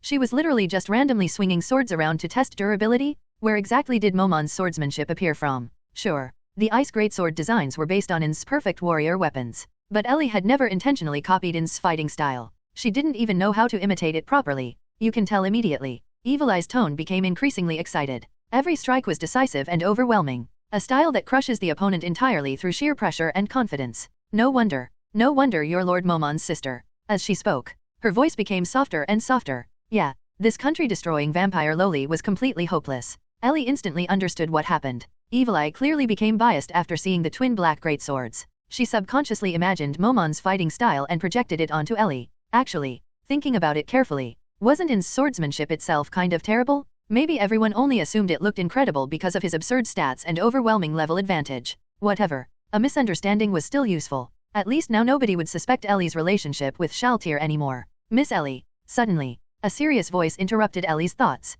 Ellie immediately stiffened. Brain? Why did his tone sound so serious? Did he notice something after all? Just how obsessed are you with Shaltir? Ellie worked so hard copying Sabaz's atmosphere specifically to avoid suspicion. Was it all useless? If she got exposed here, should she immediately fight her way out? Could she handle Blue Rose all at once? If fully equipped, escaping should still be possible, right? Worst case scenario, should she just kill everyone here and deal with the consequences later? However, Brain's next words completely exceeded Ellie's expectations. Miss Ellie, Brain Unglaus bowed seriously. Could you please have a duel with me? Why are you here too? I don't even have nails for you to cut anymore. Ellie silently complained inwardly. Still, at least she could finally relax a little. Fortunately, Brain had not immediately recognized her identity. That alone was already good news. Ellie glanced at her fingers subconsciously. Her nails had long since been carefully trimmed by the maids taking care of her in Nazarick. How was Brain supposed to perform another nail clipping when there were no nails left to cut? More importantly, there was no benefit whatsoever in fighting Brain here. She had already shown off more than enough today. Brother Brain. Ellie forced an awkward smile. I just finished fighting Sister Gagaran. My mana is almost completely exhausted. She intended to politely refuse. Showing off too much in front of Brain was genuinely dangerous. Unfortunately, nobody present believed her excuse. The effortless way Ellie had fought just moments ago hardly resembled someone who had exhausted all her mana. Besides, even if she truly had no mana left, her absurd physical abilities alone were enough to handle most opponents. Just one move. Brain suddenly bowed deeply toward Ellie. One move is enough. Seeing Ellie clearly trying to refuse, he lowered his posture without hesitation. Miss Ellie. Even Climb bowed alongside him. I also ask for your guidance. What exactly are you two doing? Ellie felt completely helpless. Putting Climb aside, Brain Unglaus was practically a celebrity in the kingdom, a warrior compared to Gazef Stranov himself. Yet now, this famous swordsman was bowing respectfully to a little girl of unknown origin just to request a duel. The entire situation felt bizarre. Fine. Ellie sighed internally. Please raise your heads. I'll exchange one move with you. In the end, she had no choice but to agree. Once again, everyone moved aside and cleared the center of the training ground. Only Brain and Ellie remained standing there. If it was only one move, then Brain would definitely use the same technique he previously used against Shaltir. That much was obvious. So how should she deal with it? Use the ice sword to block it? Could the ice sword even withstand it? If the sword shattered, wouldn't that basically count as losing? Ellie absolutely refused to lose to the nail clipper. Should she use her hammer instead? No. Pulling a gigantic hammer out of a tiny pouch in front of this many people felt far too suspicious. Spatial storage equipment would probably look incredibly abnormal to natives of this world. Better to avoid exposing that entirely. In that case, if Brother Brain says it'll only be one move, Ellie tilted her head slightly. Then it must be your strongest technique, right? Yes. Brain nodded honestly. I intend to use my strongest attack. I see. Ellie smiled brightly. Then I'll also respond with everything I have. Of course. That was mostly nonsense. If Ellie truly went all out here, the entire training ground would probably disappear. Thank you. Brain slowly drew his katana into position. Instantly, Ellie recognized the stance. As expected, it was definitely that technique. Field plus fourfold slash of light. The real question was, where would he aim? Since this was still considered sparring, he likely would not target a fatal point. Most likely, he intended to target the ice sword itself. And since Ellie absolutely did not want her sword shattered, she immediately abandoned the idea of using it altogether, which meant only one option remained. After watching Brain enter his stance, Ellie calmly walked forward. Then, she casually stabbed the ice sword in her hand into the ground again, and continued approaching empty-handed. Brain clearly did not expect that. Originally, he truly planned to target the ice sword, yet Ellie abandoned her weapon entirely. Miss Ellie, Brain looked slightly surprised. What are you doing? Don't worry, brother Brain. Ellie smiled confidently. I said I'd take this seriously. I'm relieved to hear that. Brain smiled back. As expected, those ice swords earlier were not Ellie's true strength. Ever since encountering monsters beyond human understanding, Brain had realized how vast the world truly was, and how insignificant he himself remained. Now, another opportunity to challenge overwhelming strength stood directly before him. How could he not feel excited? That's right. Brain had already concluded that Ellie was related to Shaltir somehow. Their identical appearance alone was enough to raise suspicion. But beyond that, there was also Ellie's arrogant confidence during battle, the slight upward curve of her lips while fighting Gagaran, and most importantly, that overwhelming aura rivaling Sabas himself. All of it resembled Shaltir far too much. At first, Brain genuinely suspected Ellie might literally be Shaltir in disguise. However, after observing her carefully, he noticed an important difference. Both times Brain encountered Shaltir, she never truly cared about him at all. Her attitude remained completely indifferent. Ellie was different. Although she carried similar confidence and arrogance, once battle began, she genuinely enjoyed herself, especially after drawing her ice swords. That joy and excitement differed completely from Shaltir's detached cruelty. Because of that, Brain's suspicion gradually weakened. Before this, he even wanted Climb to leave immediately for safety. After all, even with Blue Rose present, if this truly was Shaltir, nobody here would survive unharmed. Now, Brain believed Ellie was merely connected to Shaltir somehow, perhaps a relative, or perhaps someone similar. But regardless, just the existence of such a powerful warrior before him was enough reason to challenge her. Even if Ellie only agreed to exchange a single move, she still declared she would go all out. And if someone related to Shaltir fought seriously, how could Brain possibly suppress his excitement? As Ellie slowly approached him empty-handed, Brain gradually stopped seeing Ellie herself. Instead, he saw Shaltir approaching him once again, the woman who utterly destroyed him, yet simultaneously gave his life new meaning. Field. Brain silently activated his martial art while watching Shaltir approach. Last time, he clipped her nails. So this time, what should he cut? Brain's gaze naturally fell onto Ellie's fingers. No nails? Then, the ring. Brain's eyes locked onto the ring on Ellie's finger. That would be his target. 1 step. 2 steps. 1 more step. Brain's thumb slowly pushed his blade free from its sheath. At this moment, everyone in the training ground unconsciously held their breath. The tension became suffocating. One side, Brain Unglaus, a warrior rivaling the Kingdom Warrior Captain himself. The other, Ellie, the newest candidate for Blue Rose. Then, the instant Ellie entered his range, martial art fourfold slash of light. Martial art justice descends. Both shouted simultaneously. Clang! A sharp metallic sound exploded across the training ground. Almost nobody present could clearly see what happened. Only the result remained. At the center of the field, Ellie stood completely unharmed. One hand firmly held Brain's katana in place. Meanwhile, a pure white gauntlet had appeared around Ellie's arm at some unknown moment. Clearly, that metallic impact sound came from the collision against the gauntlet. Excuse me? Ellie released the blade first. Then, the white gauntlet instantly vanished. Brain remained frozen in place, unable to react immediately. What was that just now? A summoning spell? No. Didn't Shaltir just shout the name of a martial art technique? A magic caster using martial arts? And not just any martial art, but one he had never seen before? As expected of monsters. Completely unreasonable. His blade had been stopped again, meaning, he lost again. Then, Brain slowly raised his head, and finally realized something important. The person standing before him was not Shaltir. It was Ellie. Sorry. Brain exhaled softly. I lost focus for a moment. Thank you for your guidance, Miss Ellie. He sheathed his katana and bowed respectfully once more. No. Ellie smiled modestly. I should be thanking you instead, brother Brain. At that moment, Brain finally understood. He truly had mistaken her for someone else. Shaltir would never show such a bright and open smile. Completely different from the savage grin he witnessed during their first meeting. Perhaps, they merely resembled one another. Wio, does this count as passing? Judging from Brain's satisfied expression, he seemed completely convinced. Still, that guy really aimed for her fingers, didn't he? After noticing she had no nails, he immediately switched targets to the ring itself. How ruthless. And that terrifying pressure earlier. He absolutely intended to go all out. Seriously, men in this world were insane. Even sparring felt like life or death combat. Thankfully, Ellie secretly equipped her champion armor to block the attack. If she had used the ice sword instead, it definitely would not have survived fourfold slash of light, attacking the exact same point 4 times nearly simultaneously. That technique truly was impressive. Ellie only barely tracked the third slash before managing to stop it, meaning, if Brain targeted Ellie directly, she likely would have taken at least 2 hits before fully reacting. The reason she emerged completely unharmed just now was entirely thanks to the absurd defensive properties of the champion armor. Ellie felt extremely dissatisfied about that. When she returned home, she definitely needed more training with Cositus. In a real battle, without the protection of the champion armor, she absolutely would have been injured. Though, Ellie still had no idea how much damage her body would actually take from being stabbed twice. Still, Ainz Ooal Gown had never known defeat. Therefore, Ainz Ooal Gown would never be defeated either. After parting ways with Blue Rose and the others, Climb remained behind alone at the training grounds for additional practice. However, his thoughts were completely elsewhere. More importantly, Brain had also remained there ever since his spar with Ellie. He leaned silently against a corner wall without speaking a single word. Originally, Climb only came to the training grounds because he happened to encounter Brain during patrol duty and was invited over. But now, Brain's unusually serious expression made Climb increasingly concerned. "Mr. Brain, what's wrong?" After absent-mindedly swinging his sword several more times, Climb finally could not endure the strange atmosphere any longer. He stopped training, put away his sword, and walked over.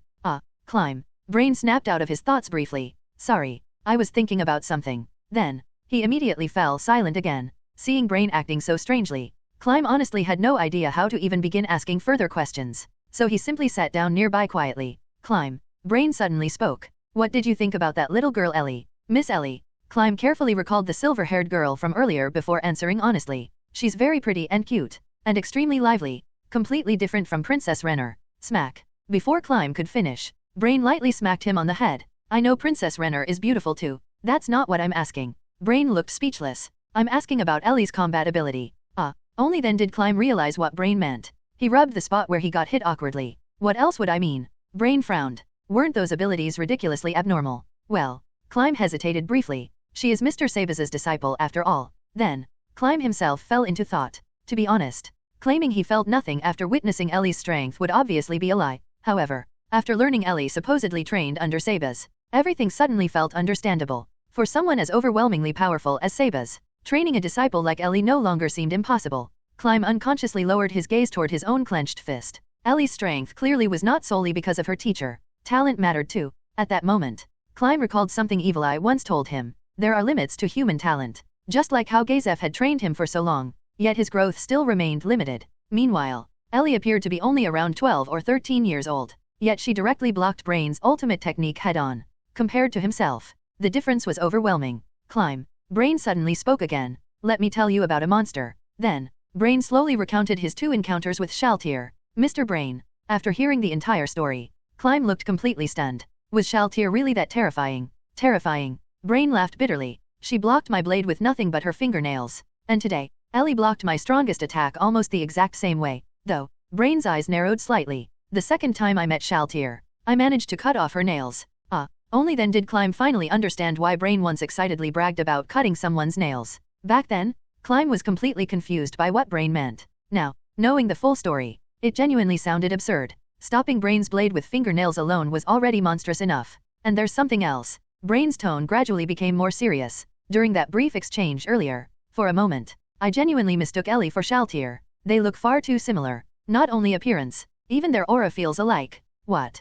Climb immediately panicked. "Doesn't that mean Miss Ellie is connected to Shaltir? Then Blue Rose is in danger." He instantly grabbed his sword and tried to rush off. However, Brain calmly grabbed Climb by the collar and yanked him backward before he could even leave. Wait. Unlike Climb, Brain seemed far calmer. "Listen to the rest first. Although Ellie resembles Shaltir, she's still completely different. If it had been Shaltir," Brain's voice gradually grew excited again, "she absolutely would have blocked the very first strike."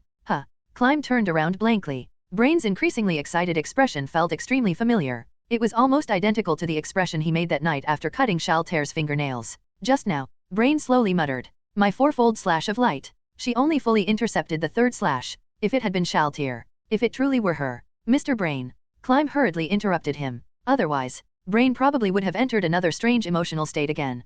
Sorry." Brain coughed awkwardly. "I got a little too excited." Then, he slowly frowned. "Still, perhaps Ellie really is related to Shaltir somehow. They resemble each other too much. Almost like sisters." Sisters. At that moment, Brain suddenly froze. Previously, He constantly suspected Ellie herself might actually be Shaltir in disguise. However, after fighting her personally, he dismissed that idea. Now though, a completely different possibility suddenly appeared. What if Shaltir and Ellie were genuinely sisters? The more Brain thought about it, the more plausible it seemed. Their appearance, their figure, even their aura. Ellie almost looked like a younger version of Shaltir herself. If that truly were the case, then Ellie's existence became extremely dangerous. However, there was still another contradiction. Ellie claimed to be Sabaz's disciple, and the overwhelming killing intent she released earlier genuinely resembled Sabaz almost perfectly, meaning she probably was not lying, which only made Ellie's background even more complicated. Mr. Brain. Climb lowered his head worriedly. So what should we do? If Miss Ellie really is connected to Shaltir,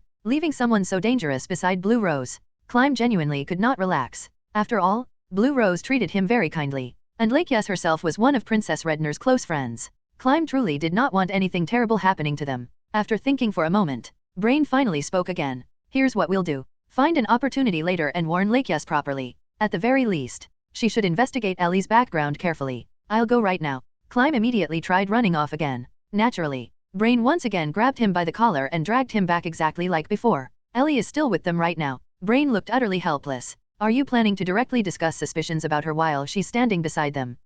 Only then did Climb finally calm down awkwardly. Achoo. Meanwhile, somewhere else entirely, Ellie suddenly sneezed hard.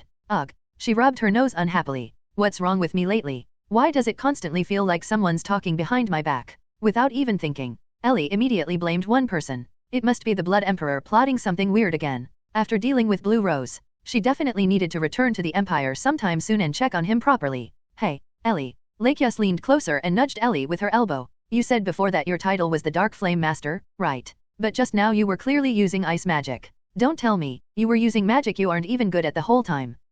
Gagaran, who was walking ahead, immediately turned around in surprise. The magic Ellie used earlier was already her specialty, wasn't it? No, Ellie replied calmly while internally cursing. Ice magic is indeed one of my specialties. This Chuyuni girl is way too sharp in weird places. What Dark Flame Master? That title was literally something she made up on the spot. She could not even produce a single spark of fire? So then, Ellie. Lakias immediately pressed further. How exactly did you obtain that title? That damned Lakias? I only randomly made something up? Why are you still obsessing over it? Originally, Ellie planned to simply admit she made it up. However, the moment she saw Lakias staring at her with sparkling eyes full of admiration, as though she had finally met a true kindred spirit, Ellie instantly chickened out. Well, Ellie awkwardly looked away. Ice magic really is one of my strongest original spells. Before she could finish, Lakias immediately interrupted excitedly. So that means your original fire magic is even stronger. Evil Eye no longer even wanted to complain anymore. At this point, there had already been too many shocking things. Original magic never seen before.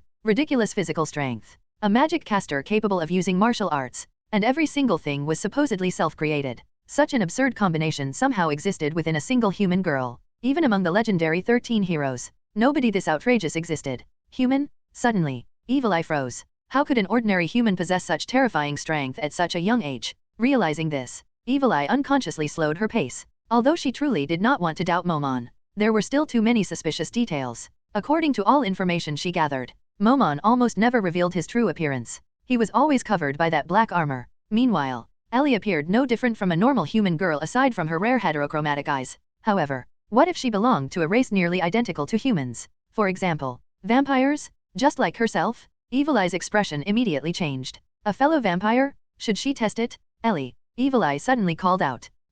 Ellie immediately ignored Lakias and turned toward Evil Eye instead. Ow. Evil Eye suddenly stumbled awkwardly as if tripping over something. Then, she deliberately fell directly against Ellie. Naturally, Ellie reached out to support her. However, even after being caught, Evil Eye intentionally leaned even closer, her face directly pressed against Ellie's chest. Sorry. Evil Eye quickly stood upright again. I lost my balance. It's all right. Ellie answered casually on the surface, though internally she was speechless. This acting is unbelievably fake. The country-destroying Loli's fake falling technique is way too terrible. She obviously did that on purpose. But why? Ellie genuinely could not understand her goal. Still, she silently remembered this incident. Hey, Ellie. Meanwhile, Lakias once again interrupted everything. Can we see your original dark flame magic? Lakias secretly glanced toward Evil Eye. Clearly, she already understood what Evil Eye had been trying to do, so she intentionally changed the subject to help cover for her. There was a heartbeat. When Evil Eye leaned against Ellie earlier, she clearly felt body warmth. She also heard Ellie's heartbeat,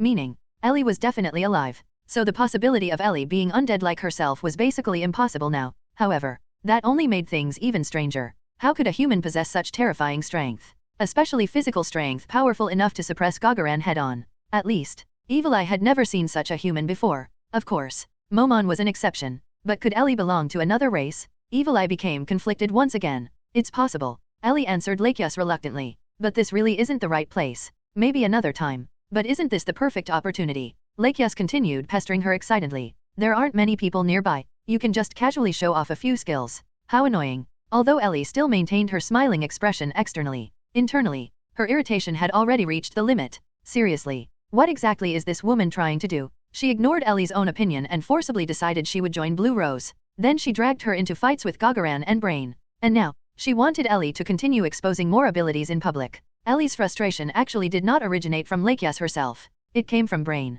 More specifically, from the fact Ellie failed to block Brain's attack from the very beginning. Everyone else believed Ellie won. Only Ellie herself knew she was the actual loser. But it's really inconvenient. Ellie continued, refusing politely. Sigh. Lakias suddenly sighed dramatically. But everyone really wants to see it, right? A magic caster who created original martial arts and original magic. What kind of incredible techniques could she possibly possess? Ellie abruptly stopped walking. The smile on her face disappeared instantly. Then, she slowly looked directly at Lakias. Ellie was not stupid. There was clearly another meaning hidden inside those words. Ellie. Lakias still smiled brightly. Can you answer a question for me? Please ask, Lakias Nichan. Ellie answered calmly. However, she noticed both ninja twins had already quietly moved their hands behind their waists. Their posture clearly became alert. So they finally noticed something? In that instant, Ellie already prepared herself mentally. If necessary, she would forcefully break through together with Archie and escape.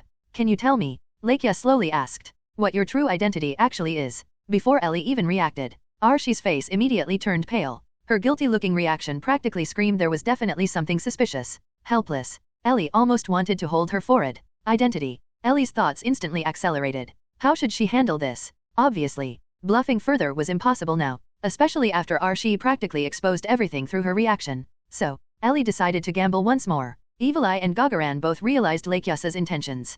Gagaran immediately became alert. Meanwhile, Evil Eye stepped directly between Lakias and Ellie protectively. Isn't Ellie Lord Momon's sister? Evil Eye spoke up for Ellie unexpectedly. What other identity could she possibly have? Lakias, this joke has gone too far. After all, Evil Eye personally witnessed Momon interacting with Ellie back in Irantal. Momon himself called Ellie his younger sister. If she was Momon's sister, then there should not be any issue, right? Lakias Nichan. Ellie suddenly smiled again. Earlier you asked how I obtained the title Dark Flame Master, right? Then let me answer that question first. After speaking, Ellie quietly gestured for Archie to move farther away. The moment Archie retreated, Lakias, Gagaran, and the ninja twins all immediately entered combat stances. Only Evil Eye stood frozen in place, unsure which side she should support. However, Ellie had no intention of fighting them. She only wanted to scare them a little. This time, she planned to get serious. Ellie slowly raised her right hand. Then, she closed her eyes. Lakias tightly gripped her magic sword. Should she attack first? Honestly, after witnessing Ellie's strength earlier,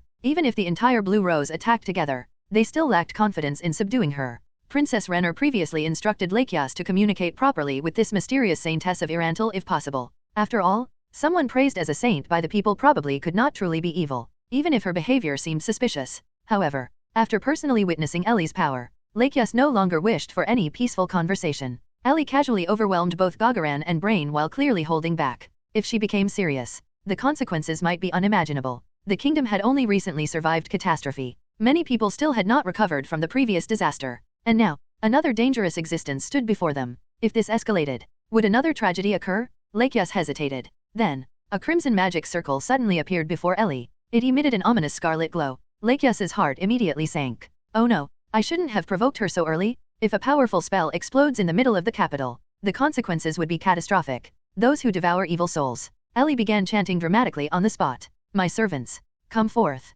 Awaken from the flames of darkness. Honestly, even Ellie herself felt unbearable embarrassment from the spell she improvised. The next moment, a low wolf-like howl echoed from inside the magic circle. Then, everything within the circle instantly turned pitch black. From that endless darkness, two shadowy horse-like figures slowly emerged. The instant those creatures appeared, Lakias finally experienced true fear. Even though the surrounding temperature remained normal, her body trembled uncontrollably. Even her teeth began chattering. When the creatures fully revealed themselves, Lakias finally understood just how massive a mistake she had made. Skeletal horse bodies, pitch-black aura, green and yellow ghostly flames, soul eaters, legendary undead monsters recorded in ancient texts. Just one Soul Eater once slaughtered 120,000 people in the former Beastman Kingdom, turning an entire city into a land of death. And now, two such monsters stood directly before them. That, Ellie gently stroked one Soul Eater's neck calmly, is why I'm called the Dark Flame Master. Run! Evil Eye instantly screamed. Everyone run immediately. These are monsters beyond your ability to handle. Evil Eye already sensed danger when Ellie began casting, but after seeing what Ellie summoned, she was completely horrified. Don't be nervous. Ellie smiled calmly. Blackie and Whitey are both very obedient children. They won't hurt you. Ellie. Evil Eye immediately entered combat stance as well. Please calm down first.